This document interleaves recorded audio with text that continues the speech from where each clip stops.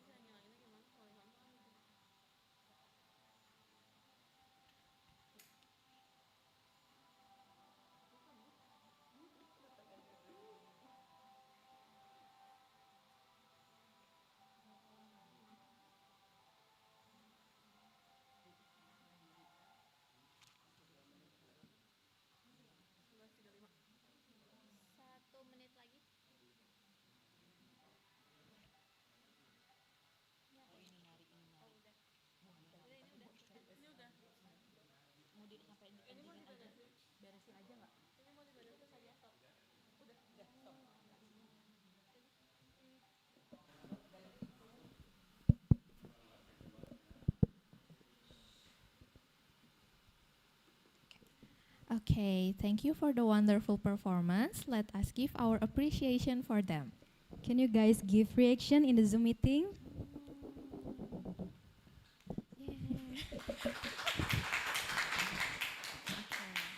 Okay, next, we will proceed with the singing of the national anthem of Indonesia and Thailand. We kindly invite all participants to listen and respect while the song is playing.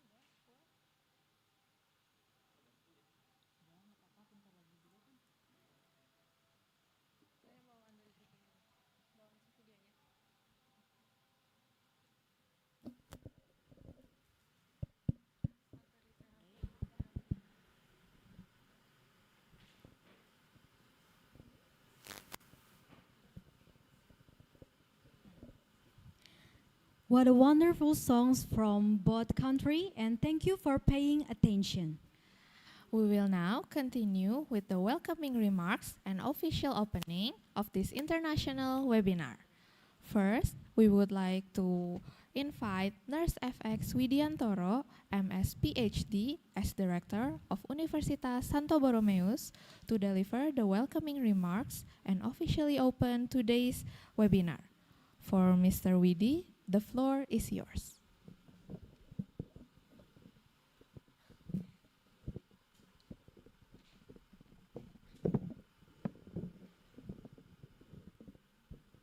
Thank you very much for the time. The Honorable Assistant Professor Dr. Nijawan Wirawata Nodom, as a Director of Boromas Chonani College of Nursing, Suratani, Thailand. Profesor Dr. Husaini SE MSI AK, as Rector of Universitas Dehasen, Bengkulu. Nurse Riris Adriati Eskep Mkep PhD, as Head of Sekolah Tinggi Ilmu Kesehatan Widya Dharma Husada, Tangerang. Dr. Awis Hamid Dani ST MMPD MKM, as Head of Sekolah Tinggi Ilmu Kesehatan Cirebon. Distinguished speakers, respected college, faculty members, healthcare professionals, students, and all participants join us from various institutions and countries. Good morning and warm greeting to everyone. On behalf of Universitas Santo Borromeus, it is my great honor and pleasure to welcome you all to this international webinar on holistic palliative care interprofessional collaboration from hospital to community. First and foremost, let us express our gratitude to Almighty God for His blessing, which allow us together today in good health and spirit to share knowledge, experiences, and innovation in the field of palliative care.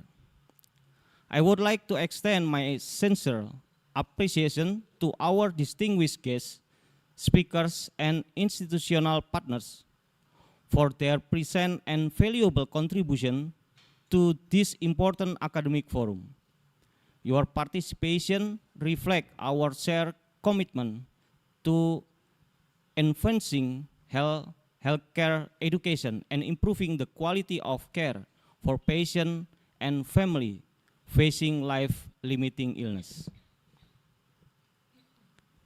Ladies and gentlemen, palliative care has become an increasingly important component of healthcare system worldwide. As population age and the prevalence of chronic and complex disease continues to rise, healthcare professionals are challenged not only to treat the disease, but also to alleviate suffering and enhance the quality of life of patients and their families. The theme of today's webinar, Holistic Palliative Care, Interprofessional Collaboration from Hospital to Community, highlight the importance of providing comprehensive care that address physical, psychological, social, cultural, and spiritual dimension of health. Such care cannot be delivered effectively by a single professional alone. It requires strong collaboration among nurse, physician, pharmacist, nutrition, psychotherapist, social worker, psychologist, spiritual care provider, community health worker, and many other stakeholders. Furthermore, effective palliative care should not stop at the hospital setting. It must continue seamlessly into the community, where the patient and family spend most of the time. Through the integrated and interprofessional collaboration, we can ensure the continuity of care, improving patient outcome, reduce unnecessary hospitalization, and support families through their caregiving journey. As a health sciences university, Universitas Santo Borromeus remain committed to promoting excellent education, research, and community engagement. This guided by our core value of integrity, compassion, assurance, respect, and embrace innovation. We believe that interdisciplinary collaboration and international partnership are essential in preparing future healthcare professionals to address global health challenges. We hope that this webinar will serve as a meaningful platform for enhancing ideas, sharing best practice, fostering research collaboration, and strengthening international network among academic, practitioners, and students. More importantly, we hope that the knowledge gained today will inspire innovative approach to delivering compassion and personal-centered palliative care in our respective institutions and communities. Before I conclude, I would like to express my deep gratitude to organizing committee, collaborating institution, speakers, moderators, and all participants whose dedication and enthusiasm have made this event possible. I encourage all participants to effectively engage in this discussion, ask questions, and take advantage of this opportunity to learn from our distinguished expert. May this webinar provide valuable insight and contribute to the advancement of holistic and compassion healthcare for the benefit of humanity. I wish you all a productive and inspiring webinar. May our knowledge educate mind, our collaboration strengthen the system, and our compassion touch the life. Stay healthy, stay inspired, and may God bless us. Thank you very much.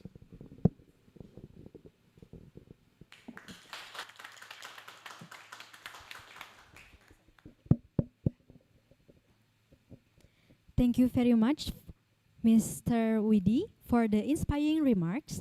Next, we would like to invite Assistant Professor Dr. Nijawan Wirawatanodom as the Director of Boromara Jonani College of Nursing to deliver her remarks. For Ms. Nijawan, the floor is yours.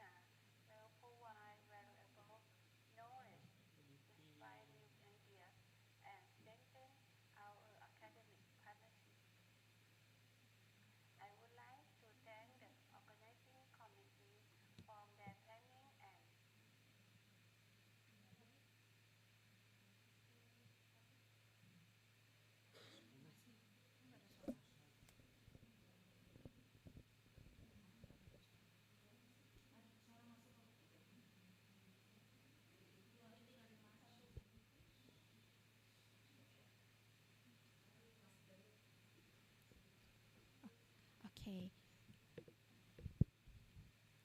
Thank you very much for the great remarks from Ms. Nitjawan. With that, the international webinar is officially open. Can you guys give applause? Okay, before continuing to the next session, we will have a virtual group photo session. We kindly ask all participants to turn on their cameras. Because there's a lot of slide, please wait patiently for each slide. We will guide you through the photo session. Okay, for the first slide, please look at the screen and smile, and don't forget to open your camera.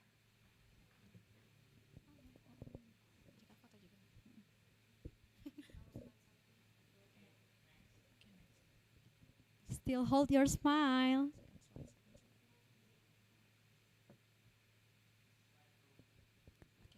For the next one, please big smile everyone. For the fourth slide. Okay, now for the fourth slide. Okay, can you turn on your camera, Camera, please. Slide 4.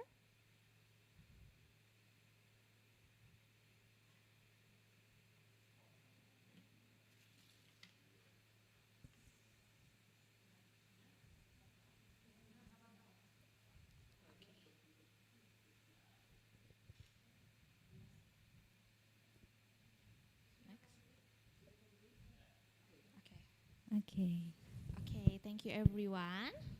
Now, we will begin our first panel session.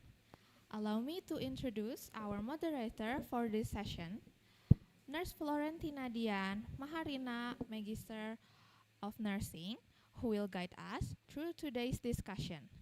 Before we proceed, I would like to briefly introduce our moderator background. Okay, I will only read the latest one. For her education from 2017 to 2019, she's studying Master of Nursing in Pajajaran University. For her experience from 2015 until now as a lecturer of Universitas Santo Borromeus. And for her research, I will only read the first and the second one. The first one is a symptom cluster of advanced cancer patient, and the second one is the self-management for cancer patient. But she has done a lot of research, which you can see here in the CV. Okay. For our moderator, Ms. Dian, the floor is yours. Check. Okay, thank you so much to the Master of Ceremony for the opportunity. Ladies and gentlemen, distinguished guests and participants, good morning. My name is Florentina, and I will be moderating the first discussion.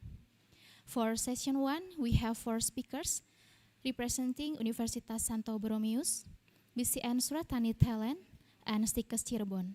This session will be conducted in panel format. Each speaker will have 30 minutes to deliver their presentations. After all presentations have been completed, we will proceed to the Q&A session. For participation who would like to ask questions during the presentations, please feel free to type your questions in the chat box. We will collect the questions and discuss them during the Q&A session. Okay, now we will move on to our first topic, sharing from students about palliative care, representative from Universitas Santo Borromeus and BCN Suratani, Thailand. Before we begin, I would like to check whether our student presenters have already joined us in this room. To students from Universitas Santo Borromeus, Miss Astri, can you hear us? Are you in the room? Hello, Astri. Okay, you're in the room. Thank you. Okay. Next, the student from BCN Suratani, Thailand, Benjarat Atapinyo. Are you in the room? Yes, good morning. Hello, how are you? I'm good. Okay, wonderful. Thank you for joining us. Okay, without further ado, let us begin. I would like to invite Astri to deliver her presentation first, followed by Benjarat. Ms. Asri and Ms. Benjarat, you have 15 minutes for your presentation. The floor is yours.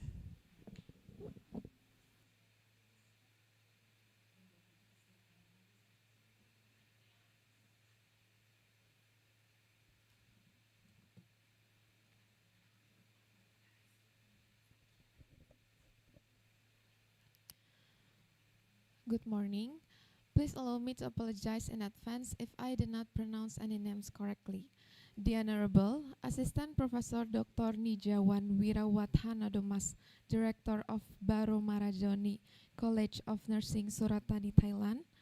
Nurse FX Widiantoro, MS PhD, as Rector of Universitas Santo Borromeus.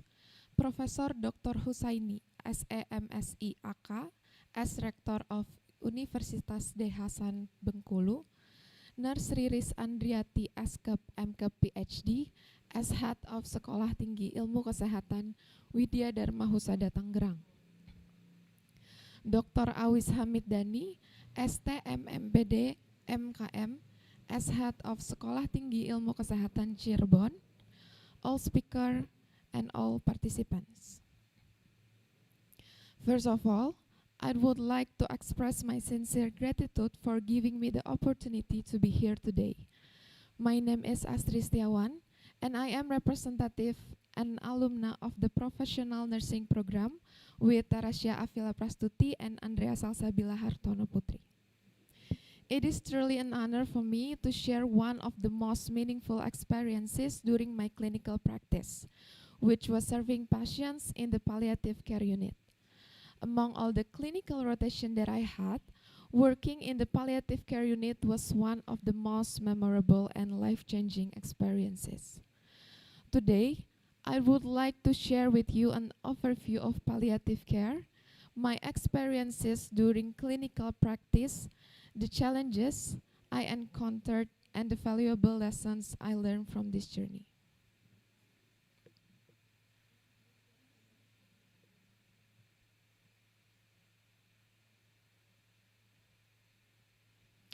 Palliative care is a specialized approach that aims to improve the quality of life of patients who are living with chronic, progressive, or life-threatening illnesses. Unlike curative treatment, the primary goal of palliative care is not necessarily to cure the disease, but to relieve suffering and provide comfort. Palliative care addresses not only physical symptoms such as pain, nausea, and shortness of breath, but also psychological, social, and spiritual needs. Furthermore, it emphasizes the importance of supporting family members throughout the illness and even during grief. Therefore, palliative care focuses on holistic and patient-centered care, ensuring that patients can live as comfortably and meaningfully as possible.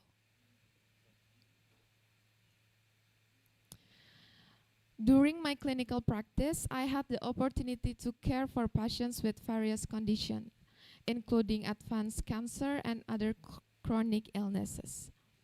My responsibilities included first, assessing patients' physical conditions and pain levels. Second, assisting patients with activities of daily living. Third, providing emotional support and therapeutic communication. Fourth, educating family members regarding symptom management and patient care. Fifth, collaborating with doctors and other healthcare professionals. And sixth, supporting patients' spiritual and psychological needs. I realized that sometimes patients didn't need complicated interventions. I see the power of presence. They simply needed someone who would listen to them, hold their hands, and accompany them through difficult moments. As nurses, our presence itself can become a source of comfort and hope. One of the most unforgettable experiences for me was witnessing how much patients and their families appreciated simple acts of kindness. There were moments when patients shared their fears, regrets, and hopes. Some wanted to talk about their families, while others simply wished to have someone by their side. Those experiences taught me that nursing goes beyond performing procedures and administering medications. Sometimes, a warm smile, a gentle touch, and sincere empathy can provide healing in ways that medicine alone cannot. I also witnessed the strength and resilience of family members who devoted themselves to caring for their loved ones, despite emotional and physical exhaustion. These experiences deeply touched me and strengthened my understanding of the true essence of nursing. Working in palliative care presented many challenges. One of the greatest challenges for me was managing my emotions while witnessing patients suffering and deterioration. Another challenge was communicating with family members who were experiencing grief and uncertainty. These experiences taught me the importance of maintaining professionalism while remaining compassionate and empathetic. Although balancing emotions and professional responsibilities is not always easy, it is an essential part of nursing practice. My experience in the palliative care unit taught me many valuable lessons. First, I learned that nursing is not just about saving lives, but also about improving the quality of life. Second, I learned the importance of empathy, compassion, and therapeutic communication. Third, I realized that patients should be treated with dignity and respect, regardless of the prognosis. And fourth, I also learned the significances of teamwork and interdisciplinary collaboration in providing holistic care. Palliative care taught me that success in nursing is not always measured by recovery or cure. But sometimes success means relieving suffering, providing comfort, and ensuring that patients spend their remaining days with dignity and peace.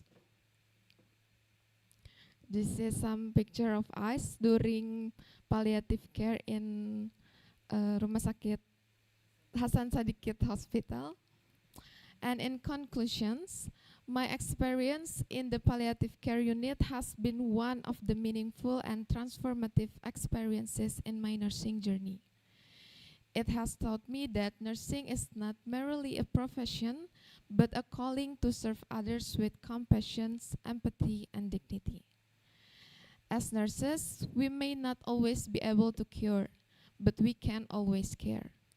And sometimes caring is the greatest healing we can offer. For me, controlling my emotions was never about holding back my feelings. It was about making sure I could continue to be there for patients when they needed compassion the most. May this sharing inspire us all to become nurses who not only possess knowledge and skill, but also kindness, empathy, and humanity. Thank you very much for your attention. Sorry if there are wrong words or words that are less pleasing. God bless you. Thank you so much, Miss Ashley. We next to the representative of BCN Suratani, Miss Benjarat. Please welcome.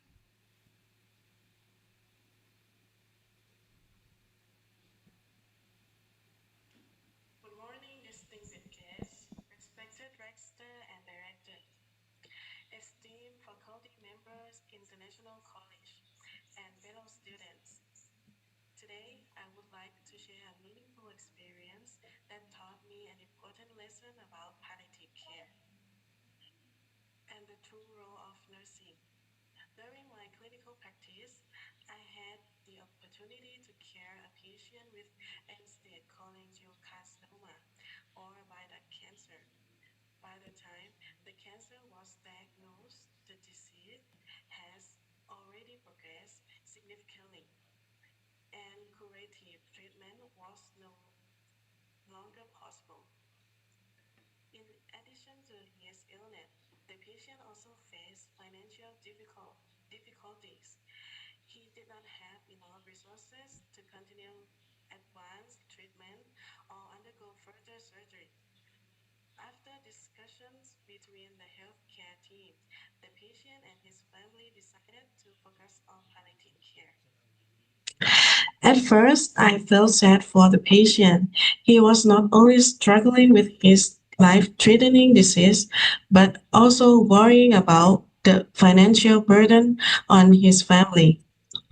I could see that he often looked tired, worried, and deep in thought. As his disease progressed, he experienced persistent pain and discomfort. Therefore, the healthcare team focused on symptom management, especially pain control, to help him remain as comfortable as possible.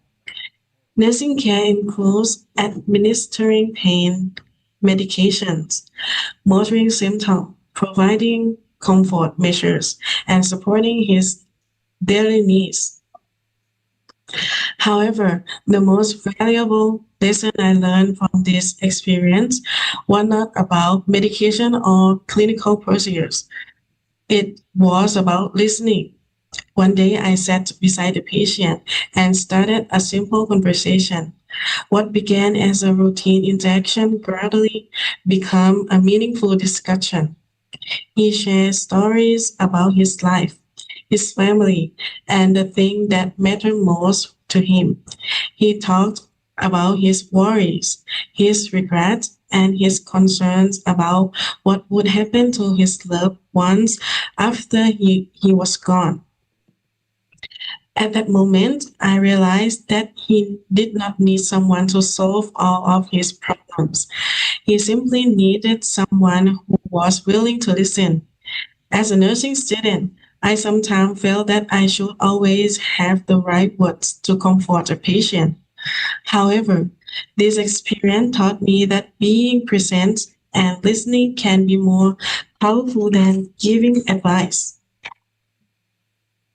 Whenever I spent time talking with him, I noticed that he seemed calmer and more relaxed afterward. Although his physical condition did not improve, his emotional burden appeared lighter.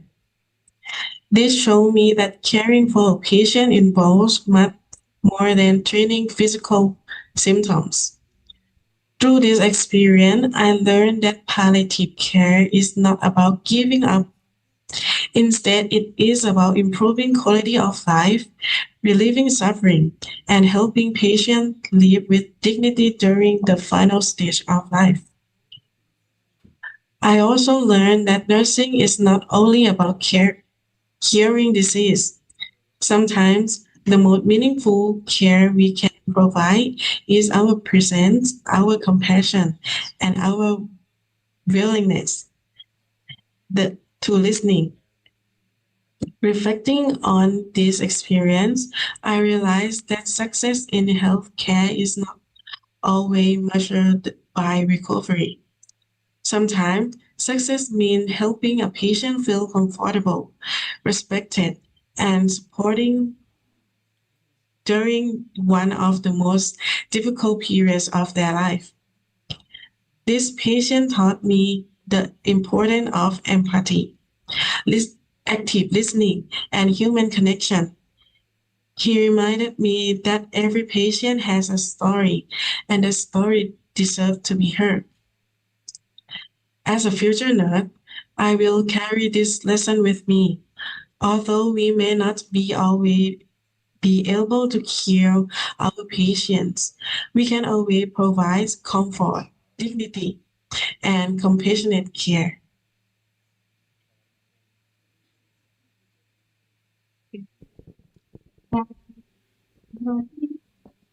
That is offline. Nursing is not only about tending symptoms, it's also about presenting dignity, relaxing, suffering, and helping the patient and families experience and grateful and meaningful the final stage of life. Yeah, from my experience, I think at the end of life, a patient may not need a cure, but they still need care, comfort, and dignity. Dignity, yes. As a nurse, our present compassion and gentle word can help patients live peaceful and help families remember the final moment with love, not regret. Thank you for listening. Thank you. Okay. Thank you so much, Miss Astrid and friends, and also Miss Benjarat and friends for your sharing valuable experiences. Your presentation were truly insightful and inspiring. Let us give them a round of applause. Okay. Next, we will move on to our second topic entitled Palliative Care and Advanced Care Planning for Older Adults with Chronic Illnesses, which will be presented by Assistant Professor Daravan Rongmuang, RN, MNS, PhD from BCN Suratani, Thailand. Hello, Ajahn Daravan. Hello, good morning. Are you hear me? Hello, good morning. Are How you are hear you me? today? I'm good. Okay, nice, wonderful. Okay, before inviting our speaker to begin, please allow me to briefly introduce her professional background. With your permission, Professor, I will present the most updated version of your curriculum vitae to our audience. Okay. For the education, 2011, PhD in Nursing, University of Illinois at Chicago, United States. And 2002, Master of Nursing Science in Gerontological Nursing, Chiang Mai University, Thailand.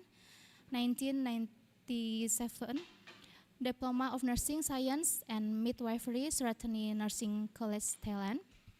And next for honors and awards, 2024, Outstanding Academic Performance Award, Suratani Nurses Associations. And for the research, I will take the two most updated. First, incidents and factors influencing hypotension among patients with perforated peptic ulcer undergoing surgery with general anesthesia at Suratani Hospital. The second research, factors influencing intention to make advanced care plans for end-of-life care among older adults with chronic illness, and many more inspiring stories and experiences. Okay, without further ado, I would like to invite Assistant Professor Daravan Rongmuang, RN MNS PhD, to deliver the presentation on palliative care and advanced care planning for older adults with chronic illnesses. Ajahn Daravan, the floor is yours. Okay, thank you very much. Let me share this slide.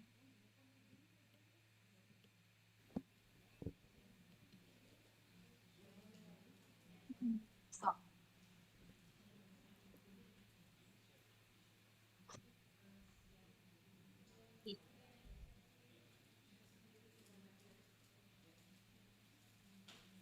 uh,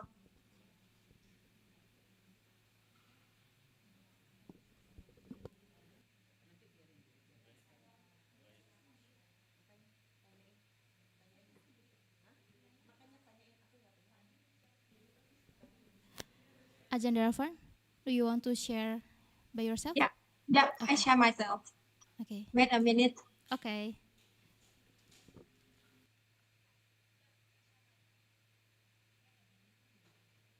I don't know why it's like it's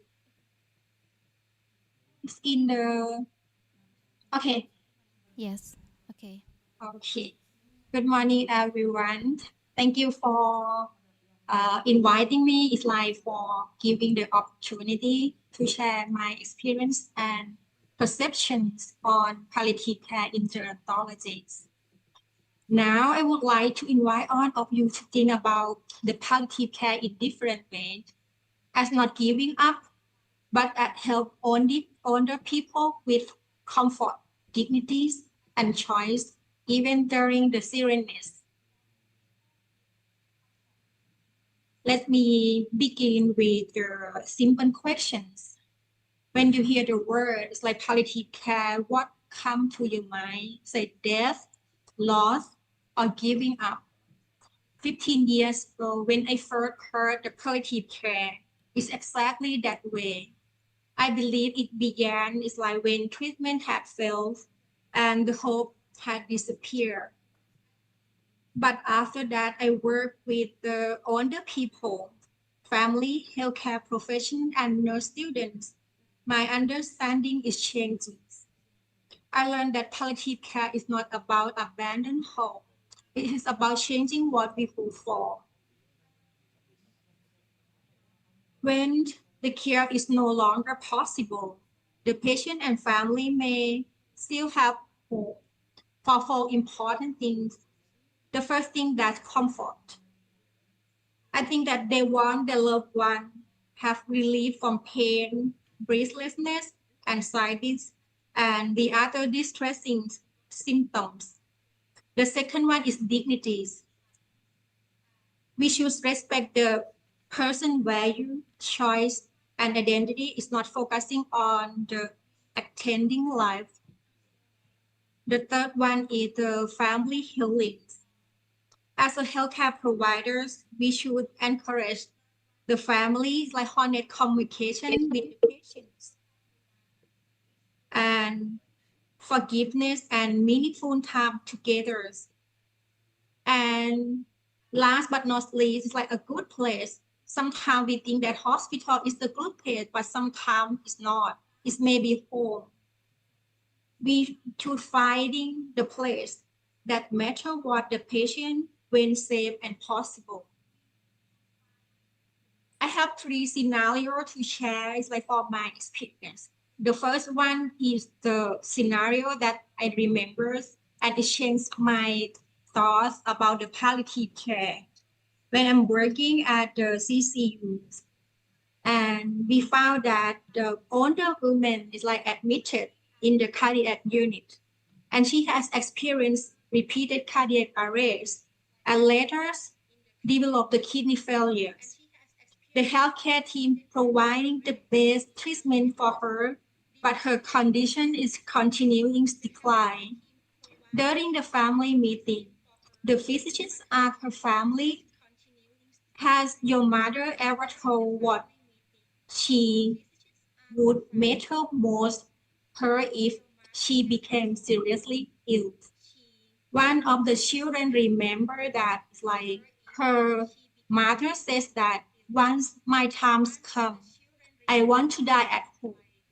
This is the message that is like if we are the healthcare team and the family is like feel relieved that we can find is like her her wanted to become when she become the serious illness. And her children still afraid that is taking her home you cause her to die sooner. They worry about choosing palliative care mean giving up. But the physician explained them that like taking their mother home will not cause her death, but her illness is cause her death. Going home will allow their mother's remaining time and reflect her wishes. And then it's like family asks the doctor that is like how long will she live? And the physician says that it's not exactly tell what how long that can she live after that, but from now every remaining moment is a gift for her, and the family can spend time together, and she can spend her remaining with her loved one. Then it's like she returned home and spend her final time is like surrounding by her family. The disease could not be cured, but the person could be still cared for. So it's like this experience that taught me that palliative care can transform fear into the meaning. And these scenarios like taught me that like the children like will not choose the death for the mother, but they choosing respect to what the mother want to live. And the other scenario is like it's kind of complicated too, with the disease that is like the older now when we get older, it's like some has some disease that called dementia. But when they entering the moderate or severe dementia, she cannot, it's like no longer understand the complex information about the medication. or cannot communicate with the other people, cannot express what they want or the wish when they have the end of life. In these situations, it's like when their mother is like have serious illness, like admitted to the hospital and get pneumonia, and her son that's like one in the different way. Both of she has like two children, the son and daughter, and her son said that it's like please do everything is possible. She is our mother. It's like we cannot give up. But the daughter is like says that it's like mother has suffering enough. I don't think that she would never want more tube or painful procedures. But the expression from the son and daughter is both children that they love their mothers, but they understanding in different way. The greatest problem is that the mother can no longer speak for herself, and the family had never discussed her wishes. They must now like answer the painful the questions like what their mother want at the end of her life. And that's why that advanced care planning is important, especially for the people who live with the dementia. The conversation should begin why the person still had capacity to understand and communications and make their decision on their with their own self.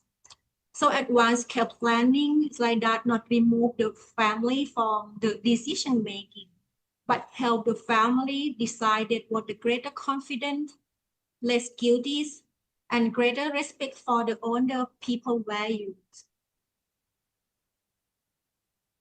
And the scenario is that interesting too, that the older woman, she get the diagnosis with the advanced the state of cancer, but the children is like take ask the healthcare provider that is like don't tell their mother because she will lose her hope.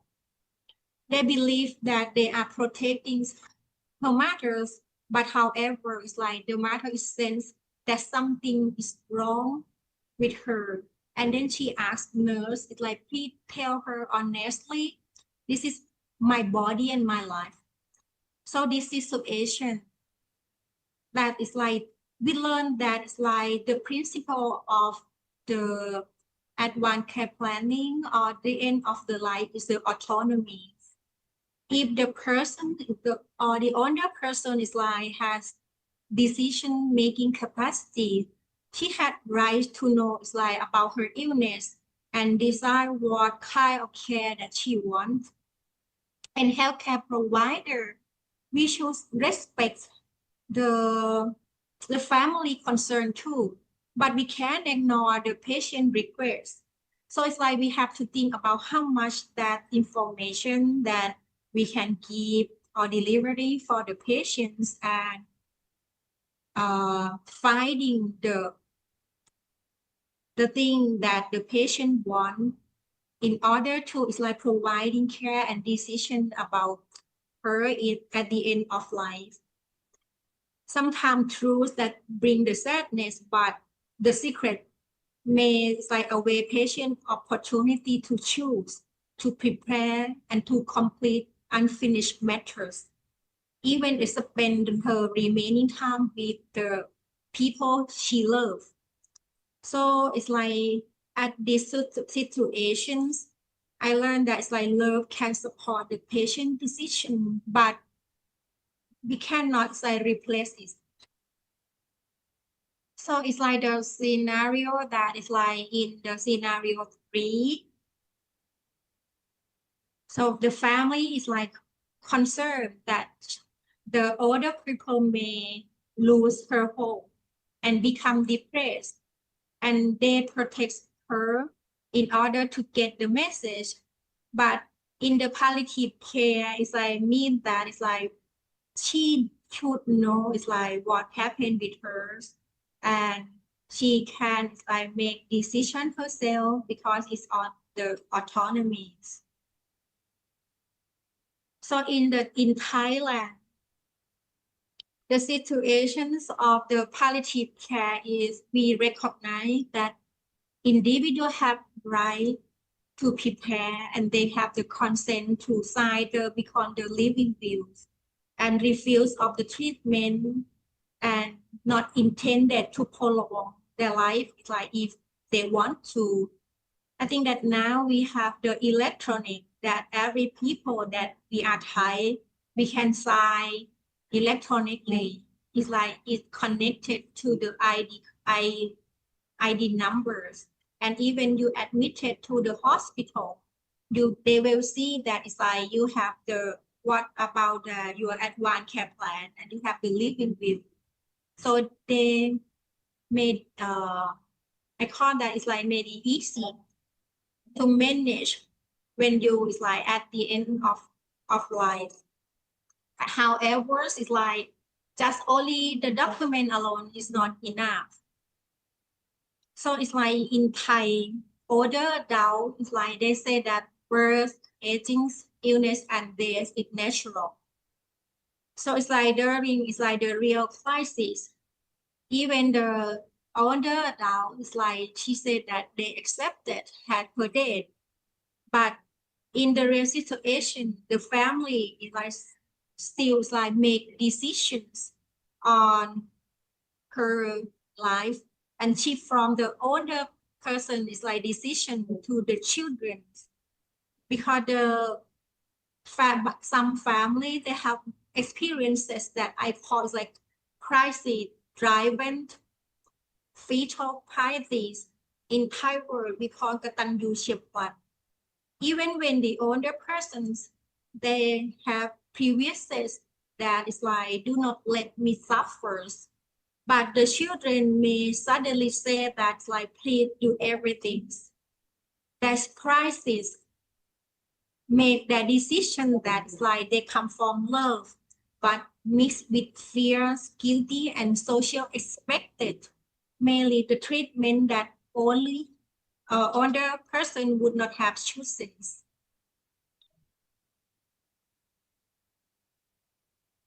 It's like from my research, we found that we study in the older adult with the chronic illness, 300 people.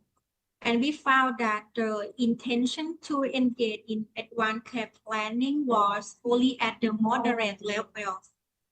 The strongest predictors is the behavioral control. It's like when older people felt confident that they could discuss designs or documentations and communication with their preference. And we also found that the positive attitude toward the advanced care planning was also important too.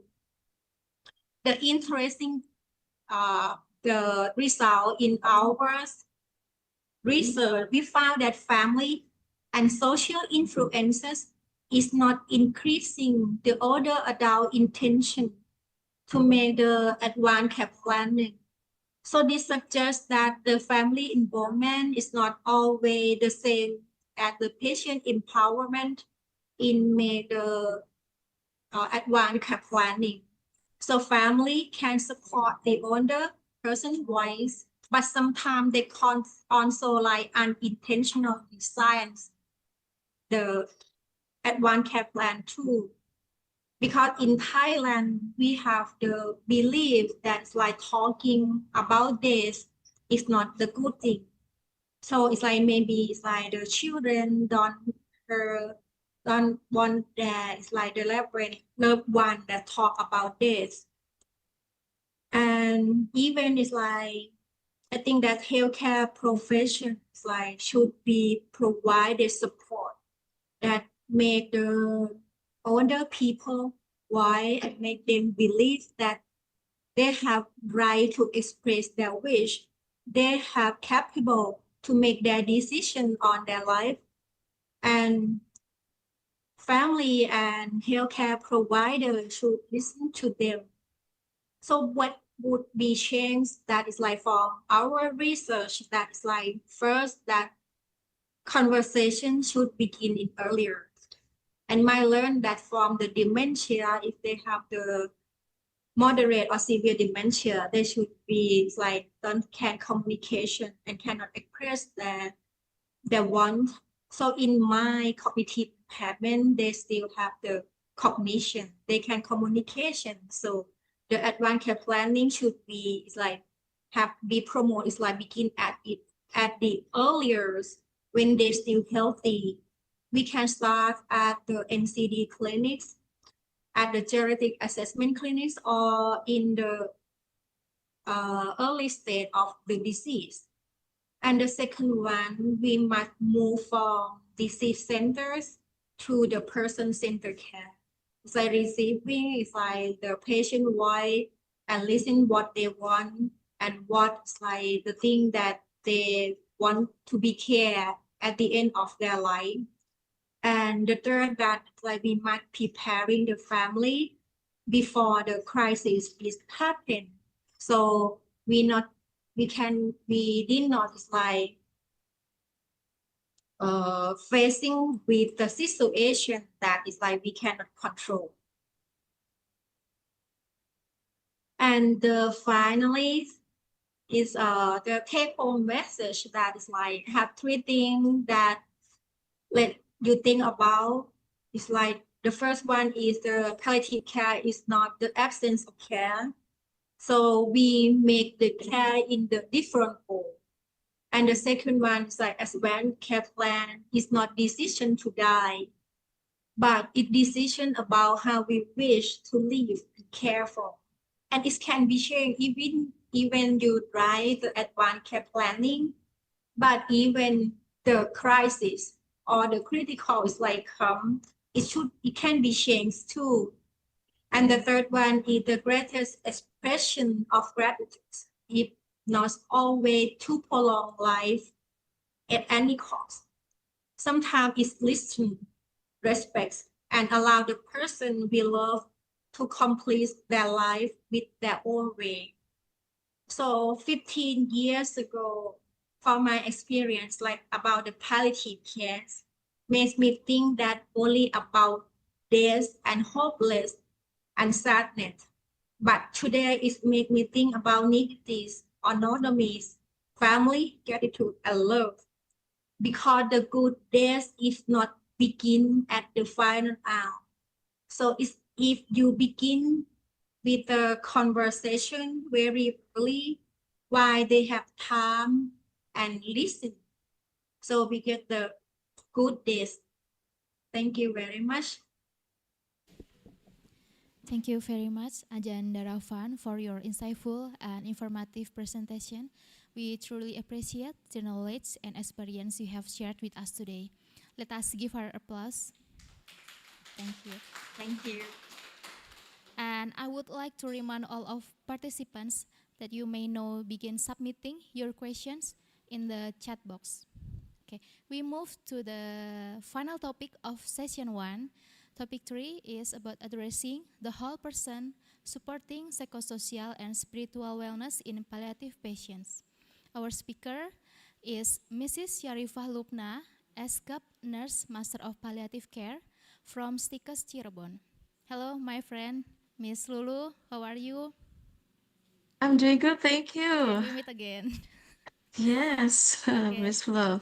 Okay, allow me to briefly introduce her professional background. Education, Bachelor of Nursing and Professional Nursing Program, Nurse, Faculty of Nursing, Universitas of Indonesia. She is also alumnus of Flinders University and awardee of Australia Awards Scholarship 2017, intake full-time master degree in palliative care, and the current role as committee member of Training and Research Division of Indonesian Palliative Nurses Association, General Secretary of Impana West Java Provincial Board, Palliative Nursing Lecturer and Coordinator of International Relation Unit of Stikas Cirebon. And also she is Stikas Cirebon delegate and guest lecturer in Indonesia Thailand Nursing Students and Faculty Exchange Program 2026. And Miss Lulu, you have 30 minutes to deliver your presentation. So time and floor is yours. Thank you very much, Ms. Flo, as the moderator. Good morning. I'm happy to see some colleagues again. Ajan Daravan, Ajan Joseph, Ajan. I miss Thailand already, actually. Okay. Also, my esteemed colleagues, lecturers, practitioners, and of course the future nurses, our students from all institutions today. Continuing what have been delivered by Agenda Rafa. Today we are not just to discuss about medical protocols that maybe will be discussed by next speakers, but we are here to redefine the very essence of nursing, because we are nurses, right? And how we care for a person as a whole when a physical cure is no longer the ultimate goal. So yeah, let me share my slides. Alright. Miss Flo, udah kelihatan belum? Dah, Bu. Alright. So this is very important part of palliative care, but sometimes we forgot to assess more about this. We tend to focus on the thing that visible to us, which is physical symptoms and sign, but human person is a whole. Not only the physical care that we need to focus on, but we have something that we feel, which is psychosocial aspect. We have spiritual aspect. We have cultural aspect that needs to be considered when we are taking care of the patient. So addressing the whole person is shifting the medical focus from merely treating a disease or managing a physical symptoms to care for entire human being who is experienced the illnesses, the life-limiting illnesses.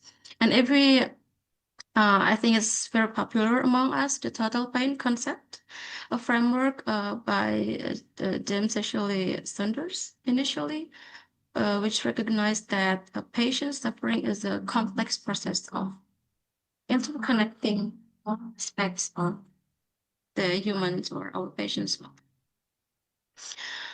And yes, this is like the iceberg tip.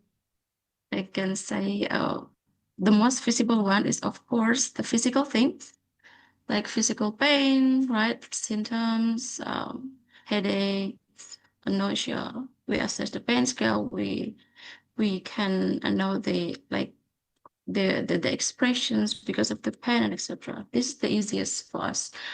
And unfortunately, sometimes as nurses, we often fall into the illusion that if physical pain is managed, the patient's suffering is resolved, right? But the concept of total pain here taught us that pain in palliative patient is a complex interaction. Like from anxiety here, we can see the large underwater portion of what have been experienced by patient with chronic or even the life-limiting illness. Can be a relationship conflict, fear of future, feeling of worthlessness, social isolation, loss of hope, even the existential question. So, as nurses, don't forget we need to explore all of this, even the invisible part of the patients.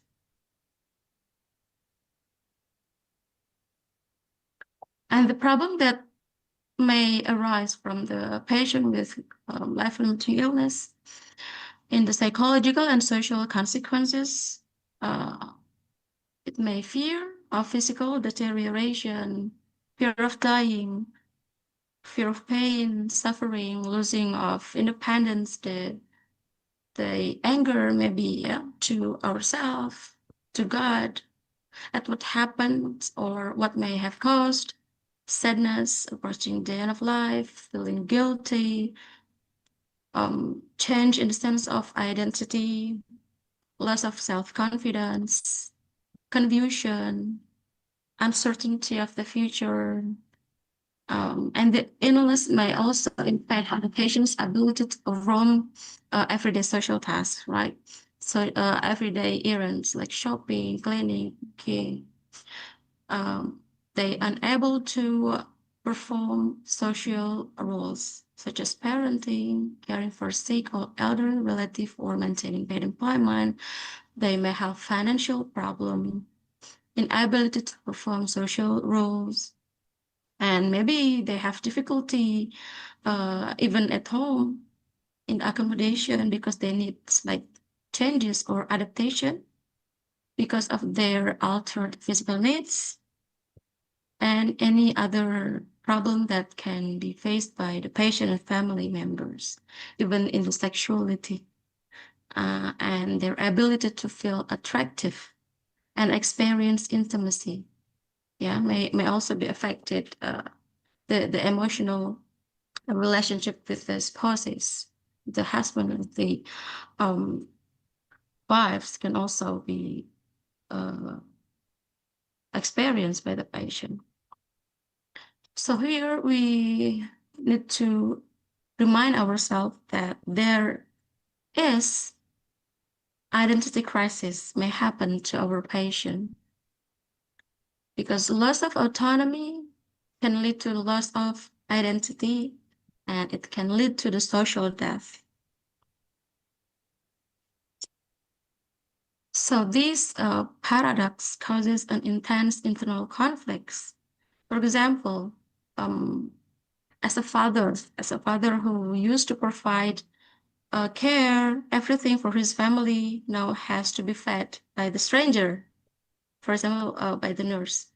So the patient may think, I'm the one who takes care of people. If I'm no longer taking care of people and instead everyone is taking care of me, then who am I? So the patient may feel the crisis in terms of their identity. And also maybe the other case, for example, an elderly patient who refuses to let the young nursing students to help them brush their teeth or go to the bathroom, or the Mr. X, for example, as a university professor in the hospital, he refuses his medication and maybe do something bad, yeah, to the nurses, for example. We tend to think that the patients are difficult patients. Yeah. But actually, we need to remind ourselves to analyze deeper. Maybe the patients are not angry with us, not angry with you. He's angry at the reality that he has completely lost control over their own life. So this is the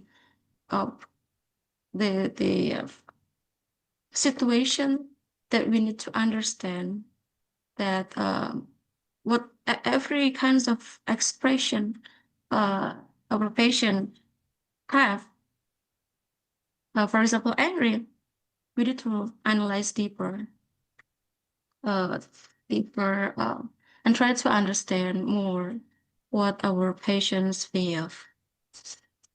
So in managing patient emotion, there are maybe several different frameworks.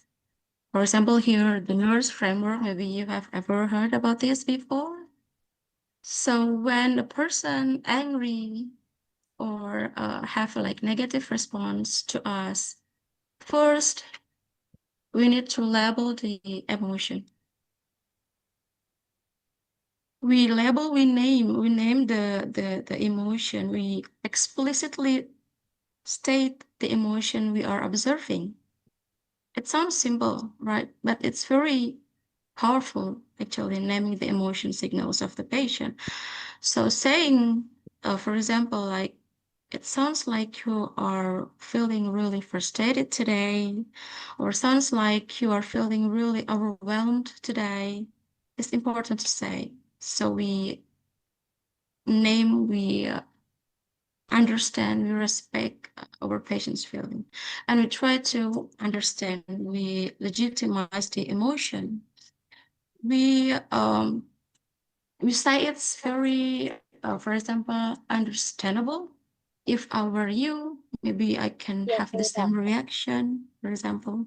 So we try to validate that their emotion reaction makes absolute sense given their current situation. We do not have to agree with their behavior, but we must acknowledge their reality. So, for example, given what you've been through, that makes completely sense. That makes sense if you're angry right now. Yeah, something like that.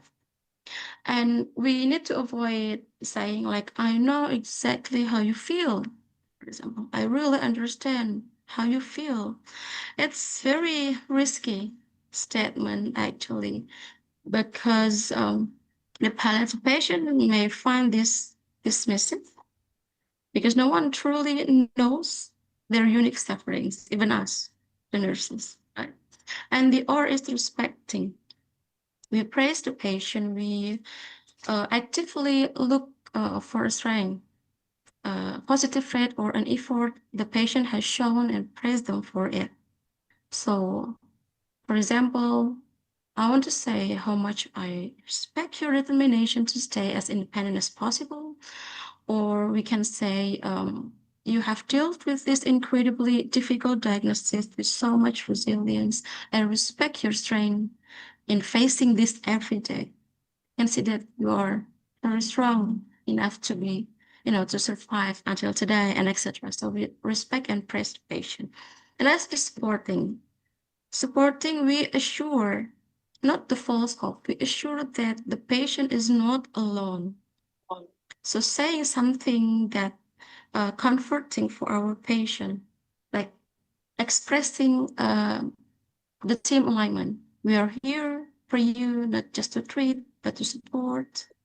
I want you to know that you don't have to carry this alone. You can share everything you feel to us, and etc. So it's a comforting verbal response that we can say. And the last is exploring. This is I think, the very important question, open-ended question that needs to be asked to the patient. Exploring, tell me more about, for example, about what worries you the most today. Tell me more about what is causing you the most worry right now, and etc. So we use open-ended questions to explore more, to invite more what they are concerning about.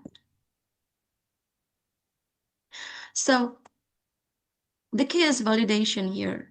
Validation is more important than try to distract patient from their anxiety. Me personally, yeah, maybe we all here, we tend to rush unconsciously, we tend to rush to cheer the patients up. So when the patient says something sad, we are like unconsciously want to say something cheerful, right? But actually, it doesn't give more space to patient to express more about their grief. So like saying, don't worry, look at the bright side. You are a fighter. You will get through this. Think about your family. You have to stay positive and etc. Give like unnecessary advice, suggestion for the patient. It may be the toxic positivity, or we distract the patient from the anxiety. It's not something that maybe offer the more space to patient to express their feelings. So it's better to show empathetic validation. like I'm right here with you in this difficult time, or it makes complete sense that you feel angry about how much your body is changing, and etc. So validation of foster trust. And there are several research support the healing power of being understood, because validation means we try to understand, right? Try to understand what the patient feeling. So based on the neuroscience and the results of this research, actually what most of us crave is not advice, but it's validation. It's recognizing and affirming other person's feeling, experience, or perspectives without judgment or correction. And there is a physiological changes or reaction once a patient is being understood. It calming the amygdala's fear response. And the feeling understood activated neural region previously associated with reward and social connection, right? So these can result more positive reaction from the patient's body, like lower heart rates, lower blood pressure, and the physical sensation of anxiety will decrease. So validation is also therapeutic that can be done by nurses independently by having good communication with patient. So after we explore more about what patient feel, a lot of things that we can do, like helping patient understand their illness, which is we educate them about the illness or symptoms they experience, helping patient to understand their options and plan for the future, advocating on behalf of patient, helping the patient or family members access maybe any support or financial aid they have that available, or we help practical errands, daily activities, arranging personal or social care, and organizing aids for daily living. Or maybe we are referring the patient or family members to specialists, maybe psychological or social support where appropriate. Right. And as we discussed before about the total pain, everything is interconnected. As psychosocial issues, of course, always related to spiritual issues.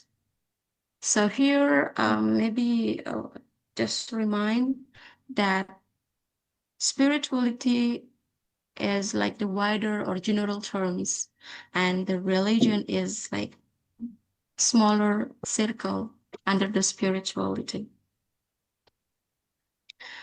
Spirituality is an intrinsic universal dimension of being human. It is the way individuals seek, express, and find ultimate meaning, purpose, connection, and hope, and especially when facing sufferings or the end of life. And religion, like Islam, Christian, Hinduism, Buddhism, is an organized communal systems of beliefs that has practical rituals or symbols designed to facilitate the closeness of us to higher power, like God or the sacred reality. And when facing life-limiting illness, there are some spiritual consequences, right, that can arise in our patient, like the crisis of meaning and purpose, or existential distress. Maybe you have ever heard about this, the why me. So the patient tend to ask, why me? And loss of identity and role, the fear of void, spiritual struggle, and religious coping. Some of the people with a good faith, maybe they tend to do something positive, but some others may be used to like be angry with God and do not want to do the rituals, the pray they usually do before they get sick. Yeah, so there are two response in terms of a spiritual or religious coping. And disconnection and broken relationship, the search for legacy and life reviews. So we also can facilitate the urge for reconciliation, being forgiven or forgiving others. So this is a spiritual distress, and it's the suffering as agonizing as physical pain, but it cannot be treated with an opioid injection, right? So this is the case study, the why me, and it's important to recognize the existential distress, because existential distress here is a unique form of spiritual suffering that occurs when a person's core assumptions about life are completely shattered by the terminal diagnosis. For example, a patient as a grandmother, physically, her pain and nausea are managed with medication. But the nurse noticed that her behavior has changed drastically over the past week. She has become completely withdrawn, refuses to look at her old family photo albums, and stares blankly out of the window, for example. And she asked, what was the point of all those years if it all just ends like this? Why me? So sometimes we tend to like directly give response, say something comforting on or give solution, but actually there's something better way to respond. Um, for example, if you say, "Don't say that. You raised a beautiful family. Look at how much our grandchild love you. You should be proud of your life." Instead of treating the "why me" as a question that requires an answer, like we try hard to answer Nomormu itu the masih di why me, handphone. which is very difficult for us to Yang answer, separate right? doang sama gue. We Udah need naikin. to Kan gue treat it as an invitation to sit in the space of suffering. So it's okay, we cannot answer the why me or how long my life left and etc. We must treat it as an invitation to sit in the space suffering. So for example, you can respond like, I hear so much sadness and weight in your question.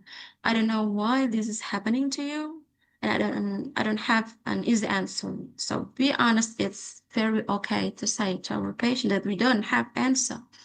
But I want you to know that I'm right here with you, and it is completely okay to feel angry and question everything right now. So if possible, please tell me more about what feels the happiest day, for example. So again, try to open more space to patient express more about their suffering. Okay, so this is the, if we don't know what to ask, we can ask a help from the guide, like Vega spiritual assessment tool. We assess about their faith, like what gives you inner strength, or do you have a specific belief or religions, and how does it influence your decisions, maybe especially in medical decision, how important it is to you now, and the community as the support system also important to be assessed. Like we want to know whether the patient has a support system or not. So we can ask like, are you a part of spiritual group or community? And to address in care, we openly ask like, how can we facilitate your needs? How can we best respect your beliefs in our care? Is very okay to ask to our patient. And also, in difficult situations, sometimes we don't know what to say. When the patient say, am I dying? And etc. We don't know what to say. So we tend to avoid the situation, right? But actually, we can use the silence as the strategy, non-verbal strategy. And we choose to silence, we choose to stop talking when the patient is processing the profound emotional or existential pain. So it's okay to silence. Try to pause for a second, staying with the patient, because it's also important to transition from doing to being there. So palliative care is not about having the right answer. It is about having the courage to stand in the room when there are no answers. And we also can ask the dignity question, like, what do I need to know about you as a person to give you the best care possible?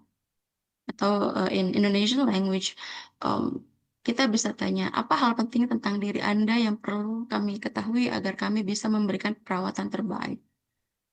That question can be asked to the patient. It can help the patient feel more respected. For example, the scenario is the patient, 80 years old, bedbound patient with advanced dementia and severe chronic pain. The clinical staff views her as a difficult and cooperative patient because she frequently gets agitated, resists physical therapy, and cries during morning care. So we can ask to the family members, for example, what do we to know? What do we need to know about your mother as a person to give her best care possible? And the daughter say, my mother was a professional classical pianist. She lived her whole life by precise routines and calm music. She had sudden movements, and she is terrified of being touched without warning. So, based on that information, the care team posts a note above her bed. She's a pianist, play classical music on a phone during care. So speak softly and explain touch before moving. So this is like a warning to all of the care teams. And if we respect that, the result is the agitation stops and the patient's dignity is restored and the staff saves time previously wasted handling her distress. So yeah, a lot of things that we can offer actually after we really identified what the needs of the patient, what the concern, what the distress that they experience. So the other thing that we can do in spiritual care is, for example, conversations between the patient, facilitating the conversation between the patients and the team member or the doctors. And also religious practice intervention, which is the easiest way for us as an approach to explore more. We can ask what kind of rituals that maybe you used to do before you sick, and it's difficult now for you to do it. Let me help you. So, offering a help to do religious practice intervention is also um, important to provide comfort and a sense of belonging for patients and their families. And therapeutic presence, a compassionate and empathetic presence can alleviate the sufferings, of course, or guided music therapy, because music can evoke emotional response and provide a sense of peace and comfort, and maybe multidisciplinary intervention, guided meditation, art therapy, and the combined intervention. Because of the very complex problem that faced by our patient, of course, we need the interprofessional symphony, the interprofessional collaboration to try to address the complex reality. Of course, the nurse at the frontliner, the nurse as the eyes and ears of the patient. We can catch the silent cries. We can be the first one who identifies something happened to our patients, right? And the physician to manage physical symptoms, to enable also the mental piece to have a clinical clarity, for example, explaining about the condition in the family meeting, for example. And also social worker and also a spiritual care work together interprofessionally to help addressing the patient as a whole. Lastly, there is another scenario. For example, a patient, 90 years old patient with end-stage heart failure. He is angry, uncooperative, and constantly demands higher doses of pain medication, particularly when his family members will visit. Yet his physical exams show his pain should be well managed. So when the nurse assessed, the nurse noticed that Mr. D only panics and asks for pain medication right before his family visits because the patient doesn't want to be weak in front of the family members. And the social workers steps in to interview the family and cover several financial guilt. So the patient feels his medical bills are ruining his children's future, so his physical pain is actually an expression of profound guilt. And the role of spiritual care providers sit with Mr. D to address his feelings of failing as providers, helping him to reframe his legacy through life review discussion. And after that, the outcome, once his emotional and existential guilt was addressed, his pain drops drastically. The doctor safely reduces the medication, and the patient spends his final week alert, peacefully, and deeply connected with his family. So the last but not least, remember, we matter because we are us. You matter because you are you, and you matter until the end of your life.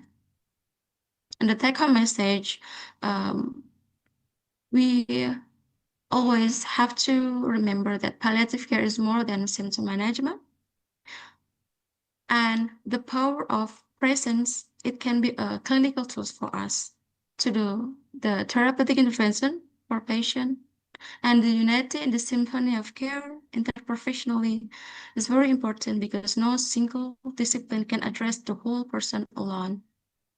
So yeah, that's all from me, Ms. Flo. Thank you so much for the time. Assalamualaikum warahmatullahi wabarakatuh. Okay, thank you so much, Ms. Susu. Okay, thank you to all of our speakers for their excellent presentations. We have now come to the Q&A session. If anyone would like to ask a question, please feel free to raise your hand or type your question in the Zoom chat box. We warmly welcome your participation. We have 25 minutes for Q&A sessions. I already have a question for Ajan Darafan. Can you join us now? Okay. For Ajan Darafan, there is a question. May I ask the professor about palliative care in health services? What questions should healthcare providers ask families to make sure they are listening to the older person's values, not just social expectation? So it's like just one question that is like Yes. that tell them that what they wish at the end of the life. So the thing that we need to talk with the loved one is like very earlier, even though it's like for us that is like not in the elderly people, but we can it's like take the message that's like what we wish that is like at the end of life. So it's just one question that's like, do you hear that your mother, your father is like said that at the end of the life or at when they have the critical ill or at the end of the life what they want? That one question. But is it very it's like powerful, it's like answer? Because if we don't know the it's like the decision or the desire, we cannot make the decision. It's based on the children that talk together. But I have the situation that is like in our cultures, maybe including Indonesia, we are collective wisdoms. So not only family, but we have the other person that is like can involve in our discussion. I has experience with they have the mothers that is like have intubation tube And then when they have the family meeting, not only the person that relatives like close, the husband's daughters, son, but they have the other relatives like come and discussion.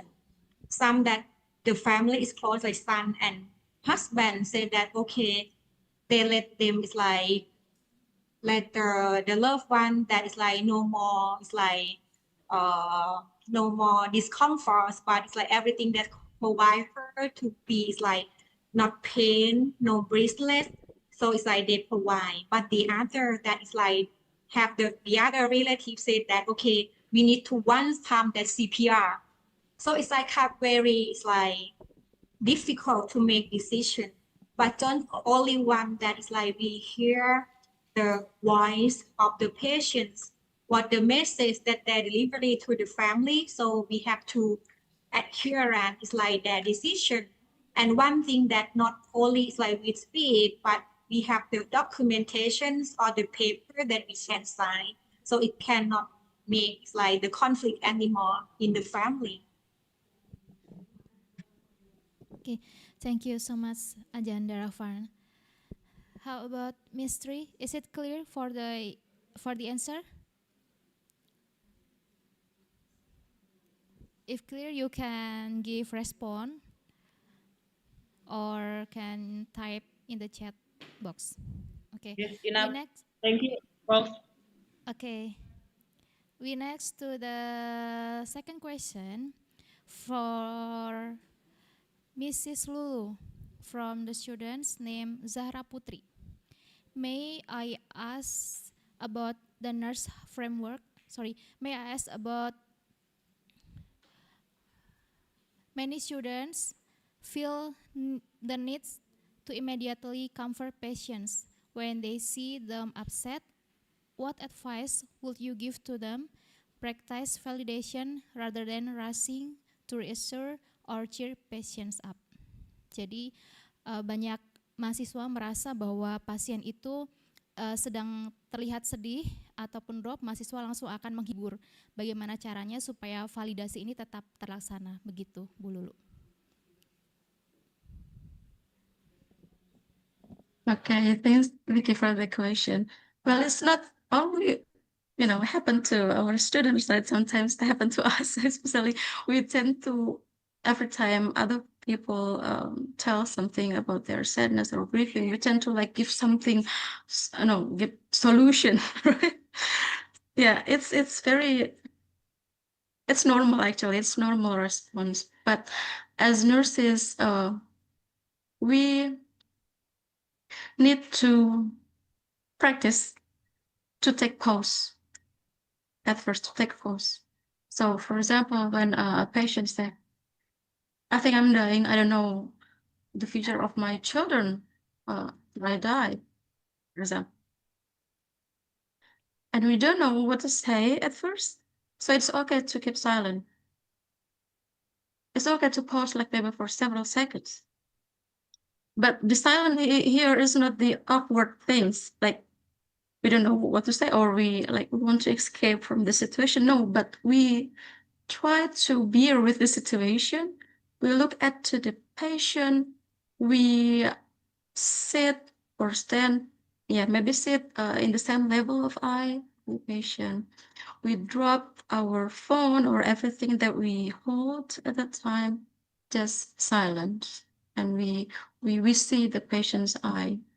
We sometimes the patient after saying that they want to express more, but they don't know how to articulate the difficulties.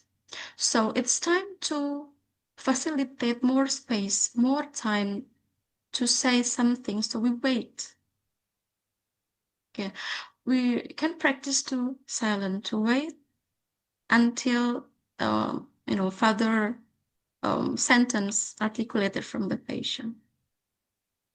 It's difficult. We need to practice to try have the skill of empathetic of validation, because theoretically we have learned before that it's really impactful for the physiological response in our brain, right?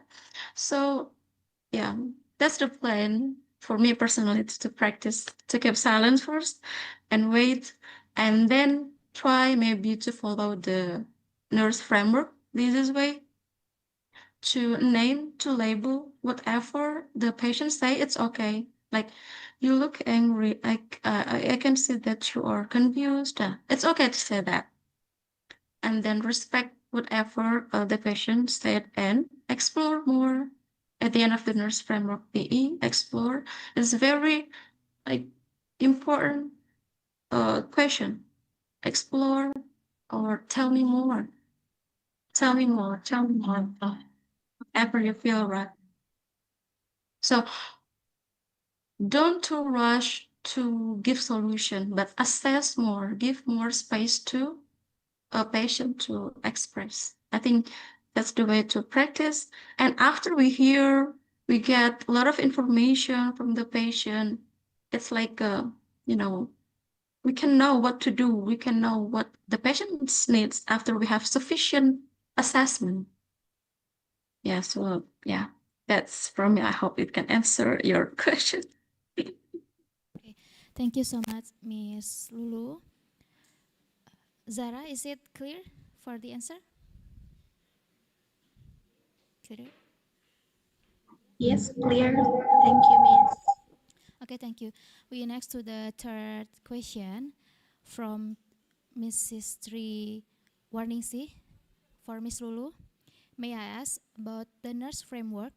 Is it allowed for nurses to go straight to stage E exploring? Tell me about your fears without NURS. What risks could occur to the patient? Yes, of course. Actually, this is just a guideline, but not a strict thing that we need to do step by step, right? Just a guideline, but it depends on the situation. If the conditions of patient is quite conducive, I mean, the patient is not angry, is not, showing the angry reaction, maybe we can have a deep talk and directly ask and explore, tell me more. But not all the situation we can apply this. For example, I have an experience facing the family members who got angry in the hospital, and he said that I will report you all to the police because you amputated my brothers, and etc. and etc. If we directly ask, tell me more about what you're feeling, how, what's his reaction? Maybe he can get more angry with us, right? So in some cases, maybe we need to do and ask like more slowly. What I did at that time is we asked the family members to sit down first, and I offer a glass of water so he can drink. Because, in Islam, we also learn that if we get angry, standing, just sit down, right? Yeah, and we apply that. So after the family member sit down, then we can ask, I can see that you are very angry. Start from the end, right? And then respect whatever he said. And then finally, we're here to support you, of course. If there's something that you don't know, we can explain more. Maybe there's something misunderstanding and etc. So you can ask, tell me more about currently, or maybe the thing that you heard, maybe we can help. And his emotion was drastically dropped actually. And finally he can share that he said he was know nothing about the plan of surgery, but in fact the patient has signed the informed consent and other family members as the witnesses. So there's like a misunderstanding. And when we explore more why he got angry so much, we found that there was a fear because when his brother was amputated and he could not work anymore, so for all his entire life, the big brother should pay for him, should like provide the financial and etc. So we felt worried about that. So yeah, we can explore that and use the nurse framework. We can directly explore and ask the tell me more, but not in all situations. So yeah, different situation, like it's very unique. So we also need to consider whether it's appropriate to ask directly or we need to like calm down or label the emotion first and etc. Yeah, it depends. Okay, thank you so much, Miss Lulu, for the answer. What about Mrs. Sri? Is it clear? I think clear enough. Okay, we next to the next question from Eufemia Tiurma for both students. So please be ready, Miss Astri and friend, and also Miss Benjarat and friends. The question is, what is the most challenging things that happen while doing palliative care? Okay, who will answer first? Miss Benjarat or Miss Astri and friends?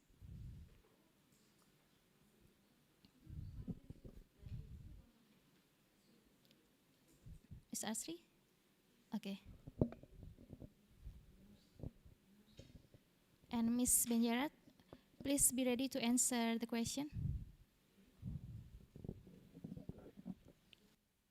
Okay.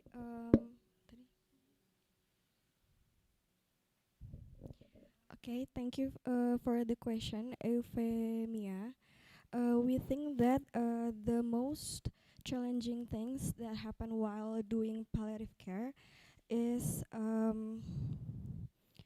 managing our emotions while witnessing patients suffering and de- deterioration, because communicating with family members who are experience the grief and uncertainty is makes us feel us feel pressured, because they keeping make expect the good progression, but the patient keep um keep making the poor progression. These experiences taught me the importance of maintaining professionalism while remaining compassionate and empathetic. Although balancing emotion and professional responsibilities is not always easy, it is an essential part of nursing practice.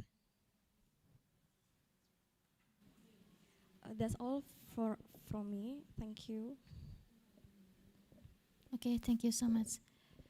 Miss Astri or Andrea, is it enough? Okay. Next, for Miss Benjarat and friend, are you ready to answer the question about your experience? uh, with me, Benyaras and their friends, because they have a class. And I guess they discussed with me before. And the challenging part of the providing care is not only to managing the patient and their family, and there should be to manage of their mind and their feeling as well, because they have no wish to care of the palliative care. Yeah, as a nurse, and we had the communicate and empathy as well. Yeah, and should be to do during the empathy and sympathy, and we should separate their feeling. Yeah, it's very hard to handle with that. Okay, Is the thank you so challenging of much, them. Yeah. Miss. Yeah, Miss Wadi, for your confirmation and deliver the answer. Thank you so much. Okay, we still have question in the chat box for My name for is Professor from Alia Mutiawati. Why should palliative care be provided from early stage of a life-threatening chronic illness diagnosis? I would like to answer the first question first. That's why the palliative care is should be provided in the very early stage, because like we addicted to the autonomy. So if the elder people or it's like even us that we have the conscious and can make the decision by the ourselves. So we have to make the advanced care planning in the very early in order to do not have the conflict when at the end of the illness or the serious illness is coming. So we have to like uh, confirm that it's like the patient decision making capacity.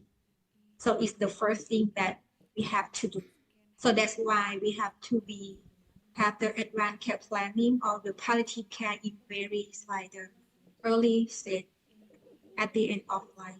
So we cannot, it's like the palliative care, it can be start and you get the diagnosis. It's not at the end of life, but the end of life at the part of the palliative care things.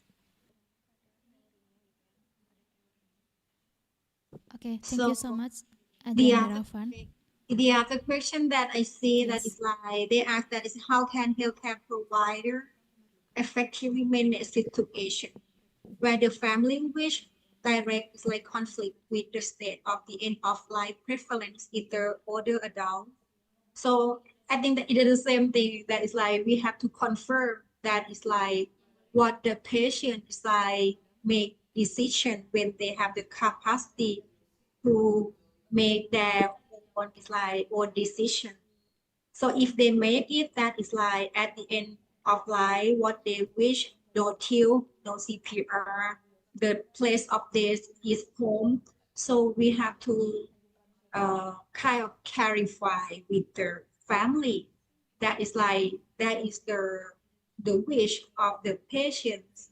But it's like if they it's like family disagreement, so we have to make them it's like give the information and make the family is like talk together, but give more information that is like the thing that is like they respect to the patient is like autonomy. Don't be is like the guilty or fear or is like worry about the culture expectation.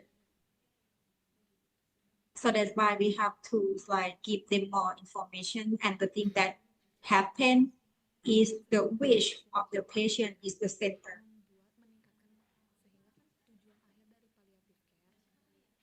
That's it. Yes. Thank you so much, Ajahn Daravan. Okay, last but not least, there is a question from Glorify. I want to ask for the speaker, Ibu Lulu, about in clinical practice, which often has time and staff limitations. How can healthcare workers provide psychosocial and spiritual support optimally without reducing the quality of patient psychical care? Yeah, thank you. Miss for the question. Yes, that is our challenge, of course, when taking care of several patients, and also we need to deliver psychosocial intervention sufficiently. But at least in the beginning of our patient admission to the ward, we need to do comprehensive or initial assessment, nursing assessment. Right? Unfortunately, mostly, not mostly actually, based on the experience, we see the assessment, the nursing assessment form, the psychosocial and spiritual issue are not well explored.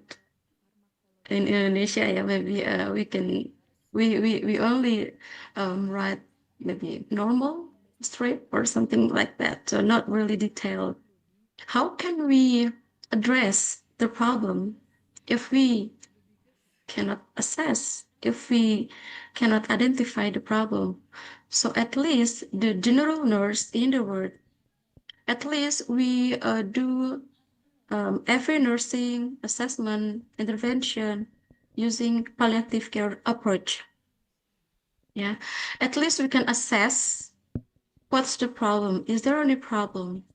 And if the patient is characterized as the palliative patient, ideally they need to be referred to palliative care team or palliative care unit in the hospital, right? And the team who will more deeply explore and give intervention regarding the psychosocial issues.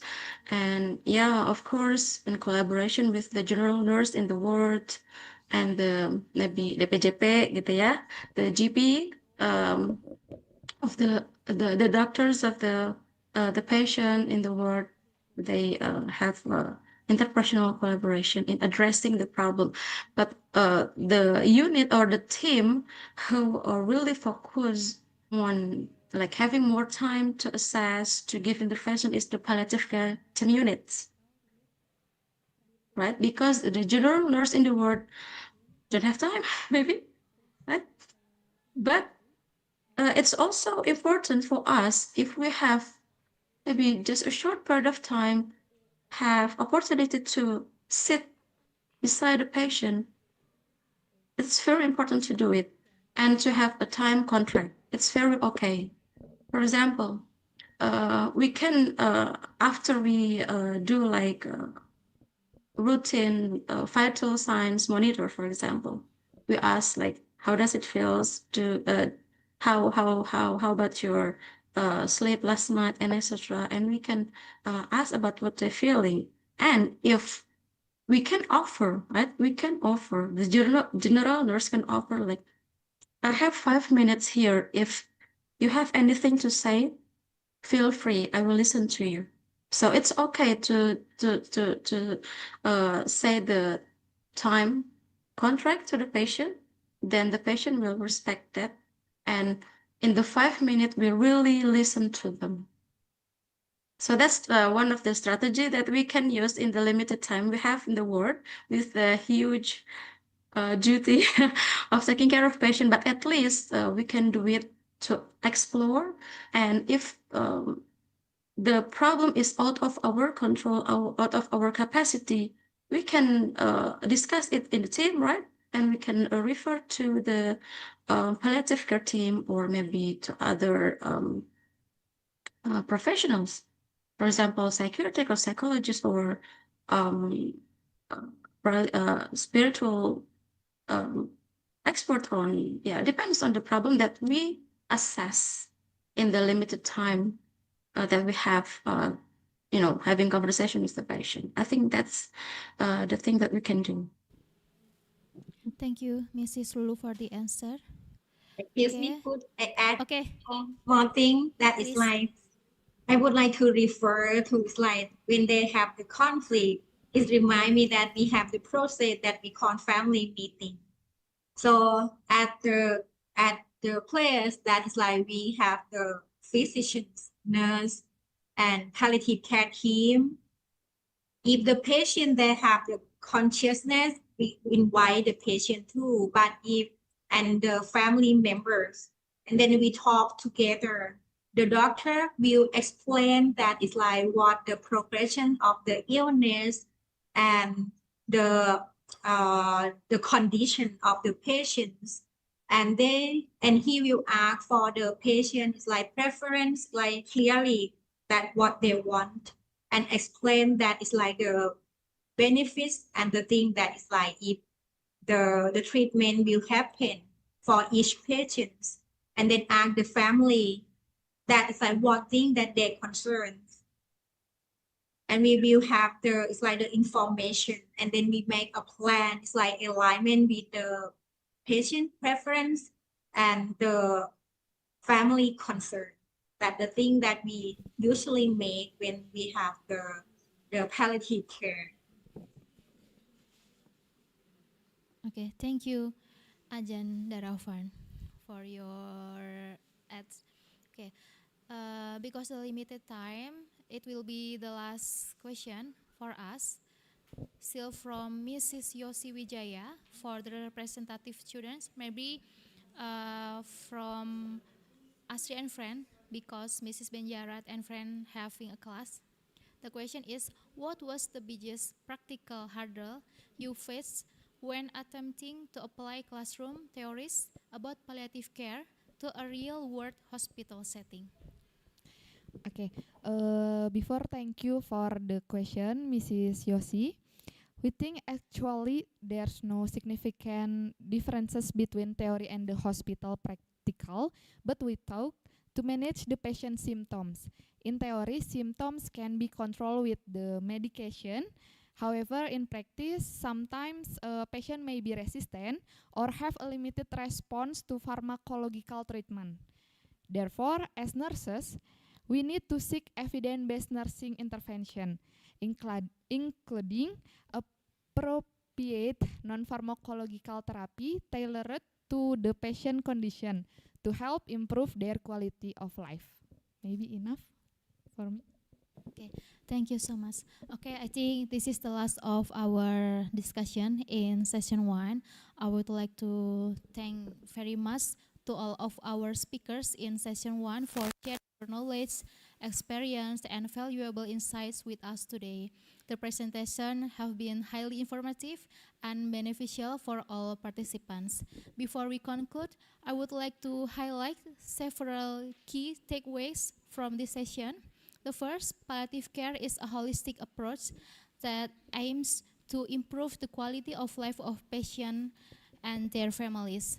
Second, students play an important role in developing awareness, compassion, and understanding of palliative care in different cultural and educational settings.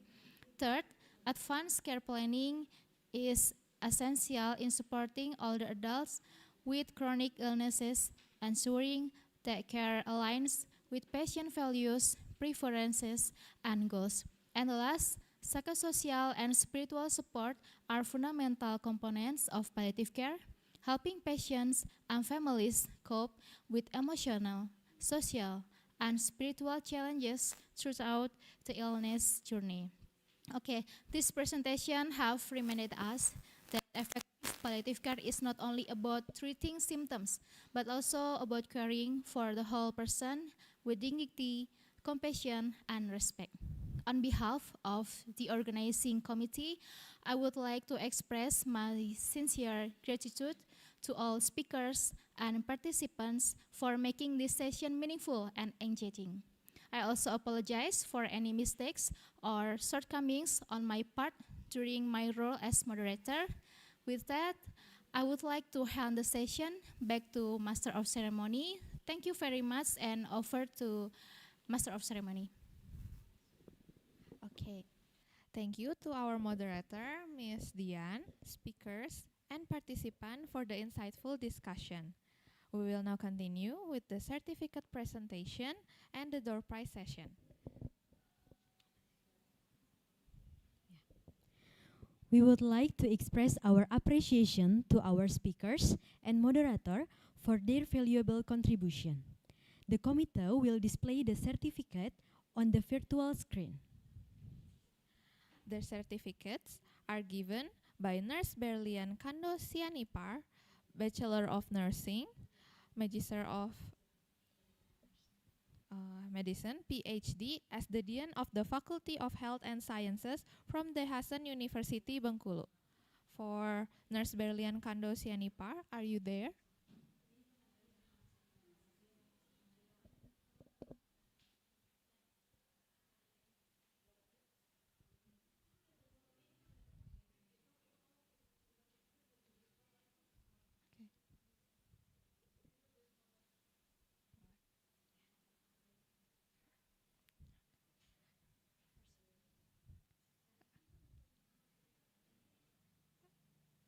Okay. Okay. For Miss Nurse Berlian Kandosianipar, if you have a few words to say, you can say it on the Zoom meeting now.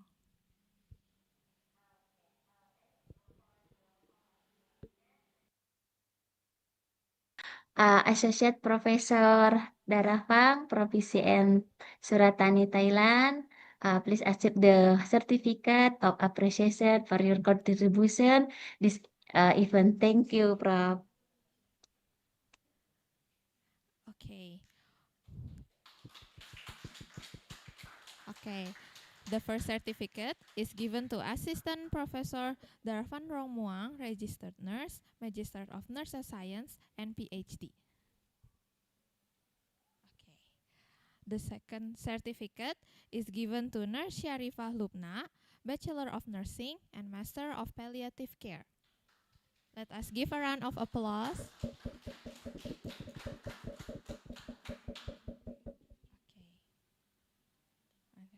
And the third and fourth are given to the students. The first one is for Astri Setiawan.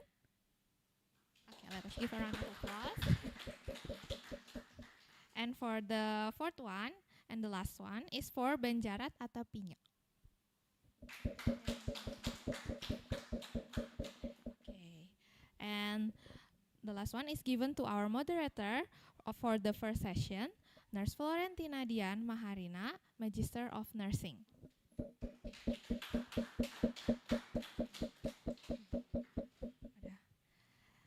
Thank you for Nurse Dian and Nurse Berlian Kandosianipar and all of the speakers for this session. Okay, now we will continue with the door prize session. This door prize session is only given to the students, so I'm so sorry for any of the teacher if you are asking a question. We are using a spin wheel to choose the winner for this door prize session.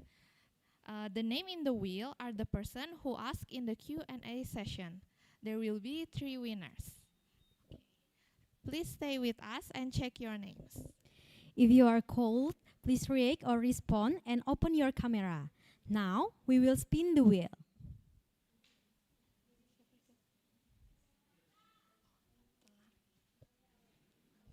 Okay, the first one is Alia Mutiawati.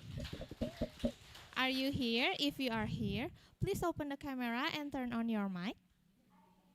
Okay. Okay. Congratulations. Congratulations. Okay, thank you. Congratulations. Okay. The committee will contact you shortly via chat in the Zoom. Okay, the second one.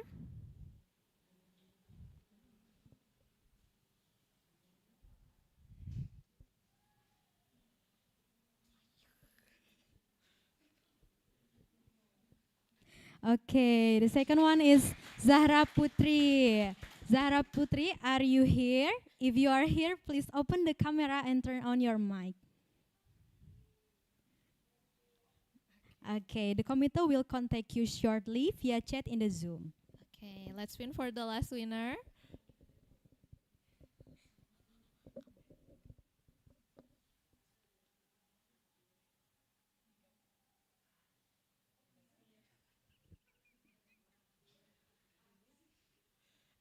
Okay, so the last one is Eufemia Tiurma. Our MC here today is the last winner for the first session. Okay. Congratulations to all winners. Don't forget the committee will contact you shortly via chat in the Zoom. Please pay attention for that. Okay. To the others who doesn't get the prize for this session, please don't be sad because there's still one more door prize session. And if you are lucky enough, maybe you will be the winner in the next session. Now, we will have a short break session until 12:25. During the break, please enjoy the video prepared for you. Don't forget, we will meet again at 12:25 for the second panel session. Thank you. Thank you. See you guys.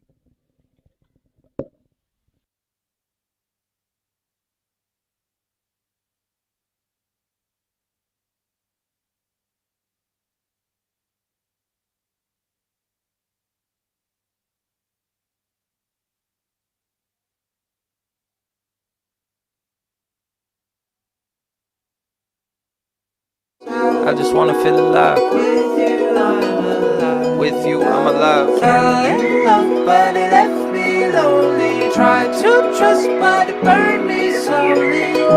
I didn't know what I was looking for till I found her.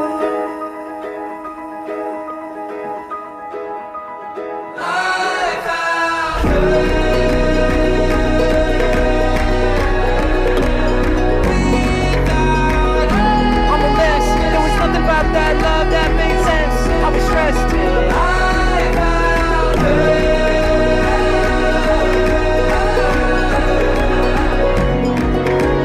I've run for many miles trying to find love from a woman that could love me and never leave my side. And I've run for many miles trying to get away from the things I'm afraid of and everything inside. They say that we're already done, but what does that even mean? Tell me to open my eyes. They thought it was just a dream. I guess that's how you know that it's love, when you're scared to death to leave. Just say that you never leave, never leave. Baby, hold me close. Let me dead in my eyes, dead inside. Till the day that I die, dead inside. I just wanna feel alive. With you, I'm alive. With you, I'm alive. Fell in love, but it left me lonely. Tried to trust, but it burned me slowly.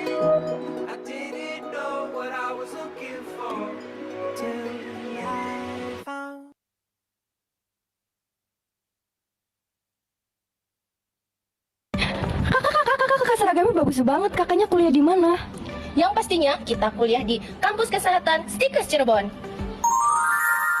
Wow, kalau boleh tahu ada apa aja sih Kak di Kampus Stikes Cirebon? Yang pastinya di Kampus Stikes Cirebon memiliki 10 program studi. Wow, kalau boleh tahu lagi, habis itu ada apa lagi Kak? Di sini juga kita memiliki 7 unit kegiatan mahasiswa. Di antaranya wow, banyak banget ya Kak. Nah, untuk fasilitasnya di sini ada apa aja sih Kak? Tentunya banyak. Mau tahu lebih lanjut? Yuk, ikutin kita.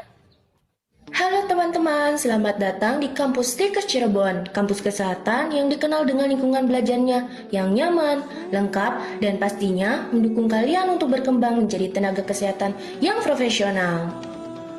Di Stikes Cirebon ini, ada 10 program studi yang bisa kalian pilih sesuai minat kalian di dunia kesehatan.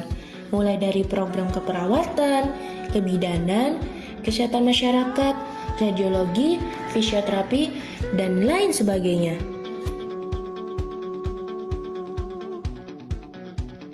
Untuk fasilitas kampus, Stikes Cirebon menyediakan sarana yang nyaman dan lengkap. Ada aula yang digunakan untuk kegiatan besar kampus.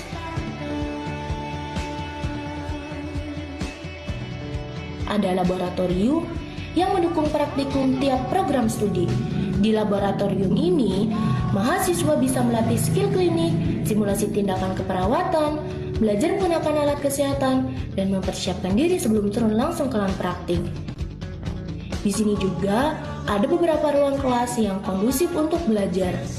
Selain itu, kampus ini juga mempunyai perpustakaan sebagai sumber referensi yang lengkap dan nyaman, dilengkapi dengan buku-buku kesehatan terbaru, jurnal ilmiah, dan ruang baca yang tenang untuk menunjang proses belajar.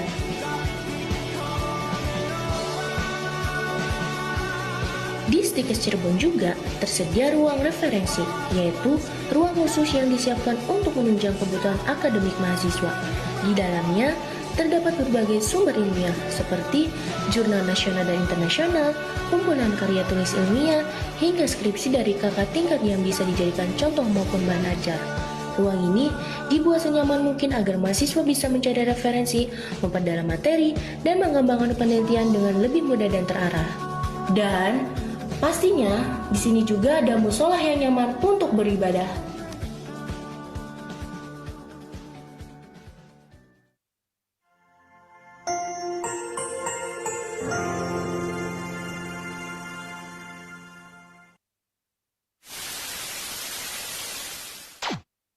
Welcome to Bodom Rashani College of Nursing Surat Thani, or BCN Surat. BCN Surat is a distinguished nursing institution under the Faculty of Nursing, Phabodom Rashanok Institute, Ministry of Public Health, Thailand.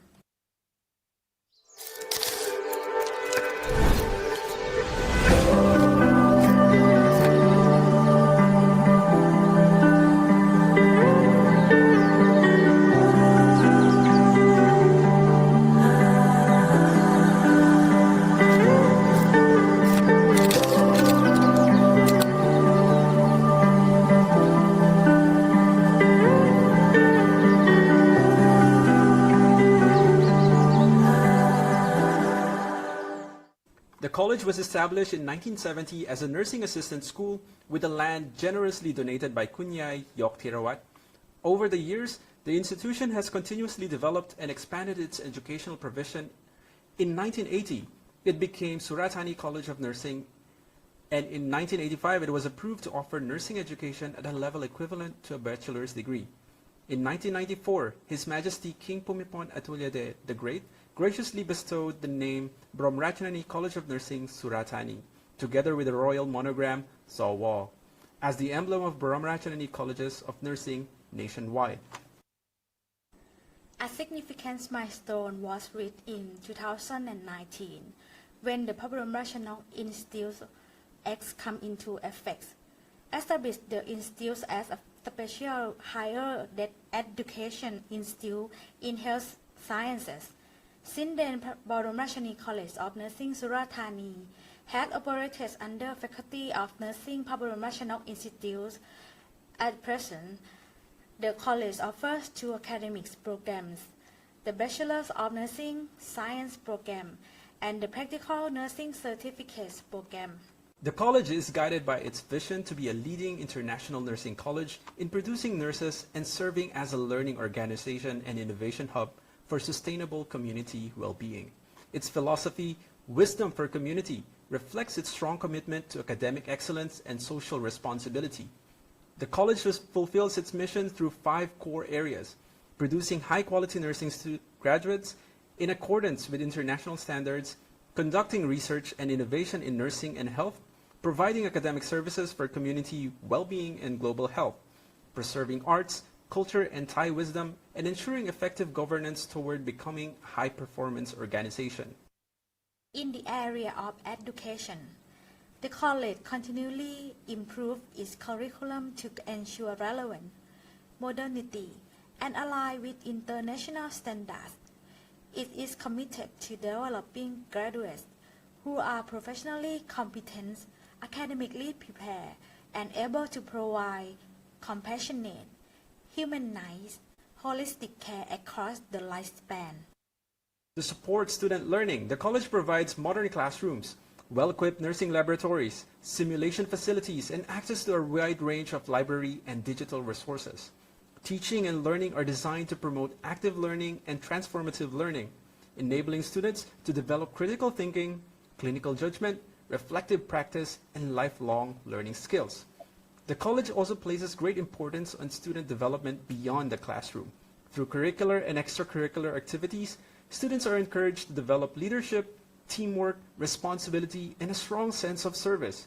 These qualities prepare them to become future nursing professionals who can contribute meaningfully to community well-being and to the healthcare system. Research and academic excellence are also central to the college identity.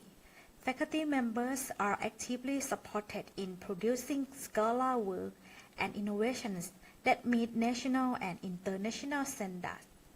The college also publishes the Journal of Health Research and Innovation, which has continually recognized for its quality. In addition, the college is committed to academic service and community engagement through partnerships with healthcare institutions and communities. Students and faculty connect classroom knowledge with real-world practice, particularly in primary health care and community health development.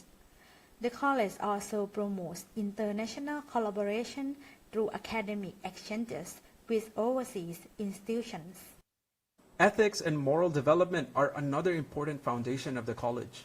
Under the Surat moral model, sufficiency economy, unity, respect, accountability, and trust, the college nurtures ethical values among faculty, staff, and students, moving toward becoming an ethic learning center.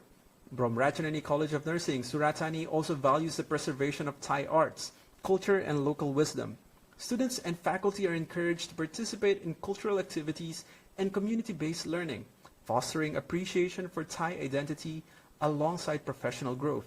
With pride in its heritage, commitment to academic quality, and dedication to community and global health, Bromratchanani College of Nursing, Surathani continues to produce graduates who embody discipline, integrity, compassion and service-mindedness with a humanized heart.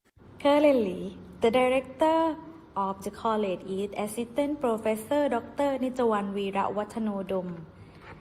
The college administration is supported by 4 Deputy Director, Dr. Thitaphorn Warapan Visit, Deputy Director for Administration and Strategy, Assistant Professor Dwanghathai Sri Sucharit, Deputy Director for Academic Affairs, Dr. Panida Ratanapom, Deputy Director for Research and Academic Services, and Assistant Professor Wandi Seuma, Deputy Director for Student Affairs.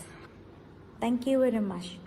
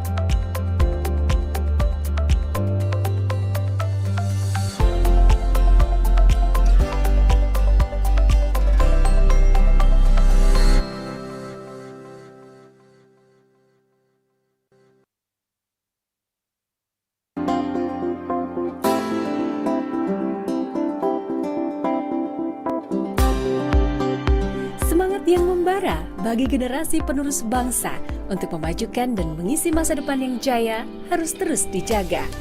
Tunas-tunas muda yang penuh kreativitas dan ambisi selayaknya dibimbing dan diwadahi. Harapan besar sebuah bangsa yang cerdas, maju dan beretika, bangsa Indonesia. Untuk mencapai tujuan mulia ini, Yayasan Dehasen Bengkulu sejak 24 tahun terakhir telah mengabdikan diri terutama di dunia pendidikan. Ilmu pengetahuan dan teknologi merupakan visi yang penting guna menciptakan lulusan yang berdaya saing global.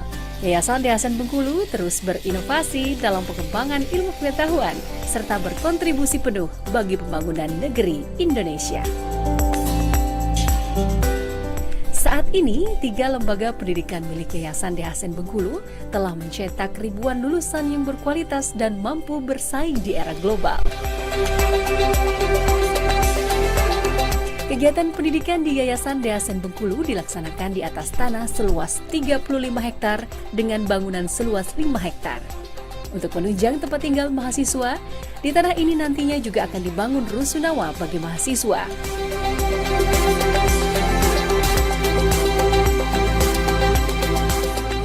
Universitas Dehasen, Univet, terletak di pusat kota Bengkulu, memudahkan akses lingkungan sivitas akademika untuk berkegiatan dan mengembangkan diri.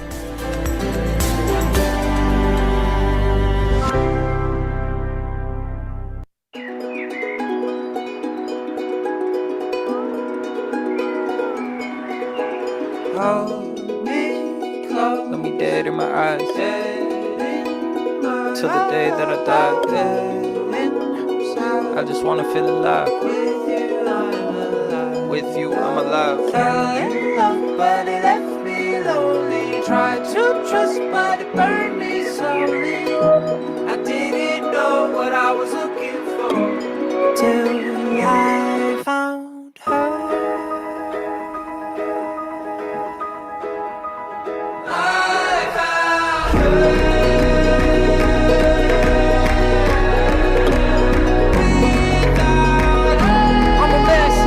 About that love that made sense. I was stressed till I found her.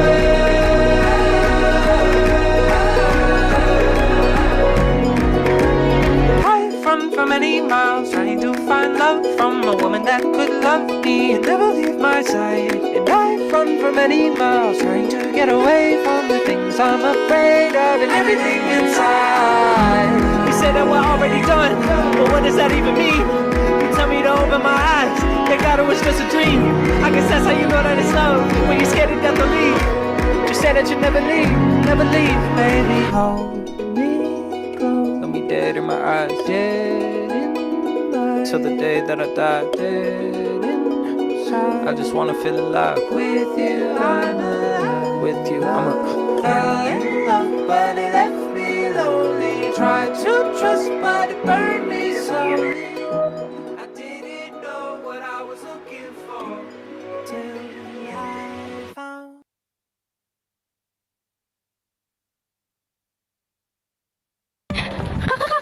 Seragamnya bagus banget, kakaknya kuliah di mana?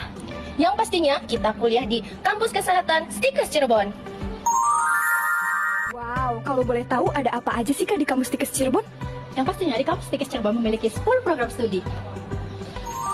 Wow, kalau boleh tahu lagi, habis itu ada apa lagi Kak? Di sini juga kita memiliki 7 unit kegiatan mahasiswa, di antaranya. Wow, banyak banget ya Kak. Nah, untuk fasilitasnya di sini ada apa aja sih Kak?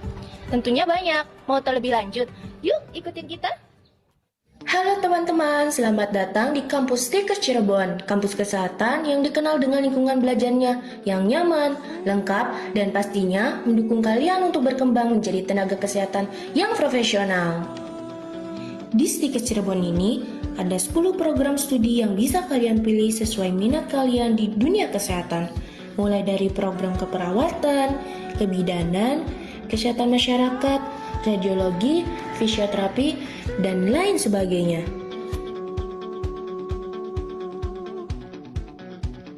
Untuk fasilitas kampus, Stikes Cirebon menyediakan sarana yang nyaman dan lengkap.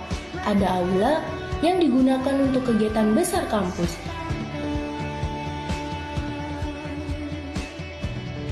ada laboratorium yang mendukung praktikum tiap program studi.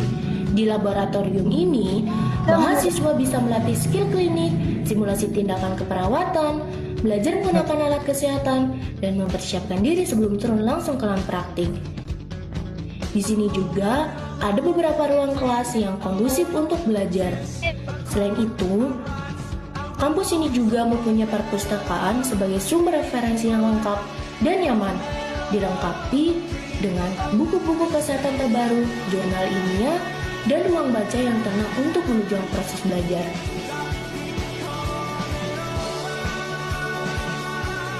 Di Stikes Cirebon juga tersedia ruang referensi, yaitu ruang khusus yang disiapkan untuk menunjang kebutuhan akademik mahasiswa.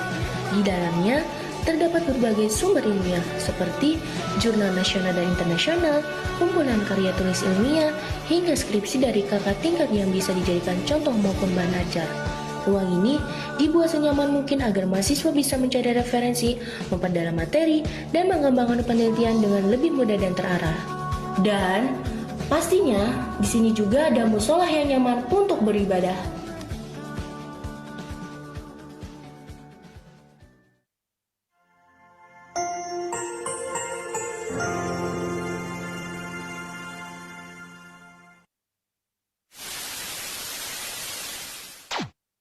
Welcome to Bodom Rashani College of Nursing Surat Thani, or BCN Surat. BCN Surat is a distinguished nursing institution under the Faculty of Nursing, Bodom Rashani Institute, Ministry of Public Health, Thailand.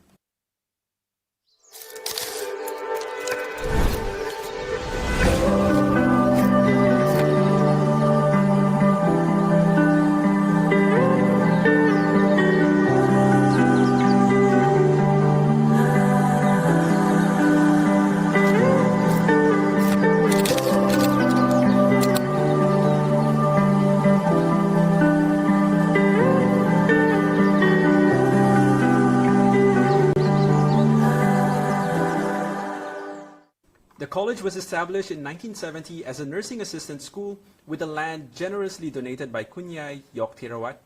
Over the years, the institution has continuously developed and expanded its educational provision. In 1980, it became Surat Thani College of Nursing, and in 1985, it was approved to offer nursing education at a level equivalent to a bachelor's degree.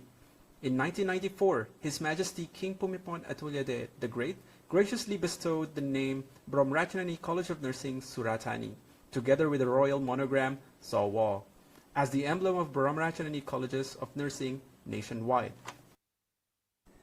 A significant milestone was reached in 2019 when the Bodom Rashani Institute Act came into effect, established the institute as a special higher education institute in health sciences.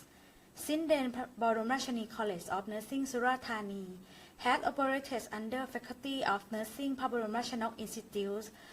At present, the college offers two academic programs, the Bachelor of Nursing Science program and the Practical Nursing Certificate program. The college is guided by its vision to be a leading international nursing college in producing nurses and serving as a learning organization and innovation hub for sustainable community well-being. Its philosophy, Wisdom for Community, reflects its strong commitment to academic excellence and social responsibility. The college fulfills its mission through 5 core areas: producing high-quality nursing graduates in accordance with international standards, conducting research and innovation in nursing and health, providing academic services for community well-being and global health, preserving arts, culture, and Thai wisdom, and ensuring effective governance toward becoming a high-performance organization. In the area of education, the college continually improves its curriculum to ensure relevance, modernity, and align with international standards. It is committed to developing graduates who are professionally competent, academically prepared, and able to provide compassionate, humanized, holistic care across the lifespan.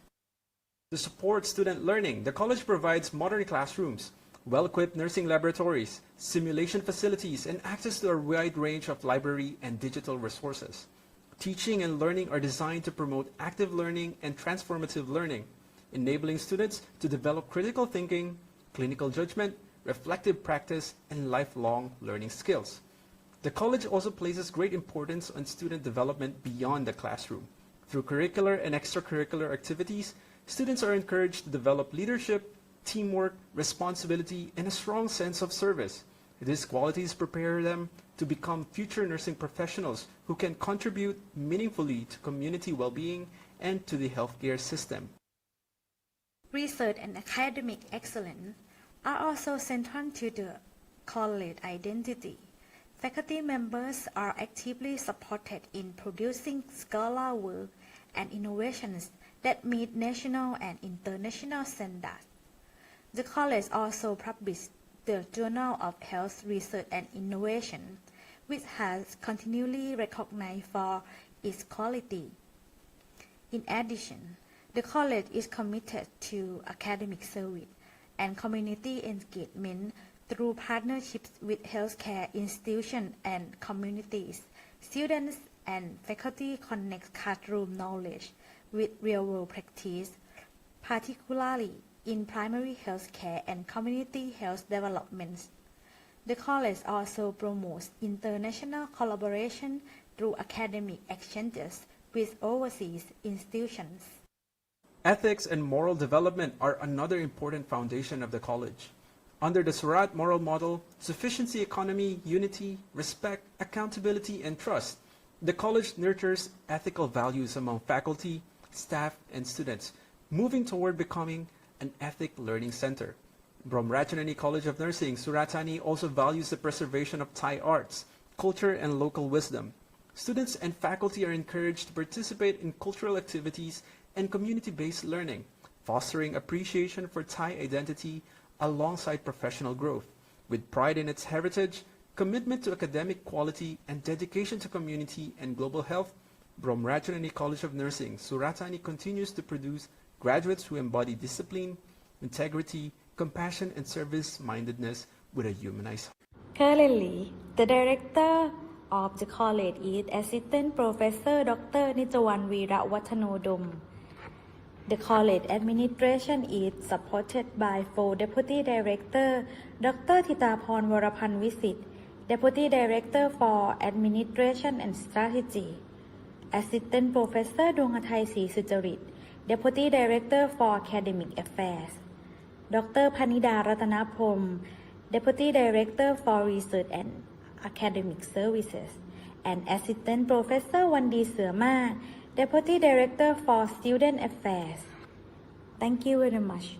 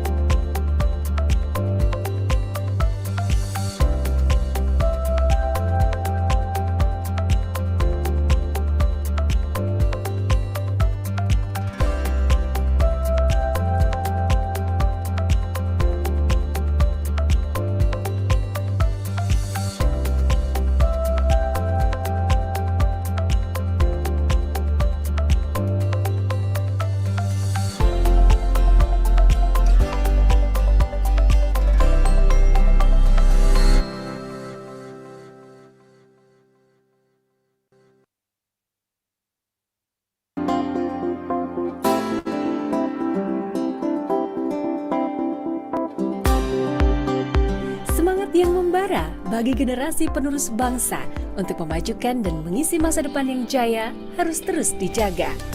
Tunas-tunas muda yang penuh kreativitas dan ambisi selayaknya dibimbing dan diwadahi. Harapan besar sebuah bangsa yang cerdas, maju dan beretika, bangsa Indonesia.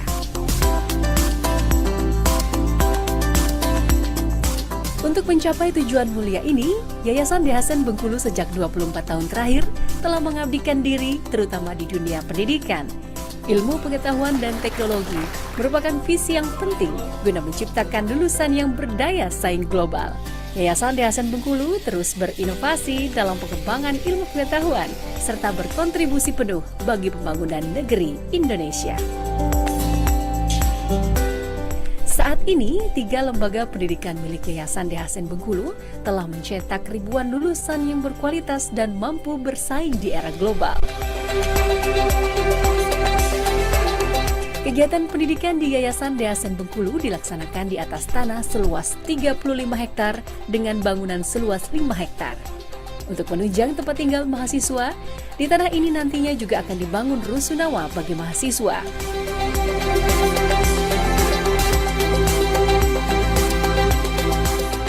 Universitas Dehasen, Unifed, terletak di pusat kota Bengkulu, memudahkan akses lingkungan sivitas akademika untuk berkegiatan dan mengembangkan diri.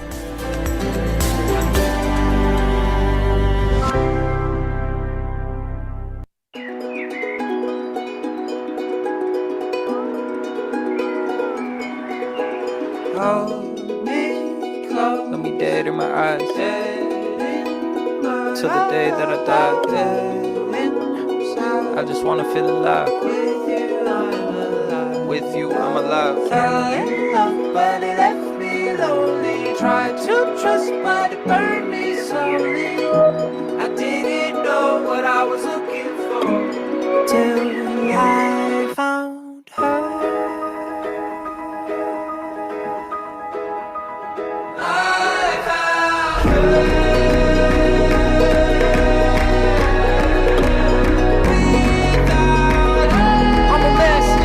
About that love that made sense, I was stressed till I found her.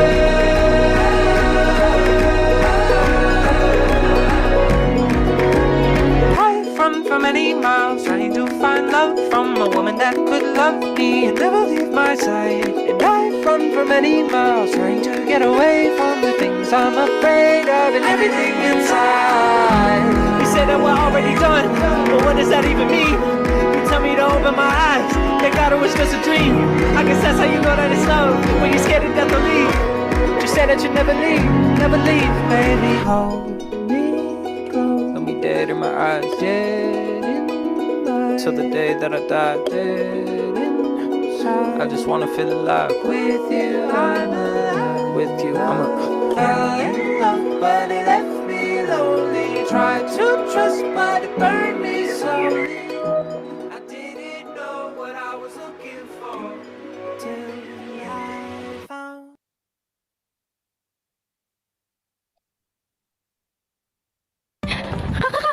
Seragamnya bagus banget, kakaknya kuliah di mana?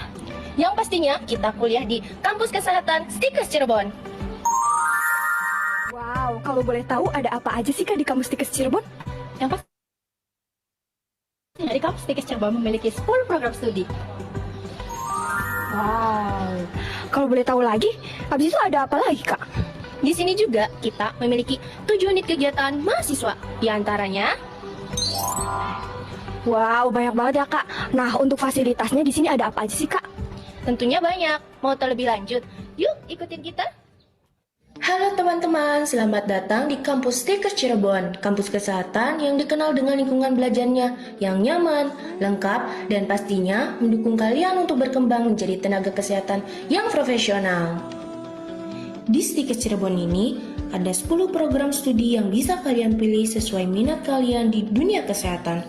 Mulai dari program keperawatan, kebidanan, kesehatan masyarakat, radiologi, fisioterapi, dan lain sebagainya.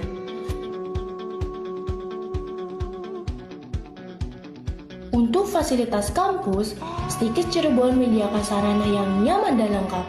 Ada aula yang digunakan untuk kegiatan besar kampus.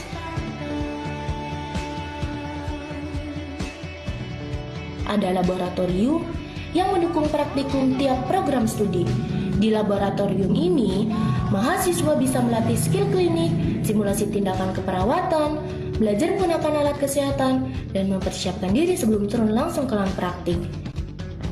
Di sini juga ada beberapa ruang kelas yang kondusif untuk belajar. Selain itu, kampus ini juga mempunyai perpustakaan sebagai sumber referensi yang lengkap dan nyaman, dilengkapi dengan buku-buku kesehatan terbaru, jurnal ilmiah, dan ruang baca yang tenang untuk menunjang proses belajar.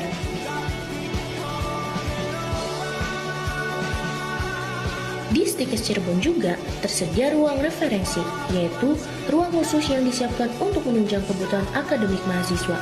Di dalamnya terdapat berbagai sumber ilmiah seperti jurnal nasional dan internasional, kumpulan karya tulis ilmiah, hingga skripsi dari kakak tingkat yang bisa dijadikan contoh maupun bahan ajar. Ruang ini dibuat senyaman mungkin agar mahasiswa bisa mencari referensi, memperdalam materi, dan mengembangkan penelitian dengan lebih mudah dan terarah. Dan pastinya di sini juga ada musola yang nyaman untuk beribadah.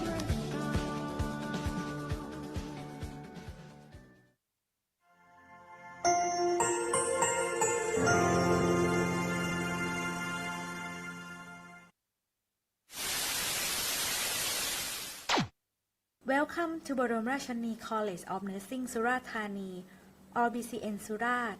BCN Surat is a distinguished nursing institution under the Faculty of Nursing, Bodom Rashani Institute, Ministry of Public Health, Thailand.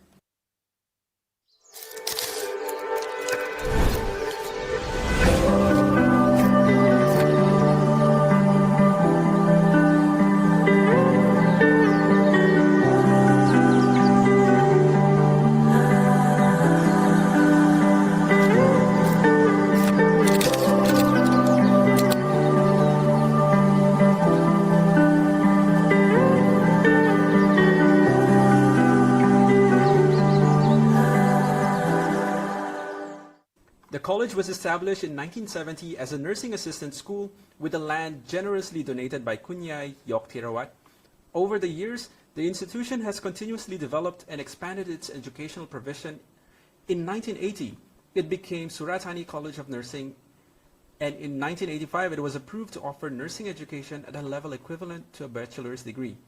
In 1994, His Majesty King Bhumibol Adulyadej the Great graciously bestowed the name Bromrachnani College of Nursing Surat Thani, together with the royal monogram Sawa, as the emblem of Bromrachnani Colleges of Nursing nationwide. A significant milestone was reached in 2019 when the Bromrachnani Institute Act came into effect, established the institute as a special higher education institute in health sciences. Since then, Bromrachnani College of Nursing Surat Thani had operated under Faculty of Nursing Bromrachnani Institute. At present, the college offers two academic programs, the Bachelor of Nursing Science program and the Practical Nursing Certificate program. The college is guided by its vision to be a leading international nursing college in producing nurses and serving as a learning organization and innovation hub for sustainable community well-being. Its philosophy, Wisdom for Community, reflects its strong commitment to academic excellence and social responsibility. The college fulfills its mission through 5 core areas: producing high-quality nursing graduates in accordance with international standards, conducting research and innovation in nursing and health, providing academic services for community well-being and global health, preserving arts, culture, and Thai wisdom, and ensuring effective governance toward becoming a high-performance organization. In the area of education, the college continually improves its curriculum to ensure relevance, modernity, and align with international standards.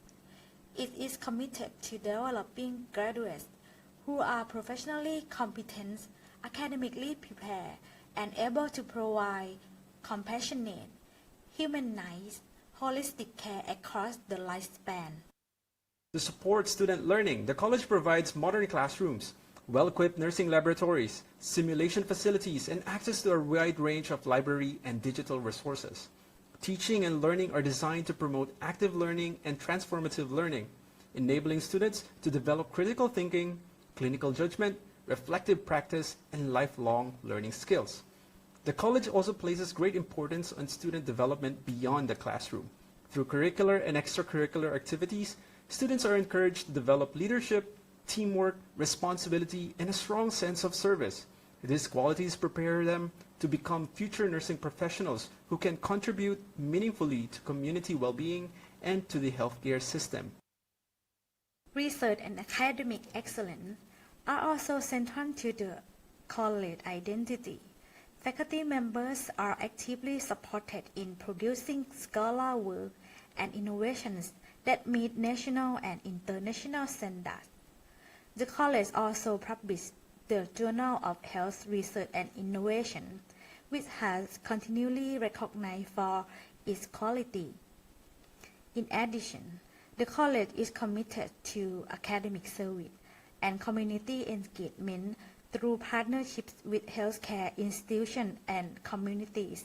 Students and faculty connect classroom knowledge with real-world practice, particularly in primary health care and community health development. The college also promotes international collaboration through academic exchanges with overseas institutions. Ethics and moral development are another important foundation of the college. Under the Surat moral model, sufficiency economy, unity, respect, accountability, and trust, the college nurtures ethical values among faculty, staff, and students, moving toward becoming an ethic learning center.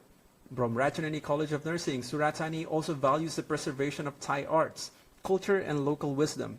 Students and faculty are encouraged to participate in cultural activities and community-based learning, fostering appreciation for Thai identity alongside professional growth. With pride in its heritage, commitment to academic quality, and dedication to community and global health, Bromrachanani College of Nursing, Surat Thani continues to produce graduates who embody discipline, integrity, compassion, and service-mindedness with a humanized heart. Currently, the director of the college is Assistant Professor Dr. Nijawan Weerawatanodom. The college administration is supported by 4 Deputy Director, Dr. Thitaphorn Warapanvisit, Deputy Director for Administration and Strategy, Assistant Professor Dwanghathai Sri Sucharit, Deputy Director for Academic Affairs, Dr. Panida Ratanaprom, Deputy Director for Research and Academic Services, and Assistant Professor Wandi Seuma, Deputy Director for Student Affairs. Thank you very much.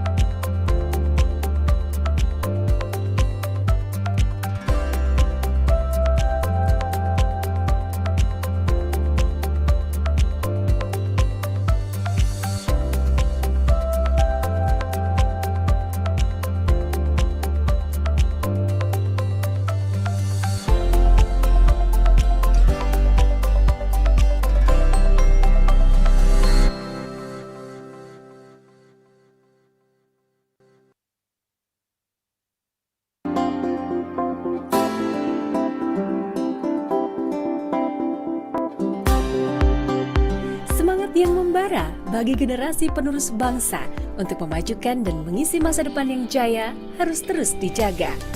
Tunas-tunas muda yang penuh kreativitas dan ambisi selayaknya dibimbing dan diwadahi.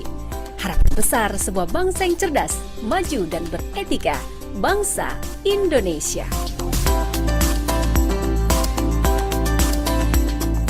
Untuk mencapai tujuan mulia ini, Yayasan Dehasen Bengkulu sejak 24 tahun terakhir telah mengabdikan diri terutama di dunia pendidikan. Ilmu pengetahuan dan teknologi merupakan visi yang penting guna menciptakan lulusan yang berdaya saing global. Yayasan Dehasen Bengkulu terus berinovasi dalam pengembangan ilmu pengetahuan serta berkontribusi penuh bagi pembangunan negeri Indonesia. Saat ini, 3 lembaga pendidikan milik Yayasan Dehasen Bengkulu telah mencetak ribuan lulusan yang berkualitas dan mampu bersaing di era global. Kegiatan pendidikan di Yayasan Dehasen Bengkulu dilaksanakan di atas tanah seluas 35 hektar dengan bangunan seluas 5 hektar. Untuk menunjang tempat tinggal mahasiswa, di tanah ini nantinya juga akan dibangun rusunawa bagi mahasiswa.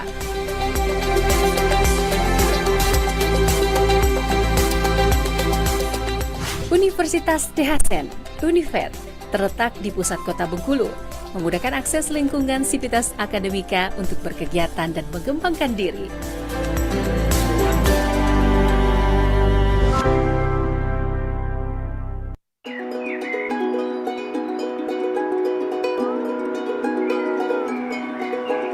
Hold me close, let me dead in my eyes, till the day that I die. I just wanna feel alive. With you, I'm alive. Fell in love, but it left me lonely. Tried to trust, but it burned me slowly. I didn't know what I was looking for till I found her. I found her.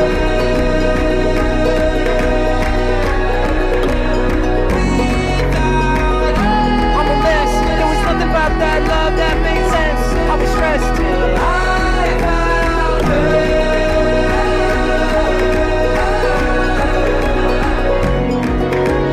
I've run for many miles trying to find love from a woman that could love me and never leave my side. And I've run for many miles trying to get away from the things I'm afraid of and everything inside. They say that we're already done, but what does that even mean? Tell me to open my eyes, they thought it was just a dream. I guess that's how you know that it's love, when you're scared to death to leave. You said that you'd never leave, baby. Hold me close, let me dead in my eyes, dead inside. Till the day that I die, dead inside. I just wanna feel alive. With you, I'm alive. With you, I'm alive. Fell in love, but it left me lonely. Tried to trust, but it burned me slowly.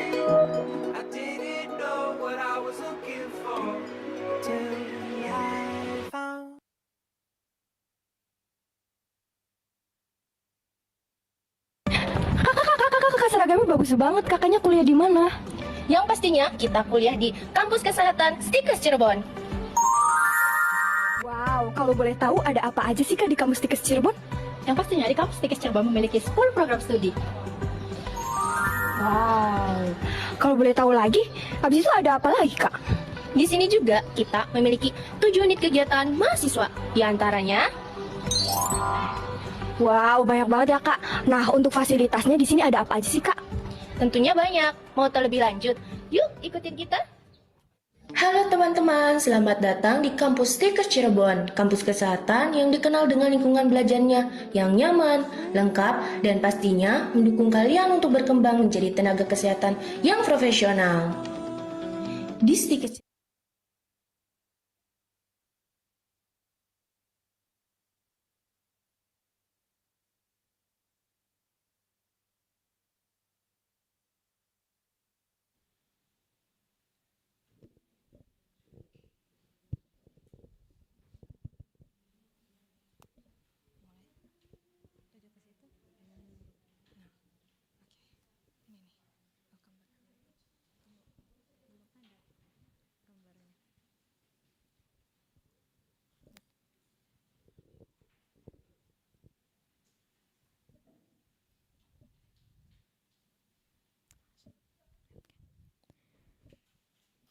Okay, welcome back everyone. How was your break?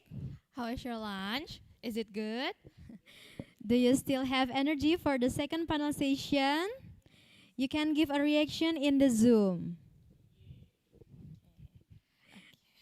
Okay, a lot of reaction, right? Now, we will continue with our second panel session. Allow me to introduce our moderator for this session is Nurse Tina Sinta Parulian, Magister of Nursing, specialized in pediatric nursing, who will guide us through today's discussion. Before we proceed, I would like to briefly introduce our moderator background.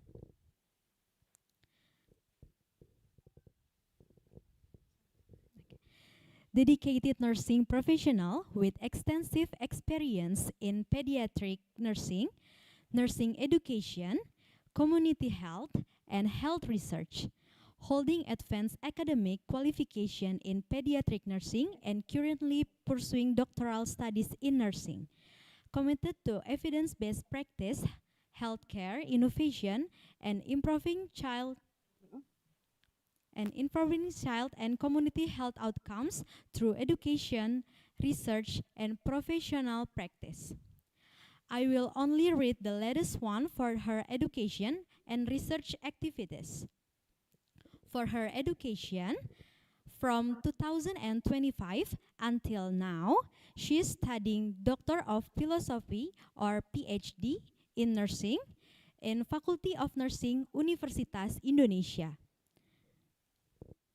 And for her research, I will only read the last one, which is Hazard Quotient Association of Sulfur Dioxide, Exposure of Respiratory Symptoms, Study on Scavengers in Sarimukti Landfill, West Bandung Regency, East Java, Indonesia.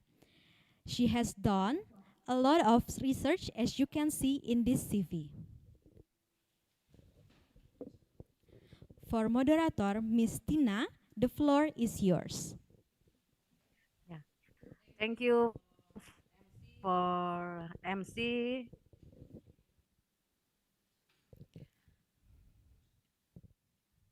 Thank you, MC, for the opportunity. Good afternoon, distinguished guests, respected faculty members, students, and participants. Assalamualaikum warahmatullahi wabarakatuh. Waalaikumsalam. My name is Tina Sinta, lecturer at USTB, and it's my honor to serve as moderator for our webinar today. We are honored to host a distinguished guest from Boro Marojonani College of Nursing, Healthy of Sciences Cirebon, De Hasan University, Bengkulu, School of Health Sciences, Widya Dharma Husada Tangerang, and who will share who experience on a truly important and timely subject, holistic palliative care, interprofessional collaboration from hospital to community. Today, we have 3 speakers representing from De Hasan University, School of Health Sciences Dharma Husada, and Santo Borromeus University. This session will be conducted in a panel format. Each speaker will have 30 minutes to deliver their presentation. After all presentations have been completed, we will proceed to the question and answer session. For participants who would like to ask questions during the presentation, please feel free to type your questions in the Zoom chat box. We will collect the questions and discuss during the Q&A session. Before we begin, a few housekeeping notes. Please keep your mobile phone on silent mode. There will be a Q&A session after the presenting, so kindly hold your questions until then. The session will be conducted in English with translation support available if needed. Now, it's my great pleasure to introduce our fourth speaker, Nurse Mary Epriana, Master of Nursing, is a lecturer in the Hasan University.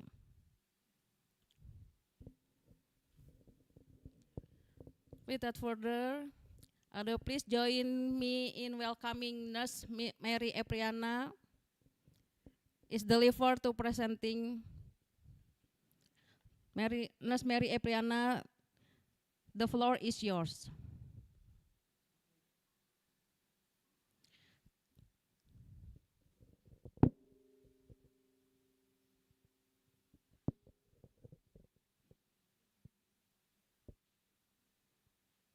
Oke, thank you Miss Tina. Lanjut. Bisa dimulai? Ya. Oke, This is the thank you floor. Miss Tina. Assalamualaikum warahmatullahi wabarakatuh. Waalaikumsalam warahmatullahi wabarakatuh. Good afternoon, distinguished care person, respected speaker, healthcare professional, all participants. My name is Mary Eprena Susanti.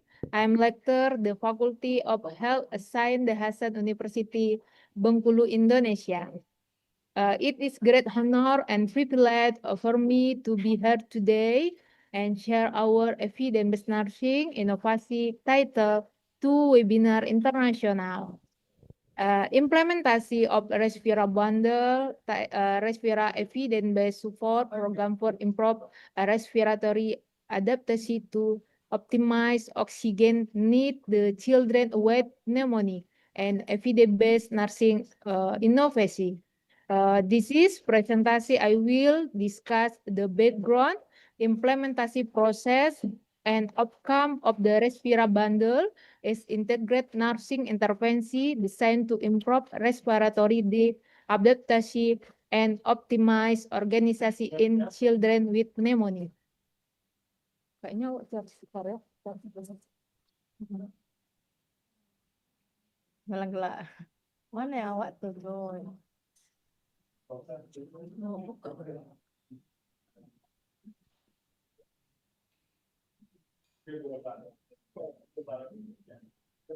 Sudah terlihat? You see? Can you see? Yeah, Yes. but your folder, Yes. not your material. Ya, oke.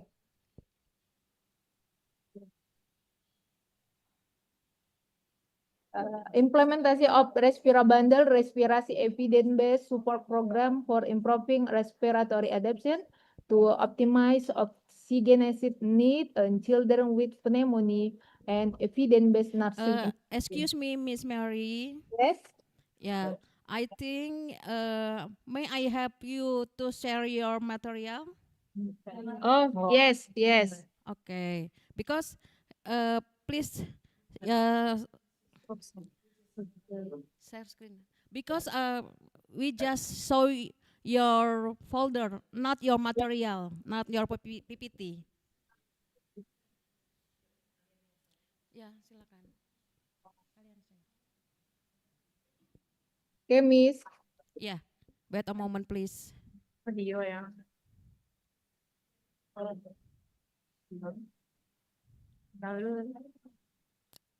Okay. Thank you. Yeah, please, Miss Mary.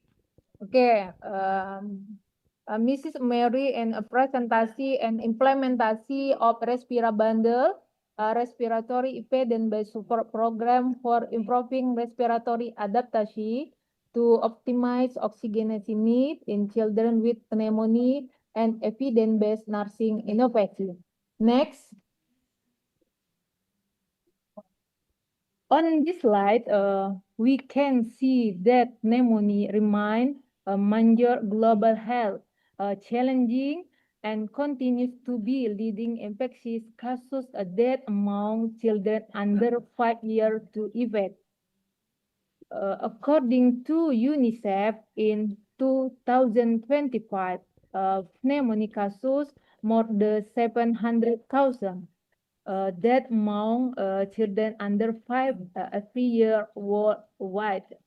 In addition, the World Health Organization report that pneumonia accounts for approximately 14% all death in children under 5 and remain the major contributor to preventable child mortality globally. The infographic also highlight why pneumonia remain a significant concern. It contributes substantially to child morbidity and mortality, particularly in low and middle income countries, where access to healthcare research might be limited. Children with pneumonia often experience respiratory distress, impaired oxygenation, increased work to breathing, and high risk of hypoxemia. This complication require comprehensive and evidence-based management. Therefore, inovasi nursing intervensi are needed. Through evidence-based care, comprehensive assessment, continuous monitor, and family involvement, a comprehensive assessment, continuous monitoring, and family involvement, comprehensive.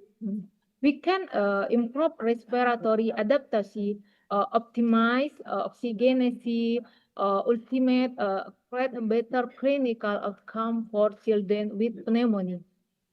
This is a challenging become the foundation for developing the Respira bundle as the integrated nursing intervention support Respira adaptation and improve oxygenation status in pediatric parents. Next. As shown, the first panel, more than 19,000 children under 5 years of death from pneumonia in the 2018, which is equivalent to more than 2 child death everywhere. The second panel show pneumonia accounted for approximately 16% of an under 5 death in Indonesia, highlight its significant contributor to child mortality. Furthermore, the third panel indicates that approximately 500,000 Indonesia child development pneumonia everywhere demonstrate the substantial burden of the disease. And so, in the fourth panel, pneumonia result in approximately 10,000 children death annually in Indonesia.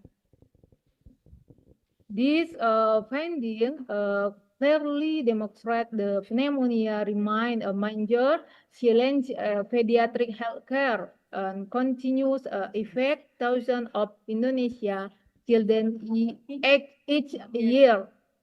This for comprehensive, evidence-based, and family-centered intervention are urgent need improve respiratory outcome and reduce pneumonia-related complications among children. This situation become the foundation for developing the Respira bundle and in innovasi nursing intervention, optimize oxygen and improve respiratory adaptation and children with pneumonia. Next. Wide Respira bundle. As illustrate to leave aside to the slide. Several challenges are still encountered in current management of children with pneumonia. Respiratory nursing interventions are often implemented severely. Oxygenation monitor maybe inconsistent family involvement is sometimes limited, and standardized respiratory nursing protocol are not always available. This condition might increase the risk of delay recognition of respiratory deterioration and negatively affect present outcome.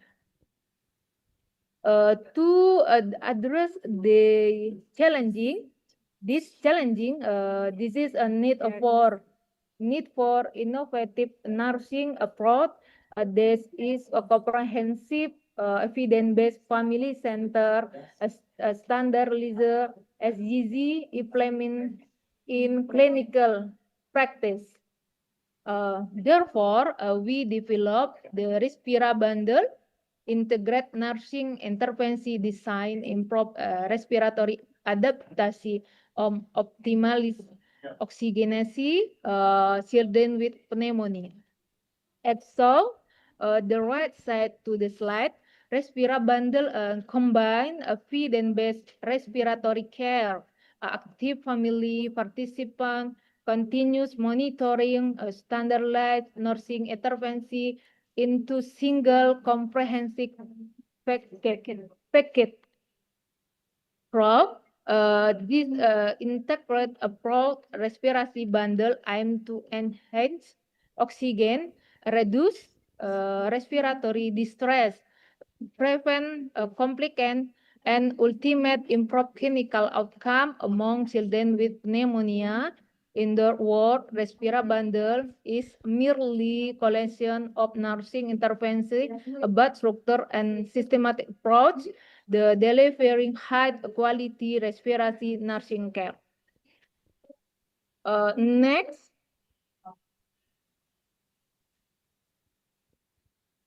what is a Respira bundle?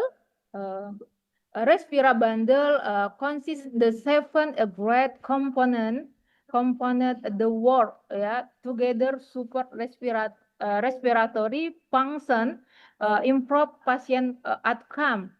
The fourth component, Respira assembly, which focus the early identification of respiratory problem and clinical deterioration.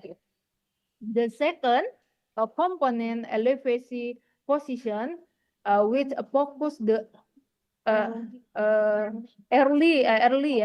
The second component, elevation position, especially the semipolar position, which help improve lung expansion and facilitate breathing. The third component, surveillance of oxygen, involving continuous monitoring oxygen saturation and respiratory status, ensure adequate oxygen delivery. The fourth component, parent education, which empower parents with knowledge and skill actively participant in the child care. The five component, individual energy conservation aimed at reduce oxygen consumption, preventing excess fatigue. The sixth component is a respira bundle evaluation, which is performed regularly as assessment function, progress, and the effective of nursing intervention. Finally, correct documentation ensure continuity of care support community among healthcare professionals and contribute to quality improve. Together, these 7 components create a comprehensive, standardized, and family-centered nursing intervention that aim to improving oxygen, and respiratory outcome in children with pneumonia. Next, Mrs. Component force respiratory assessment.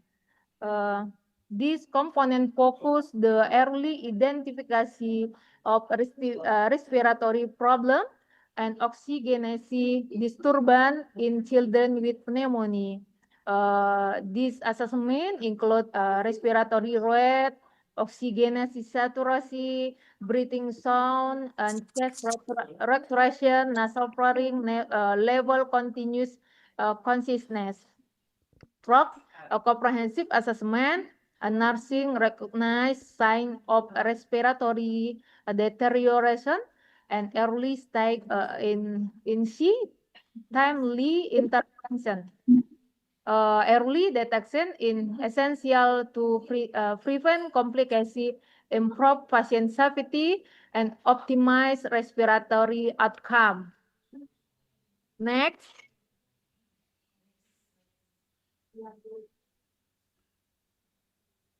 Elevasi component 2, elevasi position. The second specific the semipolar and angle 3T45. Yeah, this intervention is simple, non-invasive, and evidence-based positioning the children in semipolar position. Help improve lung expansion, reduce pressure and diaphragm, and facilitate a more effective breathing. By optimize chest expansion, the child can breathe more comfortable and efficiently, resulting in improved oxygen and reduced work of the breathing. Next, component 3, surveillance of oxygenation. As illustrated, this slide continue monitor, apply, playing a role in increase adequate oxygen delivery and maintaining respiratory stable in children with pneumonia. The monitor process include several important parameters such as oxygen saturasi, respiratory rate, working up to breathing, work of breathing, chest retraction, skin color, and level of consciousness. Oxygen saturasi monitor using pulse oximeter allow nursing to identify hypoxemia and early start and evaluate the effective of ongoing intervention. In addition, regular assessment of respiratory status help detect signs of deterioration before severe complication occur. For stable patient, monitoring in general performing every 4 hours, where children with unstable condition require continuous observation. Through systematic and continuous surveillance, nurses can make a timely clinical decision, prevent respiratory deterioration, or optimize oxygenation outcome. Ultimately, this component contributes to for safer, more effective, and evidence-based respiratory care for children with pneumonia. The next component for parent education, improving family, improving outcome. This life foreign improving partner in care of children with pneumonia, effective education enable parents to understand the disease, participant active the treatment process, and appropriate approach support for their children. The education program focus the several key areas, including understanding pneumonia, recognize disease sign and symptom, supporting oxygenation through proper positioning, maintaining airway clearance, and identification warning sign that require immediate medical clearance. A parent or encouraged to monitor changes under child breathing partner, observe sign of respiratory disease, and communicate any concern to healthcare provider. Throughout continuous education and guidance, parents gain confidence, improve their caregiving skill, and become active participant in the recovery process. Ultimate parent education strength family center care, improves treatment adherence, and contribute to better clinical outcome for children with pneumonia. The next component 5, the Respira bundle, individual energy konservasi. Children with pneumonia often experience increased work to breathing, which leading which lead to high energy expenditure and oxygen consumption. Therefore, nursing care should focus, balance active and rest according to the child condition and tolerance. Energi konservasi strategi include providing adequate rest period, clustering nursing intervensi, minimize unnecessary stimulasi, maintaining comfortable environment, and supporting proper nutrition and dehydration. This intervention help reduce oxygen demand, prevent excessive fatigue, and promote respiratory recovery. Through the individualist energy konservasi, children as can use their energy more efficiently for healing and adaptation. Next, component 6, respiratory evaluasi. Evaluasi is assessment step to essential step to determine whether the intervention provide have successful improve the children respiratory status and oxygenation. Several clinical indicator as assessed include respiratory rate, oxygen saturasi, chest regression, work to breathing, breath sound, and the child overall comfort level. Evaluasi conducted baseline after intervensi every 4 hours. At the end, each shift and within 24 hours of implementation.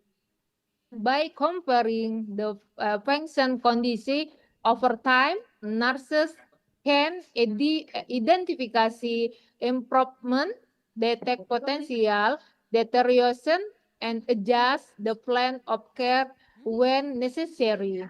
Continuous evaluation ensure that nursing intervention remain effective patient center and responsive to the children changing clinical condition.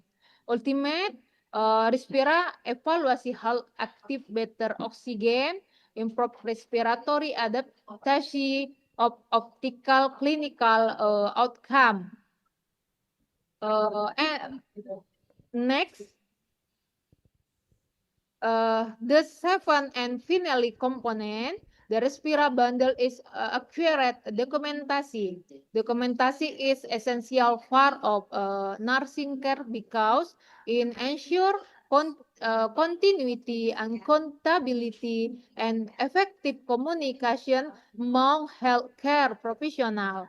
All all assessment finding nursing intervention, patient response, and evaluation outcome are recognized systematically accurately. Documentation include respiratory assessment, oxygen saturasi, measure position intervensi, variant education, activity, energi konservasi strategis, and evaluasi result. Accurate dokumentasi support, patient safety, facilitate clinical decision making, and appropriate valuable information for quality improvement in daily lives. Furthermore, it serves for us evidence of nursing practice and ensure continuity of care throughout the patient hospitality. Through comprehensive dokumentasi, healthcare team can work collaboration, active optimal outcome for children with pneumonia.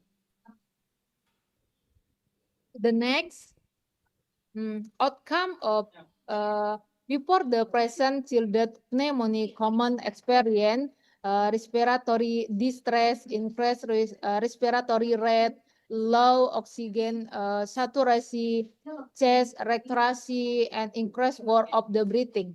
Following in implementation of the Respira bundle, significant improvement were observed in several clinical indicators: oxygen saturasi improving, respiratory rate decrease, respiratory distress was reduced, and children demonstrate better respiratory adaptation and comfort. In addition, the improving clinical outcome, Respira bundle also enhancing family participant support, early detection of deterioration, and improve the quality and consistency of nursing care. This finding suggests that integrating evidence-based respiratory intervention into structure bundle can contribute to better oxygenation and improve clinical outcome among children with pneumonia. Ultimately, Respira bundle demonstrate the value of comprehensive family-centered and evidence-based nursing practice in pediatric respiratory care. Next slide. Based on the positive outcome, the final slide summary the key conclusion and recommendation of this evidence-based nursing innovation. The implementation in conclusion, the Respira bundle is evidence-based nursing innovation that includes 7 respiratory nursing intervention into comprehensive and structure care program. A track early assessment, proper position, oxygenasi, surveillance, parent education, energi konservasi, evaluasi, accurate dokumentasi the Respira bundle, super optimized respiratory adaptasi and oxygenasi in children with pneumonia. The implementation of this bundle contributes to improve oxygen, reduce respiratory distress, and change family participant and better clinical outcome. Therefore, Respira bundle has strong potential to be adopted as a practical and standardized nursing approach in the pediatric nursing care. Future study involving larger population and multi-center setting are recommended to further validate its effectiveness and support broader implementation. Thank you for your attention, Miss Tina Sinta. Terima kasih. Assalamualaikum warahmatullahi wabarakatuh. Waalaikumsalam warahmatullahi wabarakatuh. Yeah, thank you, Miss Mary Epriana, for sharing your valuable knowledge. And thank you to all participants for your attention. Miss Mary Epriana is a lecturer at the Hessen University. Excuse me, Miss Mary, I forgot to read your CV. But now we enter to our fifth topic entitled The Role Mental Health Nurses Holistic Palliative Care in the Integration of Hospital Services with the Community, which will be presented by Nurse Agus Dwi Pranata, Master of Nursing, from School of Health Sciences Widya Dharma Husada, Tangerang. Hello, Nurse Agus. Hello, Are Miss you with us in Tina. the room? Yes, I'm in the room, Miss Tina. Okay. Before our speaker begin, please allow me to briefly introduce her professional background with your permission, Nurse Agus. I will present the most updated version of your curriculum vitae to our audience. Yeah. Okay.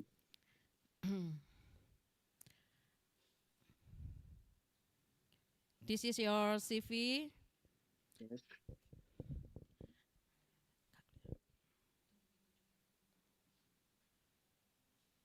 Okay.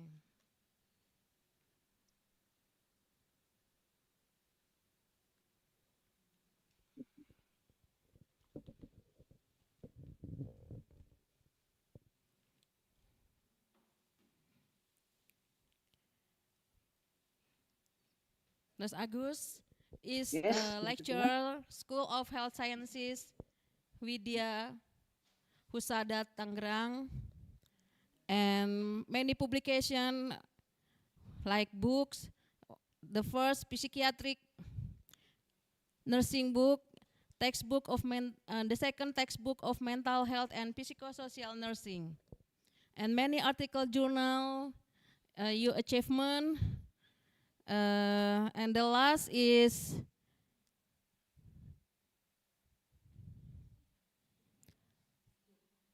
hubungan self-care dengan kualitas hidup pasien diabetes mellitus di poli penyakit dalam RSUD Langsa. Now, Miss Agus, the floor is yours. Thank you, Miss Tina. I will share screen.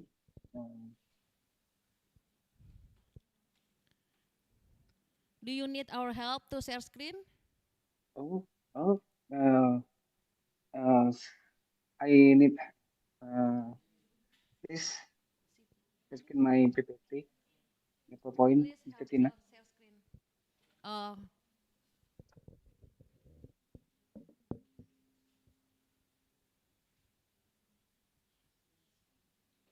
Okay, thank you, Miss Tina.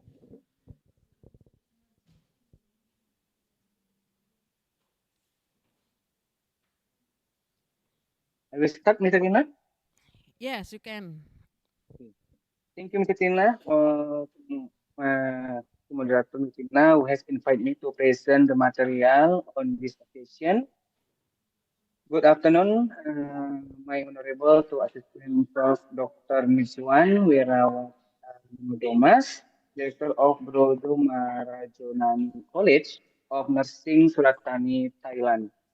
Nurse X Widiantoro and SPSD as Rector Universitas Santo Borromeus. Prof. Dr. Husaini SA MSI as Rector of Universitas De Hasan Bengkulu. Nurse Riris Andriati SK MKPSD as Head of Sekolah Tinggi Ilmu Kesehatan Widya Dharma Husada Tangerang. Dr. Awis Hamid Gani STMM MPD MKM as Head of Sekolah Tinggi Ilmu Kesehatan Cirebon. All speaker and all participants. Hello everyone, I'm Agus Dipranata. I'm from College of Science Widya Dharma Husada, or we are called here Tikas Vidya Dharma Pustada.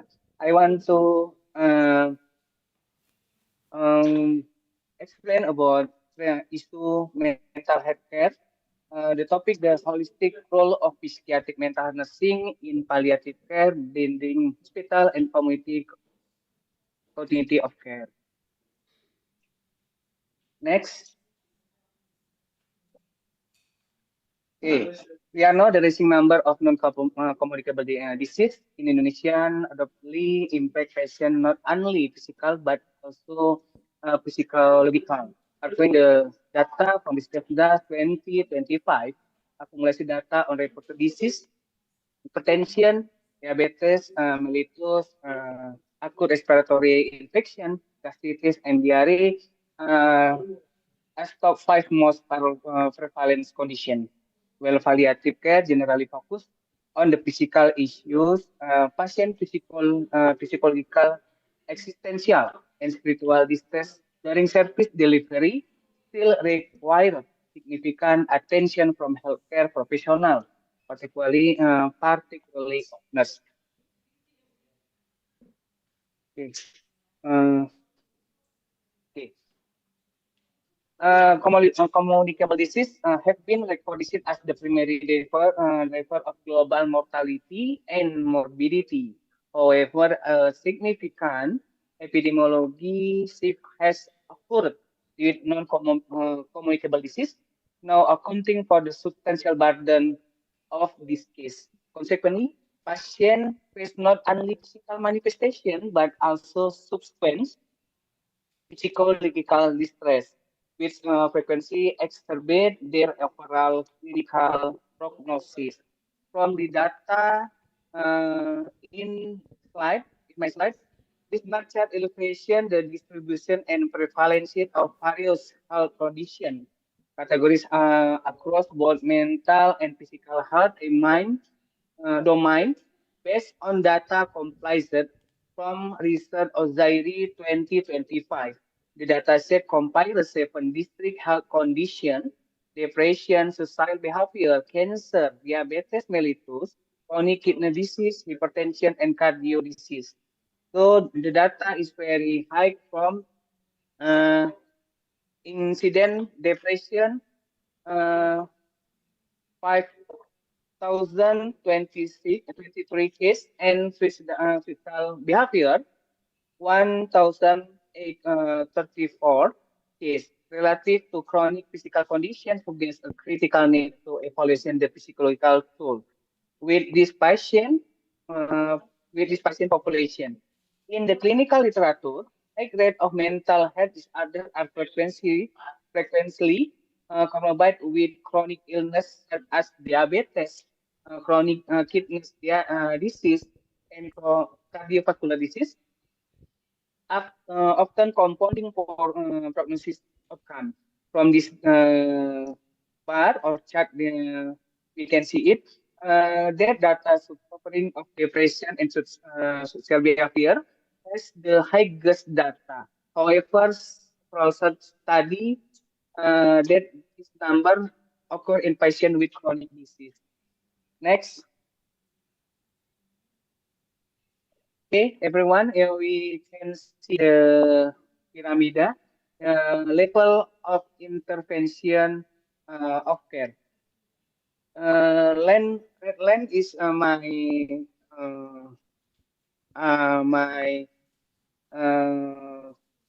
we call him pakar ya. Uh, the pyramid model is basically hierarchy organization of mental health service based on the word health organization. Optimal mix of care from work.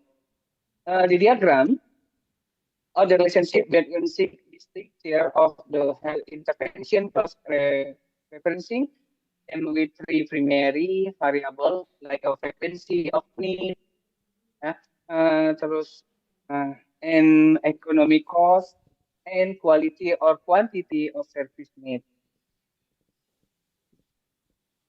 Okay, according to the pyramid in patient care, in characteristic by high financial appetite despite to a lower frequency of utilization.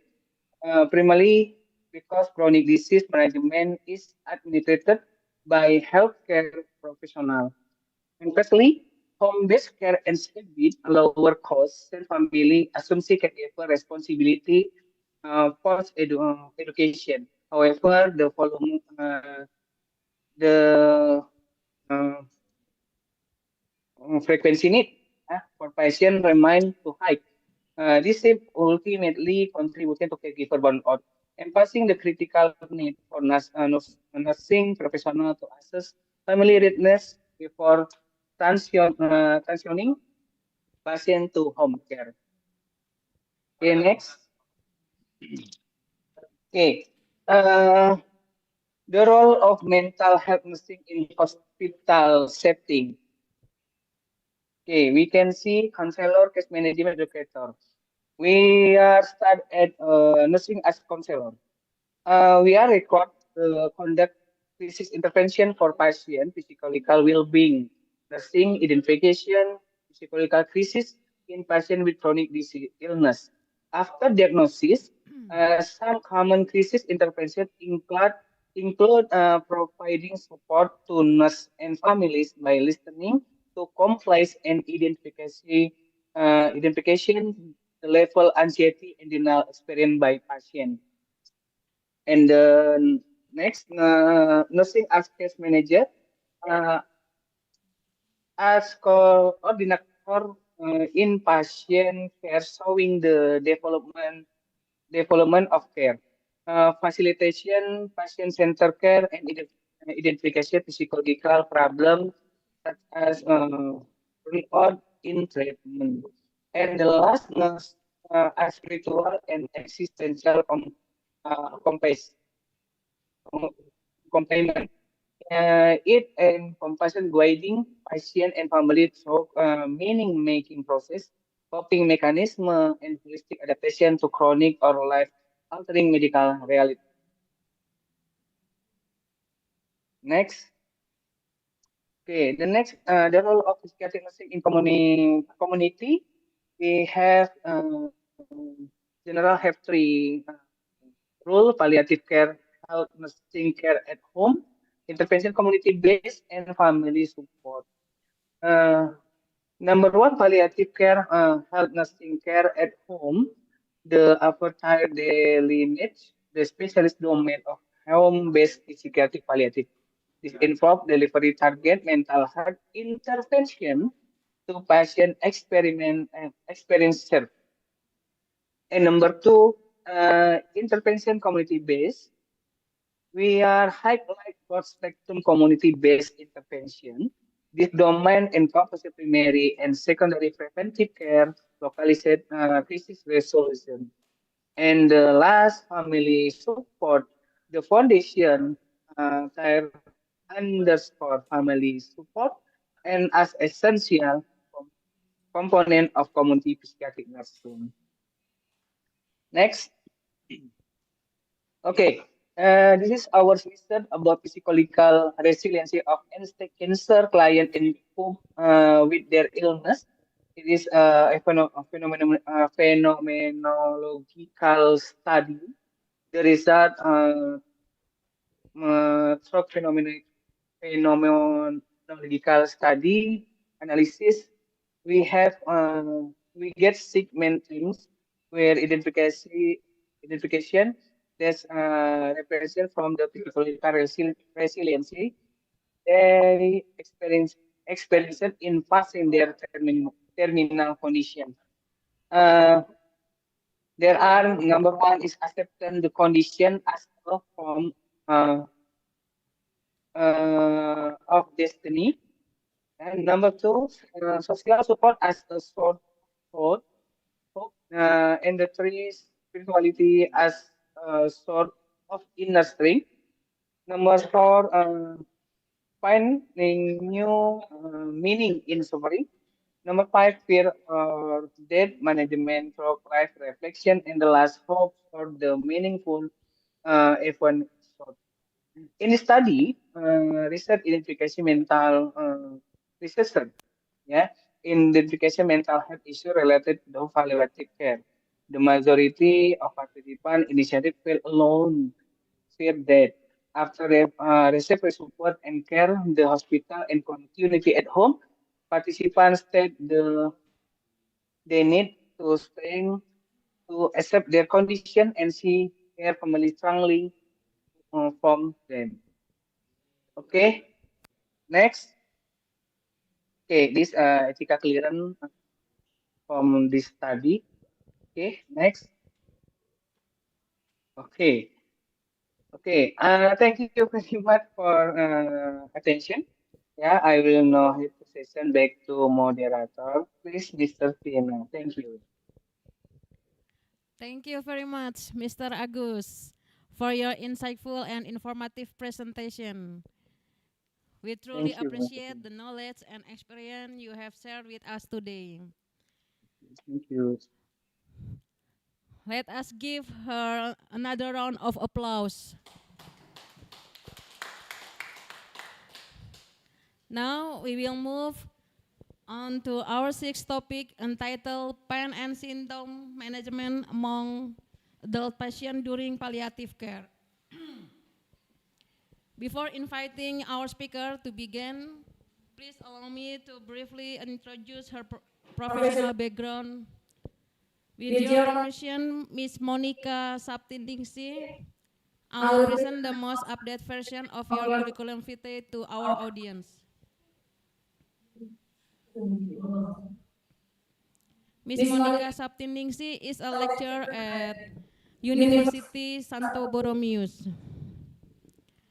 Professional summary, complete experience in conducting research and write books. Ms. Monique, from January 2003 until now, at Universitas Santo Borromeus as a lecturer in medical surgical nursing, Bandung, Indonesia.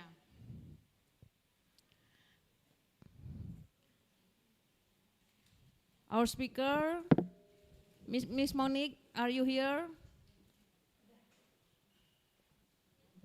Okay. Okay, the floor is yours, Miss Monique. Okay, thank you. Permit share screen.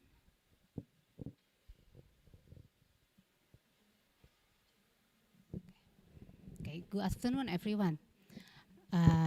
For distinguished speakers, respected participants, honor guests, committee, thank you so much for inviting me to be part of this webinar. I would also like to Ms. Tina as our moderator for this kind introduction me. Okay. Today I will present our study on isometric hand grip relaxation, a simple exercise based intervention designed to reduce pain among breast cancer survivors following chemotherapy. Chemotherapy-related pain remains a major challenge in survivorship care. Therefore, our study explores whether a low-cost, non-pharmacological intervention could help reduce pain severity and improve daily functioning in this population.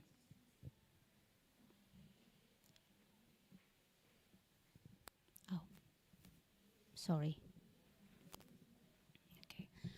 Advances in breast cancer treatment have significantly improved survival rate. However, many survivors continue to experience long-term symptoms that affect their quality of life. One common complication is chemotherapy-induced peripheral neuropathy, and which may present as numbness, burning sensation, tingling, and shooting pain. These symptoms often interfere with sleep quality, mobility, emotional well-being, and social participation, creating a substantial burden even after cancer treatment has been complete. The World Health Organization recognized pain as the fifth vital sign, emphasizes the importance of holistic pain management. Despite this, approximately 42% of cancer pain remains undertreated globally. Many patients continue to experience uncontrolled pain, due to limited pain assessment, concern regarding opioid use, and restricted access to support intervention. This gap highlights the need for effective, safe, and accessible non-pharmacological approach. There are several non-pharmacological pharmacological approaches available for pain management, including neuromodulation like virtual reality, mindfulness or CBT, next general exercise like yoga, tai chi, qigong, it's other, and isometric hand grip relaxation is one of evolving exercise to try to reduce pain management. The mechanism isometric hand grip relaxation is sustained muscle contraction without joint movement, followed by a controlled relaxation phase. Patients squeeze the device at a comfortable intensity and then gradually release the grip. The intervention is simple, portable, safe, and can be performed both in clinical settings and at home. It's practically make it an attractive complementary strategy for pain management.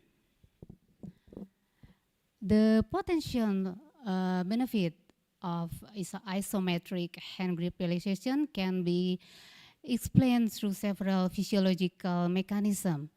And the first, repetitive muscle contraction, active neuromuscular pathways and sensory receptors. Second, it improves local circulation and reduces muscle stiffness. Third, according to the gate control theory of pain, activation of non-nociceptive sensory fibers might inhibit pain signal transmission to the brain. The third mechanism may contribute to pain reduction and improve comfort for breast cancer survivor. Evidence from research by Pasaribu, and Susiolowati conduct at 3 cancer patient shelter houses in Bandung, Indonesia. Preliminary study found severe post-chemotherapy pain interfered with walking and sleep. Common symptoms: burning sensation, nausea, vomiting, skin peeling, and leg pain. No use of non-pharmacological pain management was reported. The research design used pre-experimental with 1 group pretest post-test. Intervention were given to 13 samples obtained through purposive sampling that met the inclusion criteria. And the first female patient diagnosed with breast cancer who had received chemotherapy treatment, undergoing the first day after the first cycle of chemotherapy following mastectomy, voluntarily agreed to participate in the study and provide informed consent, who experienced mild, moderate, or severe pain after chemotherapy and hand grip strength of more than 5 kilograms. Before intervention, we look pretest assessment. And the first participants complete the BPI questionnaire to assess baseline pain severity and pain-related interference. Only participants reporting pain were included in the study based on answer yes to question number 1 BPI. The researchers explained the intervention procedure, benefits, indication, and contraindication. Next, maximum hand grip strength was dominant or no, like using a hand grip dynamometer. And participant were positioned at comfort 90 degree or 180 degree during the assessment. If hand grip strength less than 5 kilograms were excluded. And intervention, the last 20 minutes consists of phase 1 is participant like 4 second squeeze, then 4 second relax, also 6 minutes of activity. Next rest space, 4 minutes of rest, and next the first one, non-dominant hand, like this phase one. So participant give final rest, total completion at 20 minutes. Okay, pain outcomes were assessed using the BPI have two important dimensions. The first is pain severity. We reflect the intensity of pain. And the second is pain interference, which measure how much pain affect daily activities such as walking, sleeping, and general functioning. Assessments were conducted before the intervention and 2 hours afterward. The results show a significant reduction in pain severity. The mean pain severity score decreased from 4.78 before the intervention to 3.98 afterward. Statistical analysis demonstrate a significant improvement with a p-value of 0.004. This finding suggests that even a single session of isometric hand grip relaxation can produce measurable pain relief. We also observe significant improvement in pain interference. The mean score decreased from 2.80 before intervention to 1.86 afterward. The reduction was statistically significant with a p-value of 0.003. Importantly, participants report improvement in mobility, daily activities, and overall comfort.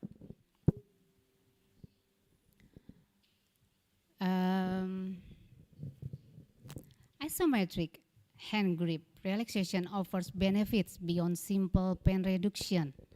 It may help modulate neuropathic pain pathways, reduce muscle stiffness, and improve circulation. In addition, it empowers patients by providing an active self-management strategy. The sense of control can be particularly valuable for cancer survivors who often experience feelings of helplessness during treatment. From a nursing perspective, isometric hand grip relaxation is highly attractive. It is safe, non-invasive, inexpensive, and easy to implement. The intervention can be administered independently or taught to patient for home use. Furthermore, it aligns closely with the WHO holistic approach to palliative and survivorship care by addressing physical, psychological, and functional needs. In conclusion, chemotherapy-related pain should not be considered an unavoidable consequence of cancer treatment. Our findings demonstrate that isometric hand grip relaxation significantly reduce both pain severity and pain interference among breast cancer survivors following chemotherapy. As a simple, low-cost, and accessible intervention, it has the potential to complement standard pain management strategies. Future studies with larger sample size and controlled design are needed to further establish its effectiveness and support broader clinical implementation. Okay. Thank you is the last. Thank you. Thank you, Ms. Monique, for your presentation. Very, very insightful and many informative presentation. We truly appreciate the knowledge and experience you have shared with us today. Yeah, thank you for your applause for Ms. Monique. And now we enter Q&A session.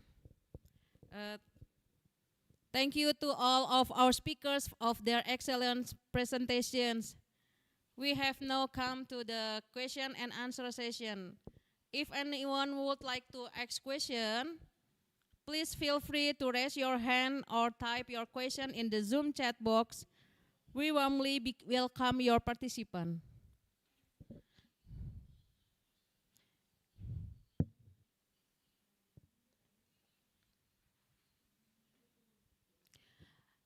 In chat box, we have one question for Miss. Oh, okay. For Miss Mary Epriana. How Thank does you. the respira? Yes, thank you for the question, Miss Katarina Morina Loisha from USTB. I will try to answer.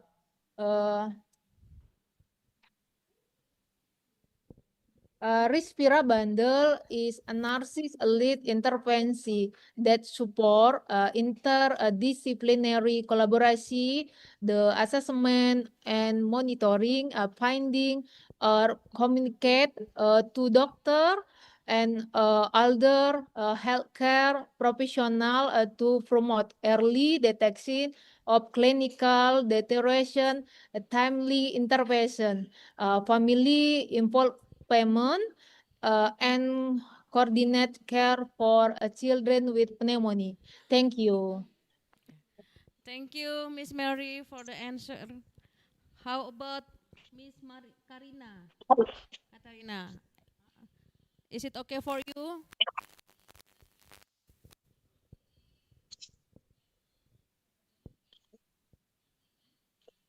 Karina? Katarina? Ya. Oh. Mungkin udah kali ya. Oke, thank you, Miss Katarina. The one question for Mr. Agus from Sylvia, USTB.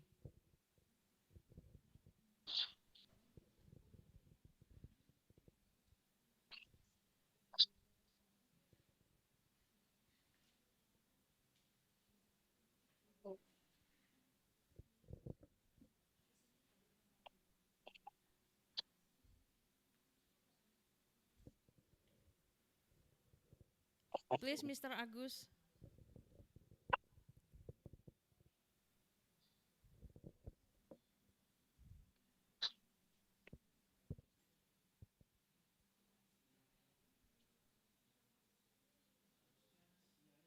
Okay, thank you. Sorry, my signal is not good. I want to try answer the question from Mrs. Sylvia. Yes. Okay. The biggest barrier of achievement is cognitive care in Indonesian. I think it's about program in Indonesian is not support from mental health care fully. So we must check and we must make a program every meet with client. So uh, uh, uh, we have to uh, tantangan ya. A real barrier for our mental health care is family has must have education and how to family get knowledge is very good about continuity care in the patient with schizophrenia and patient with psychosocial illness. Yeah, maybe other than Mrs. Sylvia, my answer.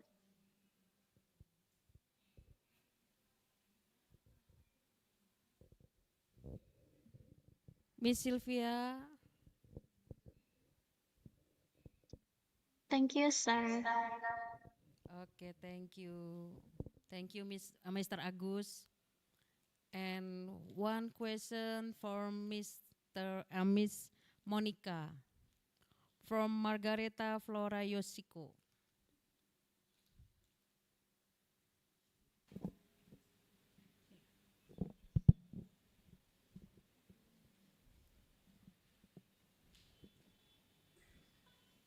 Okay.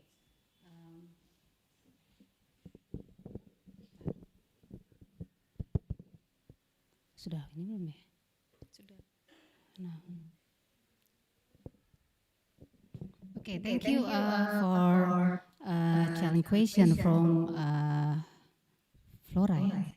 Okay. Implementation, I think implementation is realistic in hospital or survival program. Can be realistic implement in various healthcare setting because the intervention simplicity and safety. Yeah, simple and inexpensive and safe exercise that easy to perform hospital and other setting. Next, accessibility. Because the intervention non-invasive method with minimal side effect, so patient can teach, implement in at home. Terus apa selanjutnya? Pertanyaannya, okay. The future research can be the recommendation I tell before. Future research should include control groups and large sample size to further evaluate the effectiveness of asymmetric hand grip relaxation. I think it's answered. Thank you. Thank you, Miss Monique. How about the Flora? Is it okay for you? Okay, thank you, Miss Monique. Okay. We have 15 minutes time. Maybe the participant won't give a question for our presenters. Please feel free to raise hand or chat us in chat box.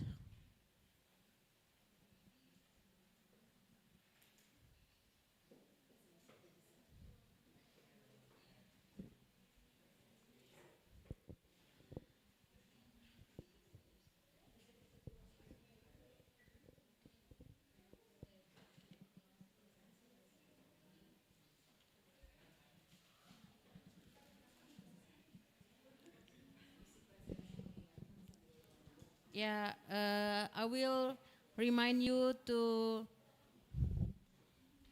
please fulfill attendance form, the link at the chat box, at the Zoom chat box.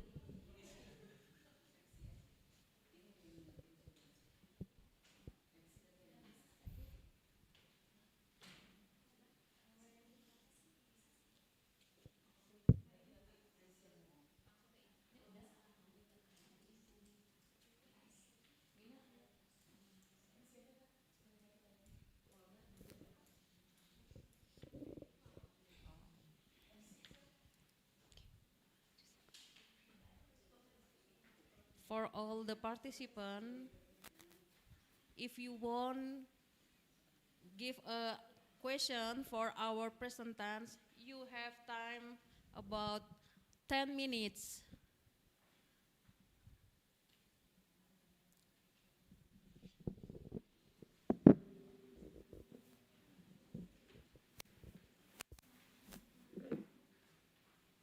And don't forget to fulfill your attendance list and the link in the chat box.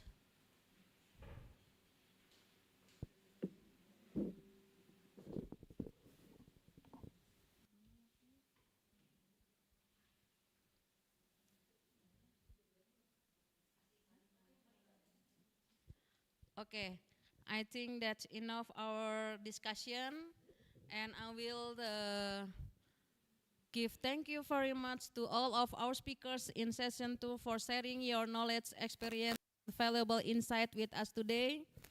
The presentation have been highly informative and beneficial for all participants. Before we conclude, I would like to highlight several key takeaways from this session. The first, respira bundle function are improve oxygen saturation, reduce respiration rate, reduce respiratory distress, no chest retraction, and improve respiratory adaptation and comfort for the patient. The second, the role of mental health nurses in hospital settings are counselor for psychological crisis, case management for psychosocial distress management, and educator for spiritual and existential accompaniment. And third, psychological resilience of end-stage cancer clients in cope with their illness. A phenomenological study consists the first, accepting the condition as a form of destiny. Second, social support as a source of hope. And third, spirituality as a source of inner strength. And finding new meaning in suffering, fear of death managed through life reflection, and hope for a meaningful life even if it is short. And the last, isometric hand grip relaxation significantly reduce both pain severity and pain interference among breast cancer patients following chemotherapy. This presentation have reminded us that effective palliative care is not only about treating symptoms, but also about caring for the whole person with dignity, compassion, and respect. On behalf of the organizing committee, I would like to express my sincere gratitude to all speakers and participants for making this session meaningful and engaging. I also apologize for any mistake or shortcomings on my part during my role as moderator. With that, I would like to hand the session back to the Master of Ceremony. Thank you very much, and over to you, MC. Okay. Okay, thank you very much to our moderator, Ms. Tina, and the speakers for the meaningful presentation and discussion. Next, we will proceed with the certificate presentation for our speaker and moderator. The certificates will be displayed on the virtual screen. The certificates are given by Dr. Panida Ratanaprom, Bachelor of Science in Nursing, Master of Science in Nursing, and Doctor of Nursing Science. Dr. Panida, are you here? Yes, sir. I'm here. Okay, please say a few words for us. Dr. Panida, the floor is yours. On behalf of Rajani College of Nursing Surat Thani, it is my great honor as the Deputy Director of Research and Academic Service to participate in Thai Indonesia Joint Seminars. I would like to express my sincere appreciation to the Satoborimes team for their warm hospitality and for hosting this meaningful event. We are truly grateful for your dedication and excellent organization. I sincerely hope that collaboration and friendship between our institute will continue to grow stronger and flourish in the year ahead. May this partnership bring our fulfilled academic exchange, mutual learning, and lasting benefit for both our country. Thank you very much.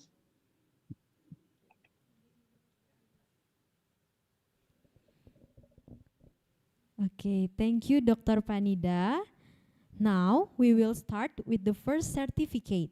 The first certificate is given to Nurse Mary Epriana, Bachelor of Nursing, Master of Nursing. Let us give a round applause.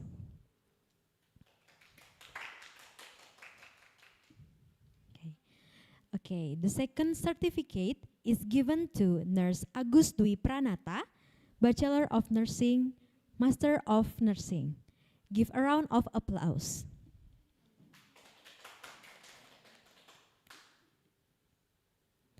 And the third certificate is given to Nurse Monica Saptiningsi, Magister of Nursing, specialized in medical surgical nursing. Let us give a round of applause. And the last but not least, one is given to our moderator for the second session is Nurse Tina Sinta Parulian, Magister of Nursing, specialized in pediatric nursing. Let us give a round of applause.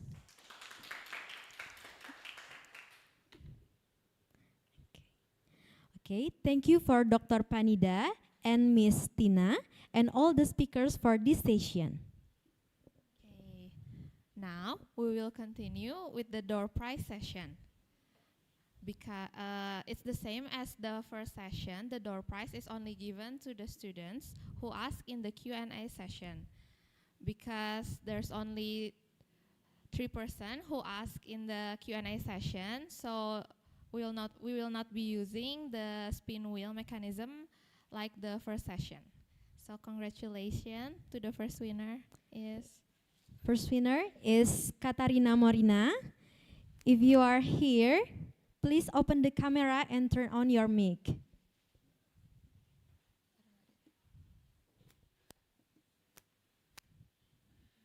Katarina Morina, are you here?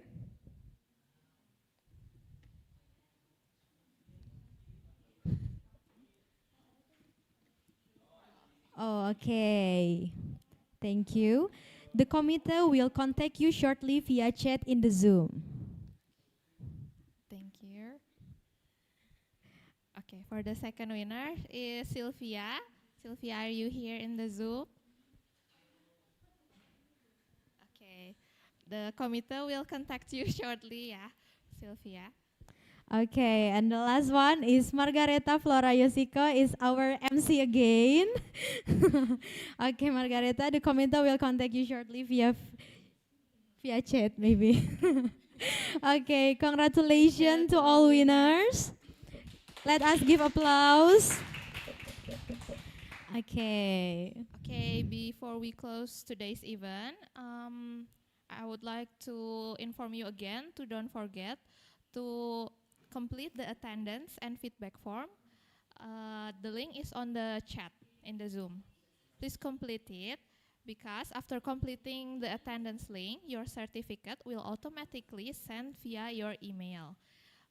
If you after you complete the attendance link and still doesn't have the certificate from your email, please contact the PIC for your certificate.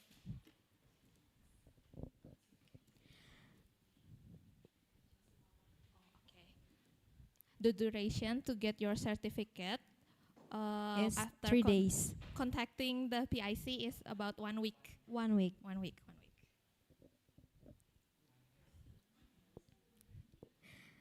Okay. Before we close today's event, let us take a moment to pray according to our respective beliefs for the success and smooth running of today's event. To the respected Nurse Maria Emilia Putri Parera, Magister of Nursing, we kindly invite you to lead us in the closing prayer.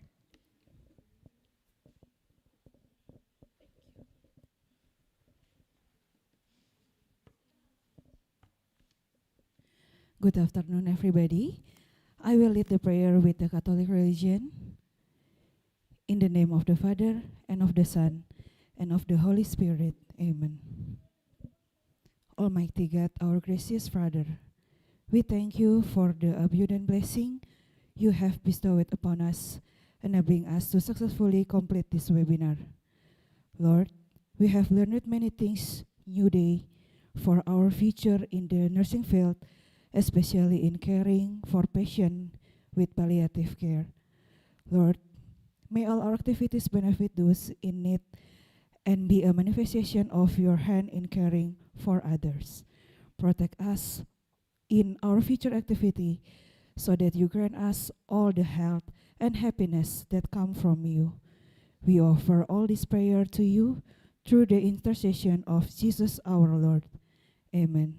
In the name of the Father, and of the Son, and of the Holy Spirit. Amen.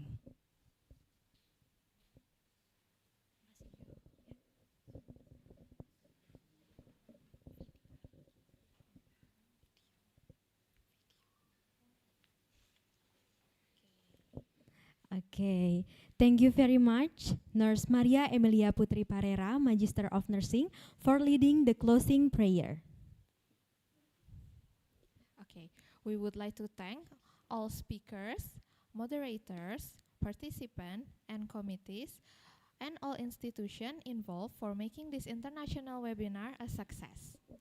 We hope this webinar provides valuable knowledge and strengthens collaboration in holistic palliative care from hospital to community. Before we end today's webinar, we would like to sincerely apologize if there are any misunderstanding or unpleasant things said during our time as the MC. On behalf of the organizing committee, we would also like to apologize for any mistake, shortcomings, or inconvenience that may have occurred throughout the event.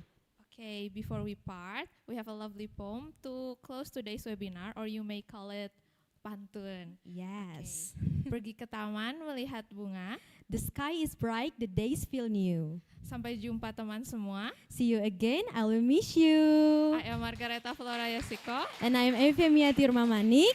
Thank you for your participation in today's event. Have a wonderful day. See you next time.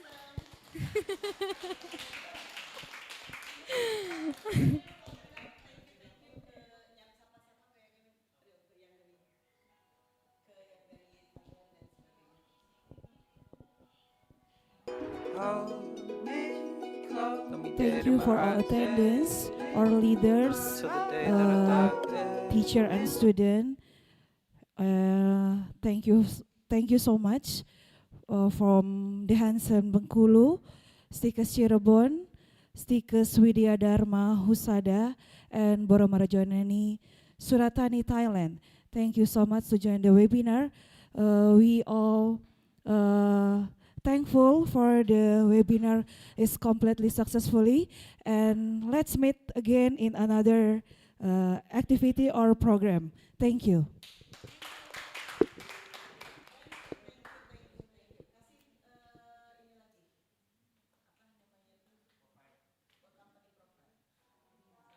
Feel alive.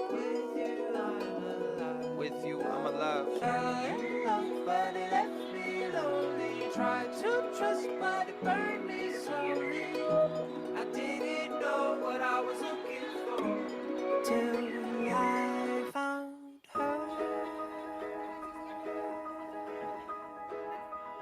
I found her.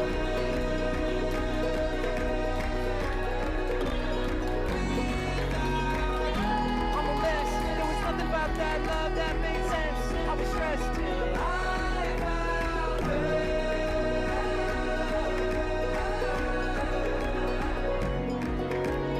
I've run for many miles trying to find love from a woman that could love me and never leave my side. And I've run for many miles trying to get away from the things I'm afraid of and everything inside.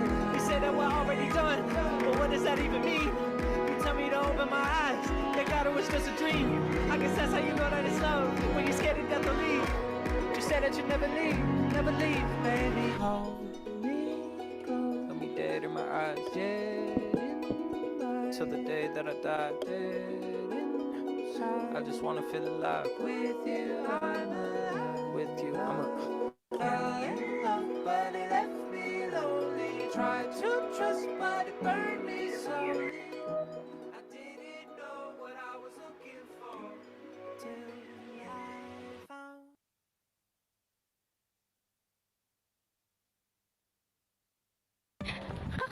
Kakak seragamnya bagus banget. Kakaknya kuliah di mana?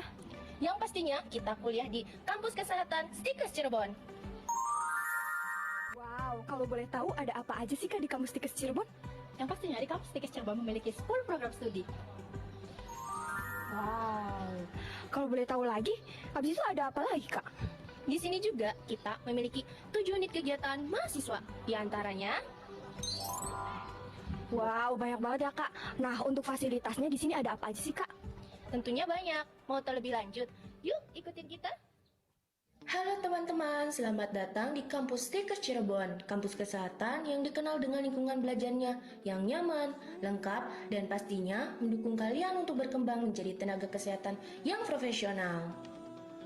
Di Tikes Cirebon ini, ada 10 program studi yang bisa kalian pilih sesuai minat kalian di dunia kesehatan, mulai dari program keperawatan, kebidanan, kesehatan masyarakat, radiologi, fisioterapi, dan lain sebagainya.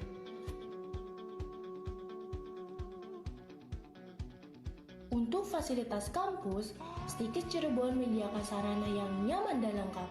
Ada aula yang digunakan untuk kegiatan besar kampus.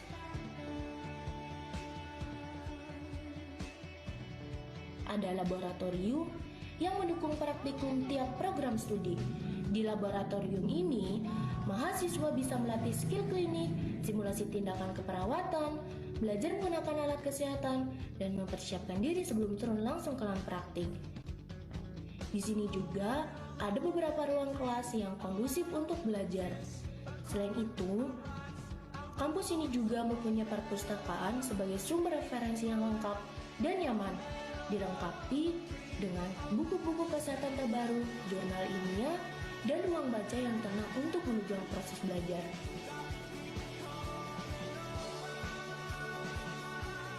Di Tikes Cirebon juga tersedia ruang referensi, yaitu ruang khusus yang disiapkan untuk menunjang kebutuhan akademik mahasiswa. Di dalamnya terdapat berbagai sumber ilmiah seperti jurnal nasional dan internasional, kumpulan karya tulis ilmiah, hingga skripsi dari kakak tingkat yang bisa dijadikan contoh maupun bahan ajar. Ruang ini dibuat senyaman mungkin agar mahasiswa bisa mencari referensi, memperdalam materi, dan mengembangkan penelitian dengan lebih mudah dan terarah. Dan pastinya di sini juga ada musola yang nyaman untuk beribadah.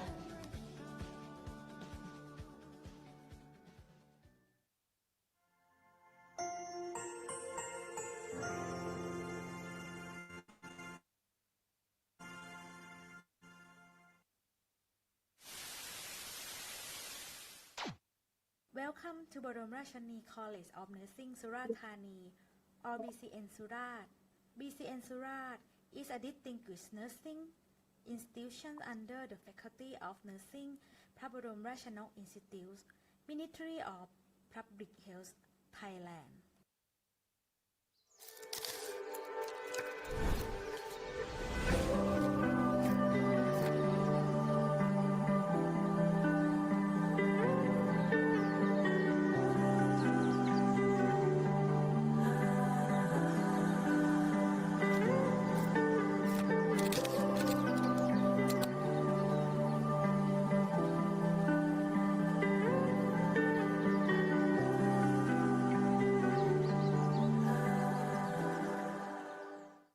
The college was established in 1970 as a nursing assistant school with the land generously donated by Kunyai Yok Thirawat.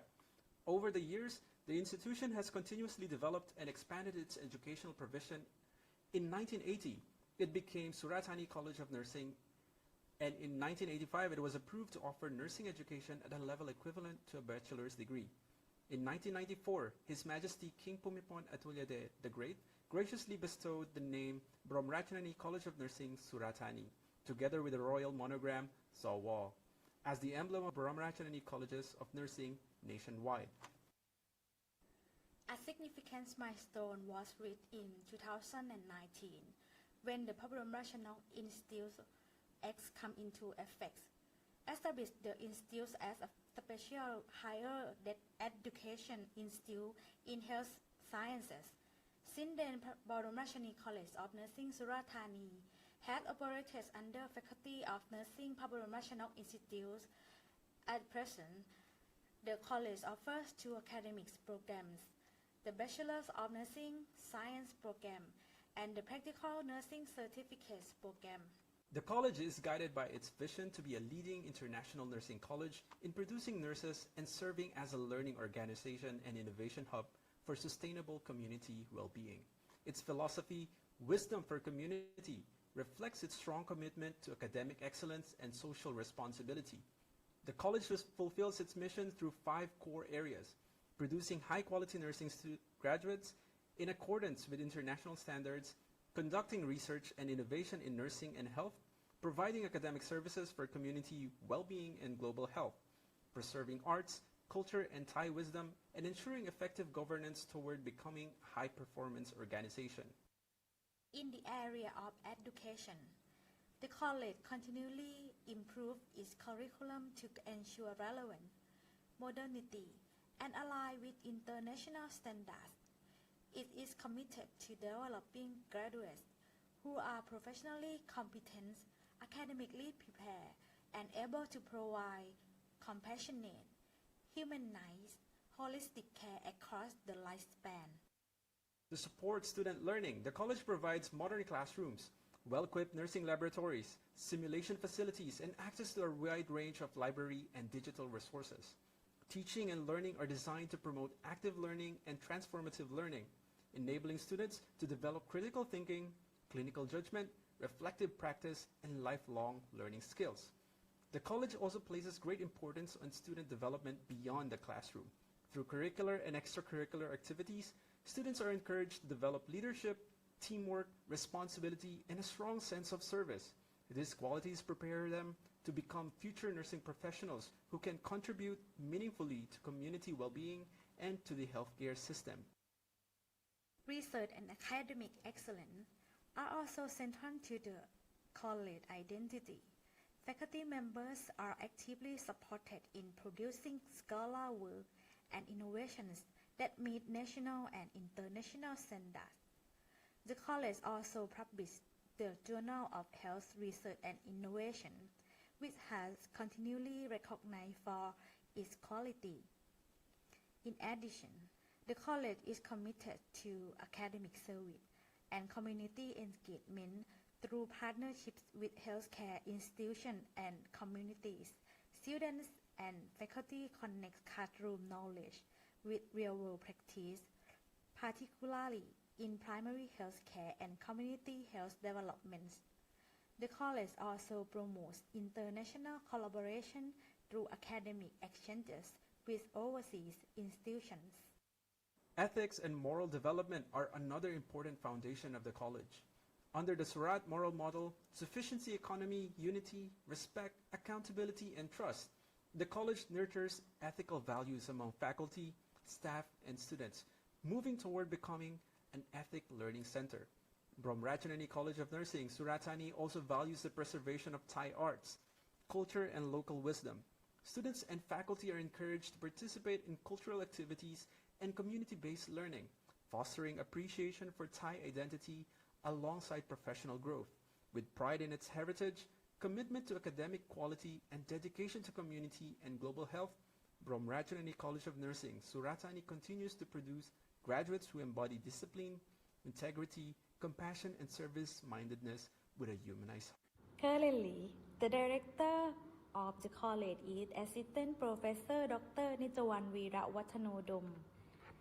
The college administration is supported by 4 Deputy Director: Dr. Thitaphorn Warapanvisit, Deputy Director for Administration and Strategy; Assistant Professor Dwanghathai Sri Sucharit, Deputy Director for Academic Affairs; Dr. Panida Ratanapom, Deputy Director for Research and Academic Services; and Assistant Professor Wandi Seuma, Deputy Director for Student Affairs. Thank you very much.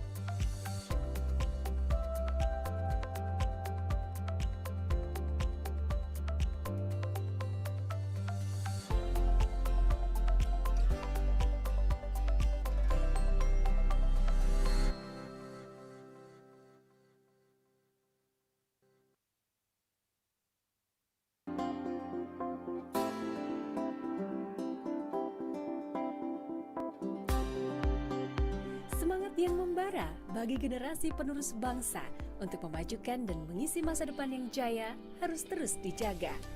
Tunas-tunas muda yang penuh kreativitas dan ambisi selayaknya dibimbing dan diwadahi. Harapan besar sebuah bangsa yang cerdas, maju dan beretika, bangsa Indonesia. Untuk mencapai tujuan mulia ini, Yayasan Dehasen Bengkulu sejak 24 tahun terakhir telah mengabdikan diri terutama di dunia pendidikan. Ilmu pengetahuan dan teknologi merupakan visi yang penting guna menciptakan lulusan yang berdaya saing global. Yayasan Dehasen Bengkulu terus berinovasi dalam pengembangan ilmu pengetahuan serta berkontribusi penuh bagi pembangunan negeri Indonesia. Saat ini, 3 lembaga pendidikan milik Yayasan Dehasen Bengkulu telah mencetak ribuan lulusan yang berkualitas dan mampu bersaing di era global. Kegiatan pendidikan di Yayasan Dehasen Bengkulu dilaksanakan di atas tanah seluas 35 hektar dengan bangunan seluas 5 hektar. Untuk menunjang tempat tinggal mahasiswa, di tanah ini nantinya juga akan dibangun rusunawa bagi mahasiswa.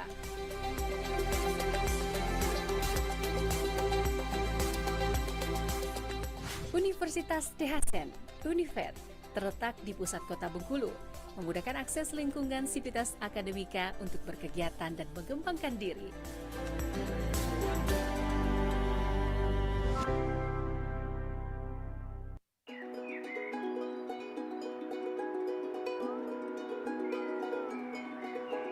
Hold me close, let me dead in my eyes,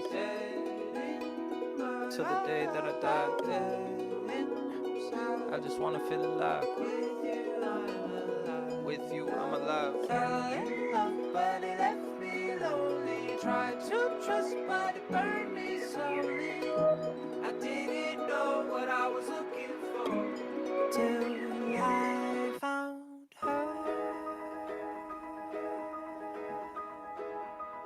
I found her.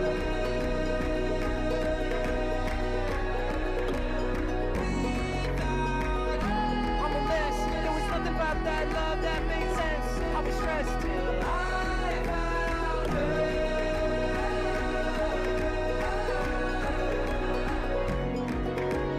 I've run for many miles trying to find love from a woman that could love me and never leave my side. And I've run for many miles trying to get away from the things I'm afraid of and everything inside. You say that we're already done, but what does that even mean? Tell me to open my eyes. Thank God it was just a dream. I guess that's how you know that it's love, when you're scared to death to leave. You said that you'd never leave, never leave. Baby, hold me close. Let me dead in my eyes, dead in my till the day that I die, dead inside. I just wanna feel alive. With you, I'm alive. With you, I'm a fell in love, but it left me lonely. Tried to trust, but it burned me slowly.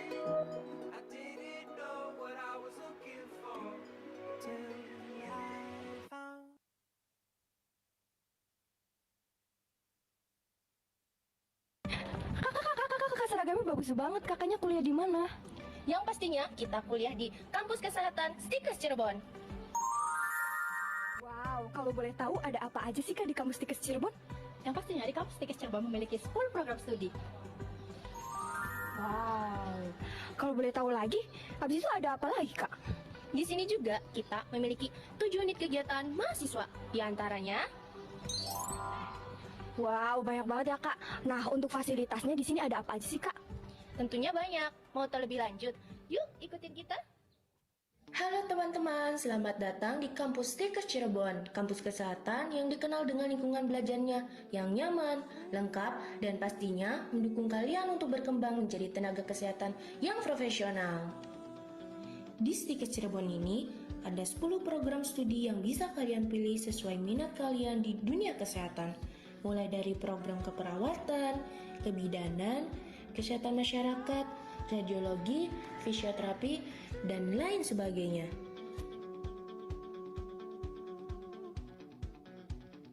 Untuk fasilitas kampus, Stikes Cirebon menyediakan sarana yang nyaman dan lengkap. Ada aula yang digunakan untuk kegiatan besar kampus.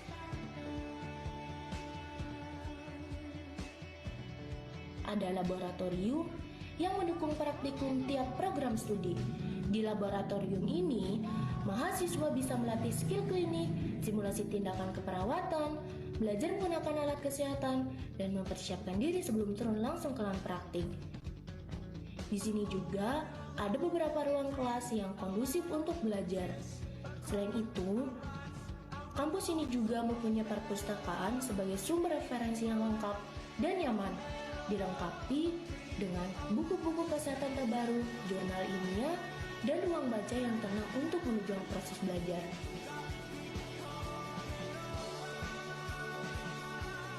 Di Stikes Cirebon juga tersedia ruang referensi, yaitu ruang khusus yang disiapkan untuk menunjang kebutuhan akademik mahasiswa. Di dalamnya terdapat berbagai sumber ilmiah seperti jurnal nasional dan internasional, kumpulan karya tulis ilmiah, hingga skripsi dari kakak tingkat yang bisa dijadikan contoh maupun bahan ajar. Ruang ini dibuat senyaman mungkin agar mahasiswa bisa mencari referensi, memperdalam materi, dan mengembangkan penelitian dengan lebih mudah dan terarah. Dan pastinya di sini juga ada musola yang nyaman untuk beribadah.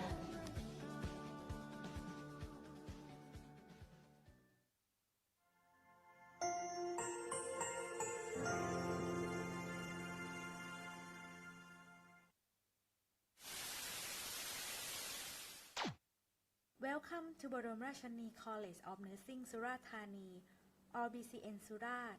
BCN Surat is a distinguished nursing institution under the Faculty of Nursing, Prabodom Rashani Institute, Ministry of Public Health, Thailand.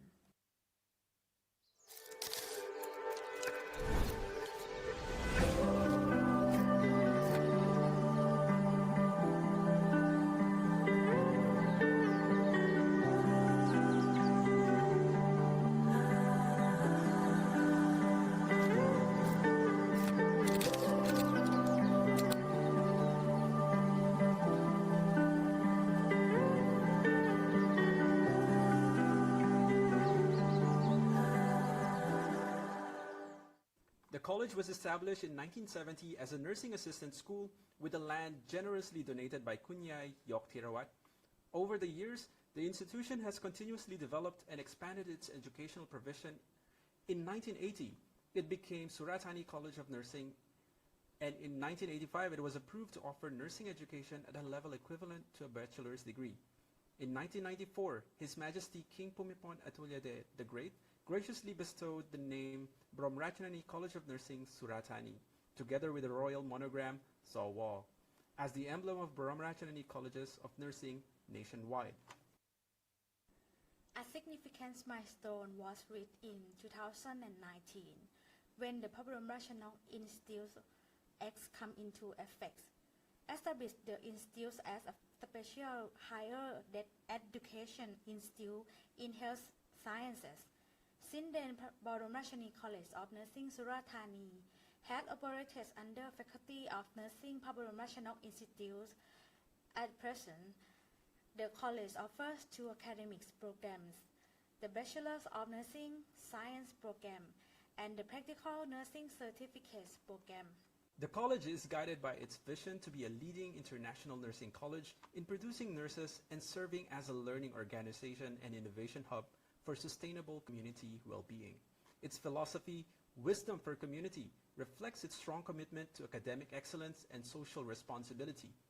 The college fulfills its mission through 5 core areas: producing high-quality nursing graduates in accordance with international standards, conducting research and innovation in nursing and health, providing academic services for community well-being and global health, preserving arts, culture, and Thai wisdom, and ensuring effective governance toward becoming a high-performance organization.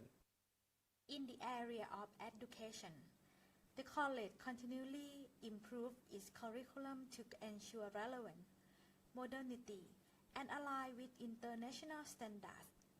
It is committed to developing graduates who are professionally competent, academically prepared, and able to provide compassionate, humanized, holistic care across the lifespan.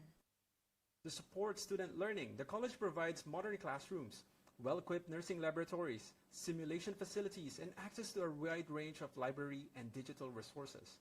Teaching and learning are designed to promote active learning and transformative learning, enabling students to develop critical thinking, clinical judgment, reflective practice, and lifelong learning skills. The college also places great importance on student development beyond the classroom. Through curricular and extracurricular activities, students are encouraged to develop leadership, teamwork, responsibility, and a strong sense of service. These qualities prepare them to become future nursing professionals who can contribute meaningfully to community well-being and to the healthcare system.